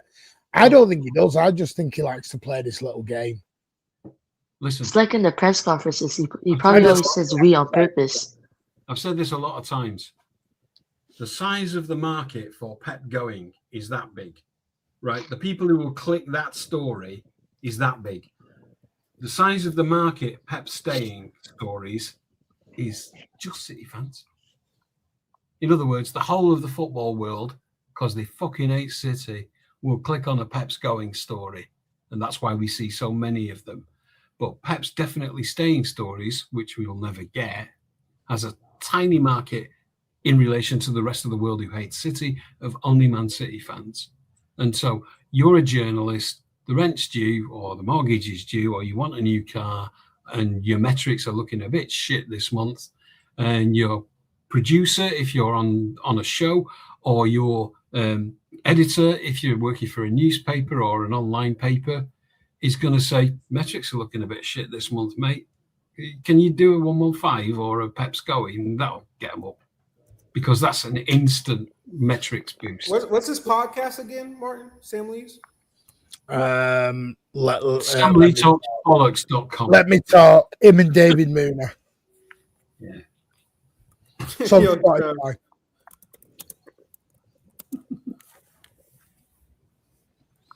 But yeah. By the way, people are tight on the likes tonight. What's up with you all? Sort that out. We're on 77 likes. Come on, we should be on 100. You're getting 4 hours of content here, guys. They are tired of Pep, even Pep more than I do. Yeah. We're probably going to agree on much to disagree with me. I think all managers will gaslight the fans, choosing which events will be altered. I told you for Pep is no different. Yeah. By the way, I didn't get to say this earlier. I know Ozzy did, but forget. I know you're probably gone, mate. But big up for the 10 gifted. And if you did, you're amazing. Big up to Fogger. Next week, I've got a load of old programs to show. One of them is Bid Do Lords. There's all sorts in there. Oh, wow. There's loads. I'm going to get them out. We're going to talk about, by the way, Luke, your second team's been naughty boys today. Naughty boys. Cheating. Yeah, I saw that. Yeah. Throw the book at him. Kick him out the league. You do it, please. Kick him out, bastards. Cheating bastards. Villa are into the Europa League final, which is good for us, because if it does get to the final day, they will be pissed as farts, which will be fun. Martin, imagine if we beat Villa, right, and Palace someone beat Arsenal last day. Hey, and Palace are into the Conference League final, which means they're going to be all on the beach and waiting for that big final to come about. So, Ismail Assar winner on the pitch somehow wins the title. Feed it into my veins, Luke. Feed that into me. And PSG with the final, the UCL final. Oh, the last laugh. I love it. I'm delusional. What do you guys think? We're going to win all the games till the end of the season? Well, I think at this point, right, even if we don't win the league, just win every game. End on a high for yourselves. No, here's the way to think about it, Mariano. Don't make me say the E word. Don't make me say the E word, Luke. What? Hang on. Those who believe that we're going to win every game, right, will have a much more fun time of the rest of the season than those who believe that we're going to fuck it up. So it's up to you how you want to spend your day on match day, looking forward to it or shitting bricks. I'm a looking forward to it guy. I will look forward to it, assuming that we're going to win. And if we don't win, I won't feel any worse than if I'd thought we're going to fuck it up all day. But I would have had a more miserable day if I'd spent the day thinking we're going to fuck it up. That's why I'm a happy clapper. What I will say is, I think if we don't win Saturday, I think okay, fair enough. That's what I think. Your standards, Mario. Stick your standards right off the cliff, mate. I am bored of that word. Standards FC entitled standards. That's what I'm hearing right now. Yeah, one of those words that people don't think it's clever. Lover and boyfriend. I didn't say it, by the way. Rodri's Pep's boyfriend. Everyone's Pep's boyfriend. Donnarumma is Pep's boyfriend. Pep's got a lot of boyfriends. Yeah. Slag. They're having a right orgy on a Friday night with him and his gang. Jesus. Fucking hell, man. I know what I mean. Pep's pulling a train every weekend with all his boyfriends. No wonder his missus divorced him. He's been shagging Google all this it. What was it? That quote, I did not accept Kevin De Bruyne. Do you remember that when we had to clarify that? I mean, yeah. Kevin De Bruyne is his fella as well. I'm like, Jesus Christ. Well, he was. He must be unlike Donkey Pep with all these people coming in. It's like, it's not boyfriend, it's just, he has, you know what it is to me? Also, managers just have trusted players. Yeah, well, Jurgen Klopp did it with Salah, trusted him. Robertson as well. Robertson was one player. Van Dijk. Yeah. Van Dijk would play shit after shit after shit, and Klopp was still playing him. For Pep, it's KDB, Bernardo Silva. Yeah. Erling Haaland. Donnarumma. Diaz. You just can't work out why he likes them, right? The shit. It's these beards.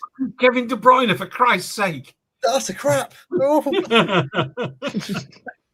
Kev done? What has he done for our club lately? It's that ginger hair. Yeah. And then you see this other thing.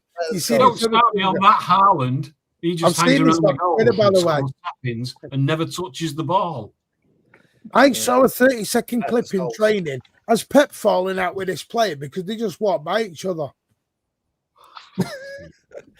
And yet people won't believe him when Pep says to the camera, is he going to be Man City's, on the 22nd of April, is he going to be Man City's manager next season? And he goes, oh my God, how many times? I have told you 1,000 million times. And then proceeds to tell people that he will be Man City's manager next season. But the body language was wrong.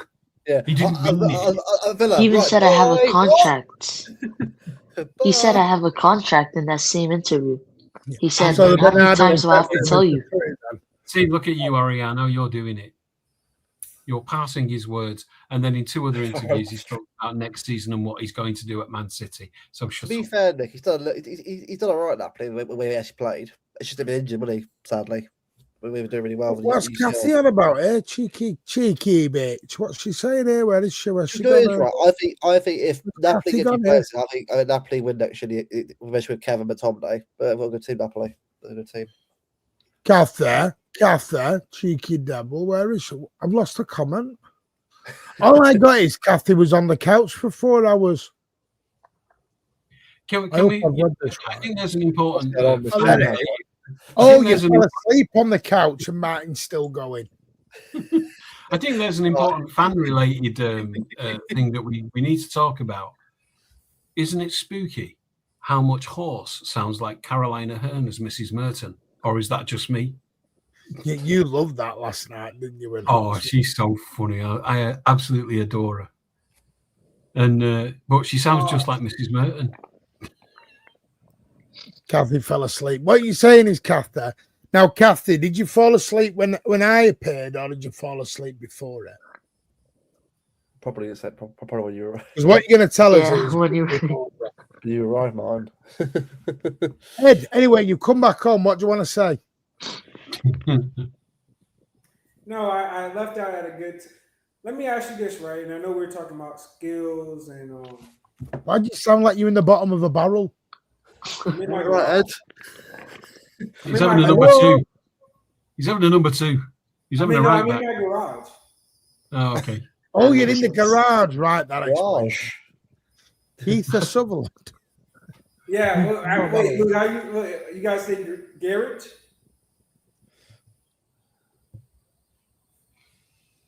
But look, can you not hear me? Don't. I hear you now. I hear you now. We can hear you now. You said garage. You say garage. You're in the garage. Yeah, garage. Garage. But no, so I'm kind of interested in like with this midfield rebuild, right?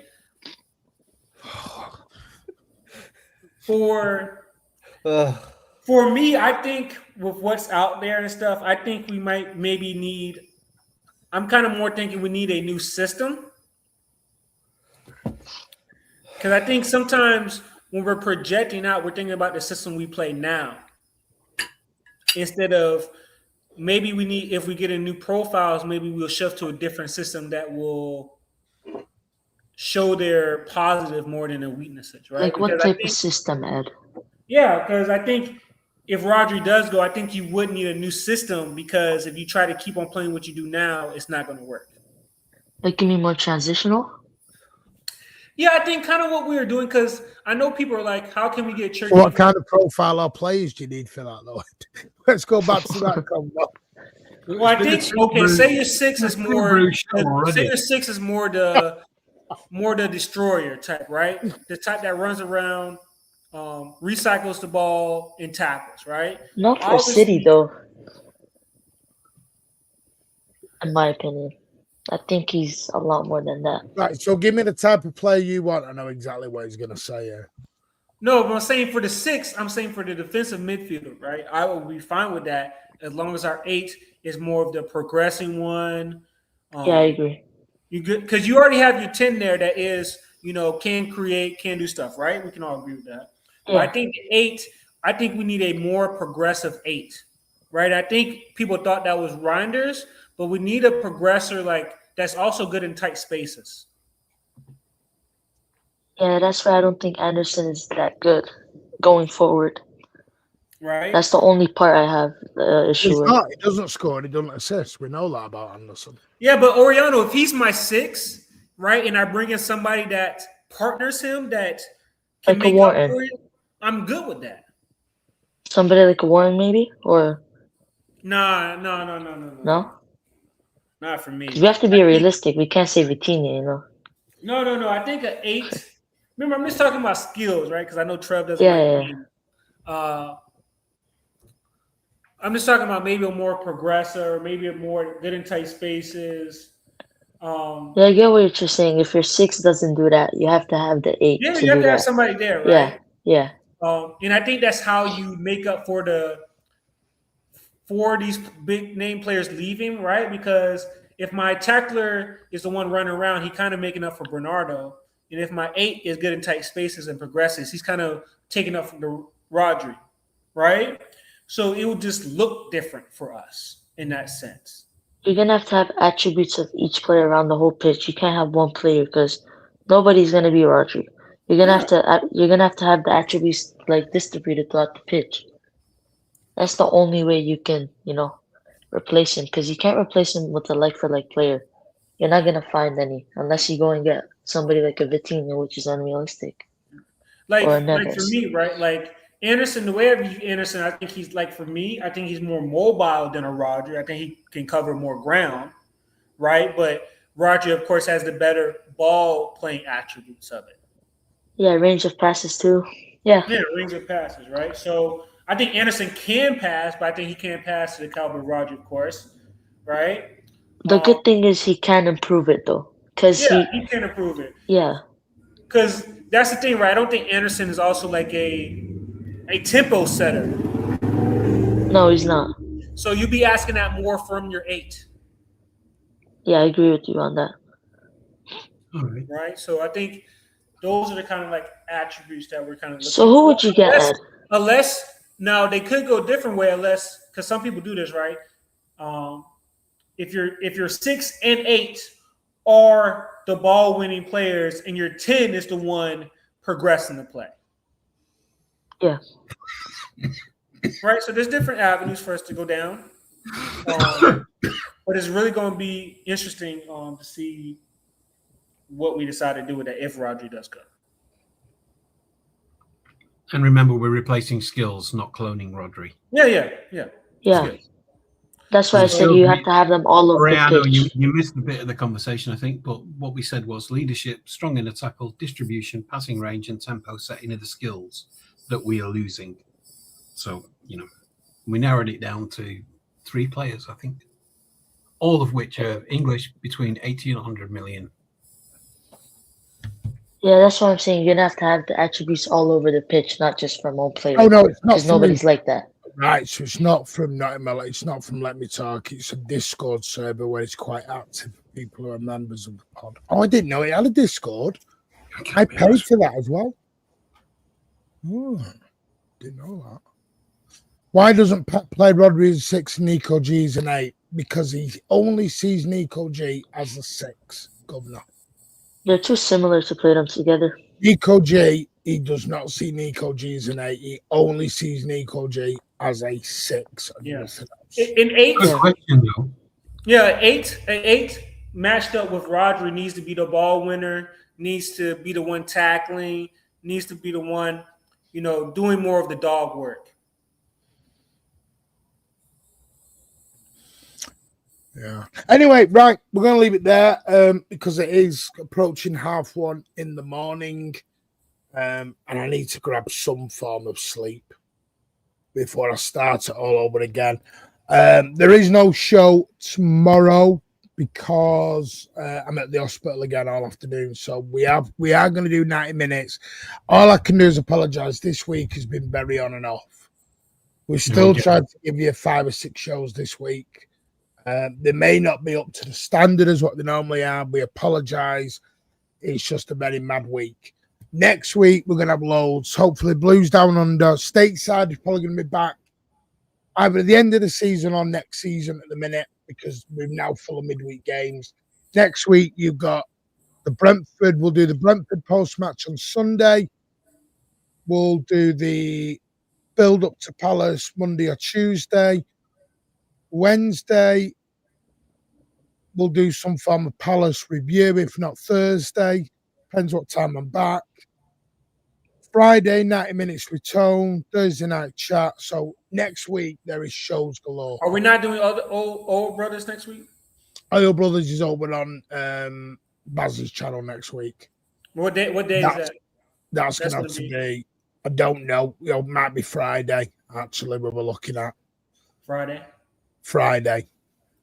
If it's Friday, I probably won't be able to do it. We might even miss. I don't know. We're just going to have to sit and because there's a lot of games are now coming in the week. Next week, Tuesday, obviously, I'm in Bournemouth. Won't be back till Wednesday, Thursday. So it's mad at the minute. It's mad. But Bournemouth, 1,300 of us. We're going to be going big for that one. And then obviously is the FA Cup final build-up. Yeah. And then it's so FA Cup. Sorry, scrap that. So next week, Brentford, Palace on the Wednesday, build-up to the FA Cup final on the Saturday. FA Youth Cup. Yeah. No, Bournemouth the week after. FA Youth Cup on the Thursday. I know a lot of people are going to that. Jesus, I've had so much fun with that this week. What? Oh, the Youth Cup final, yeah, because United fans. It's been hilarious. It's funny. What was that? If Rodri plays as a 6, he doesn't even see Cobra as an 8, he would rather Doku. Yeah, it's crazy.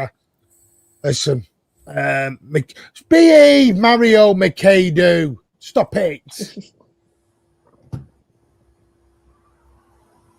Ryan McAdoo. Jesus. Gotta show Bob Levels. What? Leave? Sorry, that was a bit harsh. One day we'll get Jackie on the stream. My boy. Big up to Spartacus. What do you mean, Martin? Are you taking a shot at players that left the club? In Trev's fabulous, famous words, they're dead to me when they leave. It's true. Call me callous. Except unless you're KDB or David Silva or Aguero or Zabaleta. No, if they leave, let me qualify it. If they leave saying that they want to leave. Yeah. If you've any company in that and you've given me absolute pleasure over the seasons. Family, you can't leave. Yeah, your family, and you don't forget forever. You know. Am I going? That's where I'm not sure about next Thursday. It's why I'm hard on Thursday night chat, and maybe going to the Youth Cup final. Where is it at again? Next Thursday at 7 p.m. No, I'm saying where? At the Joey Stadium. Oh, it's going to be in the backyard. Okay. Yeah. So I may not be here for Thursday night chat. I may be at the stadium. And we may do something later on in the night. That's fine with me. So we may do Thursday night chat at like 11 o'clock at night. Yeah. If that makes sense. That's fine. So yeah, there's a lot going on at the moment because everybody's in there. Yeah, it's sad news about Bunny Shaw, but looks like she's going to Chelsea. Hey man, she won a league. She's all-time leading scorer. Hey man, sometimes you thank them on the way out, man. For some of these players and I need to say this, Ed. I know I said it earlier. Do not think because the men make a shit ton of money that the women's is still growing, right? It's not. It don't work like that. Women's football is not money making, so City can't match her ambitions right now. Yeah, I know everyone will go.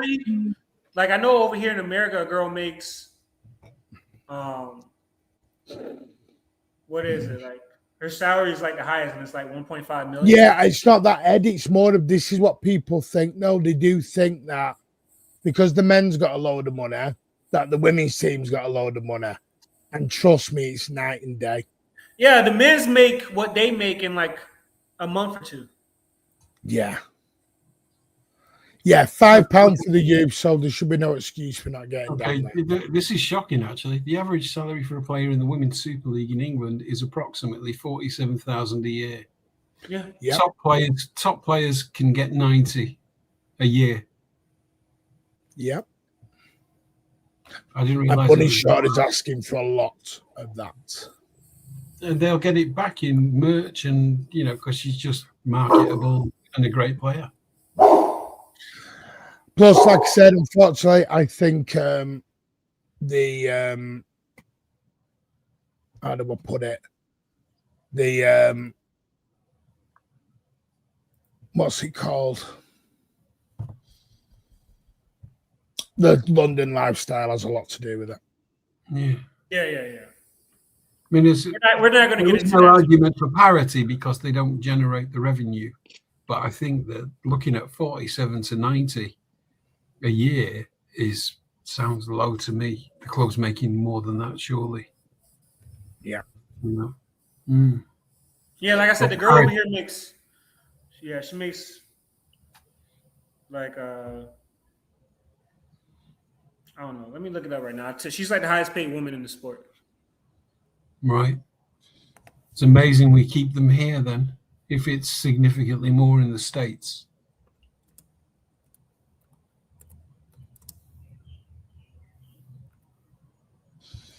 So, yeah, we'll enjoy that next week. Yeah, so don't forget that. Manchester United under 18s, the 14th of May, 7 p.m. That will be a good one, that. So everyone should get on that one. I am actually going to that. I forgot to. Yeah, it's 1.5 million. She makes 1.5 million over here. Well, the States' normal salary range is not much different. $45,000, $65,000 a year average. Wow. Yeah. But yeah, the top earners, Trinity Rodman, is getting $2 million a year. There you go. Wow. Highest paid player in the world. There you go. And that's why.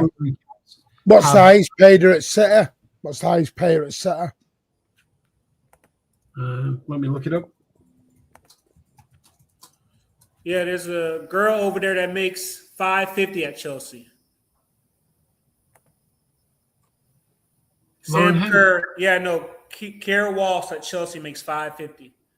Okay, now it's making more sense. Lauren Hemp gets $400,000 a year. Bunny's on $234,000 a year.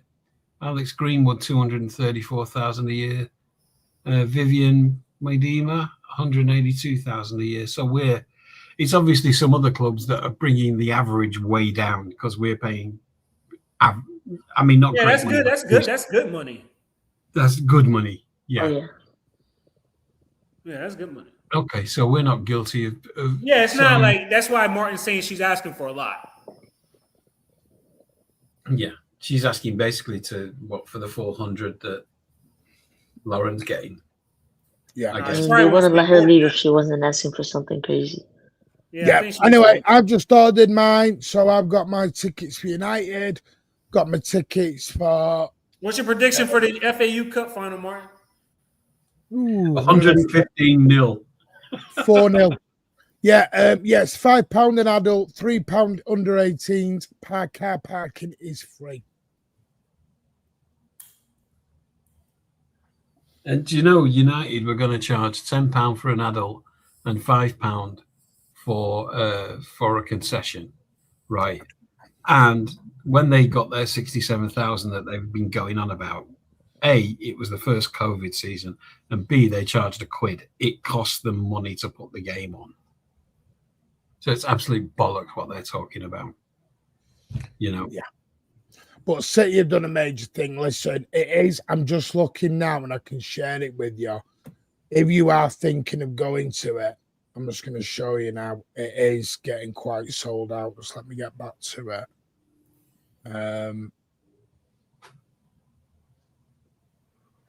The woman who wrote to me, a United fan on Twitter, and I've actually reposted it trying to get some United fans to help her out. Her and her son have been to every single game in the FA Cup because she can afford it and her son gets to see great football, you know. And the club prioritised executives and season ticket holders. She can't get a ticket. That's right, United. I'm just going to share this so you can all see it, just in case anybody's thinking of it, but he's umming and ahhing about it. I just want to show you this so you can actually see, right, there is only 56 tickets left in East 1.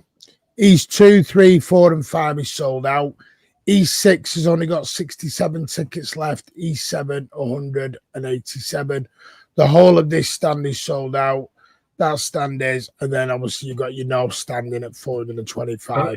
If anyone wants to get a couple and gift them to Kim and her son, I think that would be an incredible thing for us to do as fans.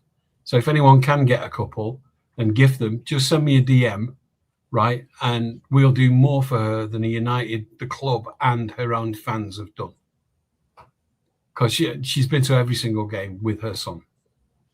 And she's Are they not able to get tickets out or something? No. United sold them to their executives and their season ticket holders and didn't give a shit about any fans who've been to every game so far. No, I didn't know that. That's disgusting. I'll send you the message or the post that she made. I think it's terrible. So, but I think it would be a massive PR coup if, you know, and a great banter point as well, if a City fan could get a couple of tickets and send them Kim's way. She's called Kim Marshall. And I just think it would be a brilliant thing to do for her. Here's what she said. Hang on. Having been to every previous round, I'm fuming that Man United have prioritised executive and season ticket holders. As a member, I've taken my 8-year-old son to every round as it was a cheaper way to see good football, and now we can't go to the final. Who are we, Blues? Someone get that woman a couple of tickets. Yeah, so if anyone has got any, of course, Briggs, if it does pass, yeah, fantastic idea, Trev. Yeah, so if anyone can do, because I've just taken my quota up. Yeah, the reason it's not at the Etihad is because we're still finishing off the trial for the North Stand. And we did offer United 4 dates. By the way. There you go. And it's nearly sold out, which is just brilliant. I think that's just great for the under 18s, though. It's going to be magnificent for them. Yeah, it's going to be great. So, yeah, we will probably, but like I said, you know, May, I'm sorry that we'll do something later on the channel on that. So I do apologise. The Thursday night chat will be later on. So we will do something. It'll just be very late on the Thursday. But anyway, big up Paul, Ariano, Night in My Lifetime, Luke, go and show him a lot of love. Also, don't forget something I do want to share. Luke, let me just bring this up. He's doing something right now that he really wants to push. You can win a signed Donnarumma shirt. He wants to donate it. He did officially get it signed. I'm just going to I'll show you this again. It's something I said we'd share out for Luke. So there it is there, look. It's a football card. I love that. The Hayden's Wall, £10 charity walk for cancer research. You get an official signed Donnarumma shirt. If you think it's bullshit, there is the video of Luke getting it signed by GG himself. So, in his black Ferrari there, GG. He's a cool bastard. So, yeah, that is that. Has Luke got a show going on now? No. Luke stopped. No, not Luke, not in my lifetime. Luke, who used to be Luke City fan, City Luke TV. He has posted it out. I'm trying to see if there's a link to it. Here it is. This is the link here. So you go on to that. All appreciated. Our aim is to raise £500, and this is the walk that he's going to be doing. From Carlisle all the way to Newcastle, Sunderland, Hadrian's Wall walk. Which will be magnificent. So, yeah, I'll get the link and I'll put that in the community post moving forward. I'm just seeing if there's a link now I can put in the chat if you wanted to do it. He did send it me, but I don't know where it is. Where can I post Kim's Twitter account? Put it in the chat. Put it in the chat, yeah. If you send me the details, Cham, I can put it in the community post. I'll do that. I just think that would be amazing. It's shut a lot. Yeah, so it's £10. It's for a good cause. Yeah. If I win it, I'll send it to Spartacus. I'm sending it Oriano. Oriano, do you want a signed Donnarumma shirt? Of course, man. He's like, get me a Trafford one instead. Yeah. If they could only get a Trafford one, I'll do it. Trafford don't drive around in a fucking black Ferrari like a smooth Italian don. Probably why he wants to leave. No money. Yes, he can't get the black Ferrari. Right, big up Trev for joining us. Great having you on, mate. Ed, legend as always, as you know. We'll be back Sunday. Listen, we may have let you down a bit this week and we apologise. There you go. Kim Marshall, 7. We will not let you down next week.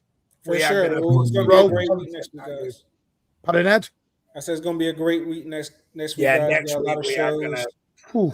Got a lot of shows coming out, guys. It's going to be great content. And as always, man, we appreciate the chat, man. We appreciate the panel members. And thank you for the support you've all given me, by the way, this week. Means a lot. Yeah. Anyway, take care. Final few likes. As always, up the Blues. Take care, and we'll see you Sunday. See ya. Come on, Sitter. Ta-da.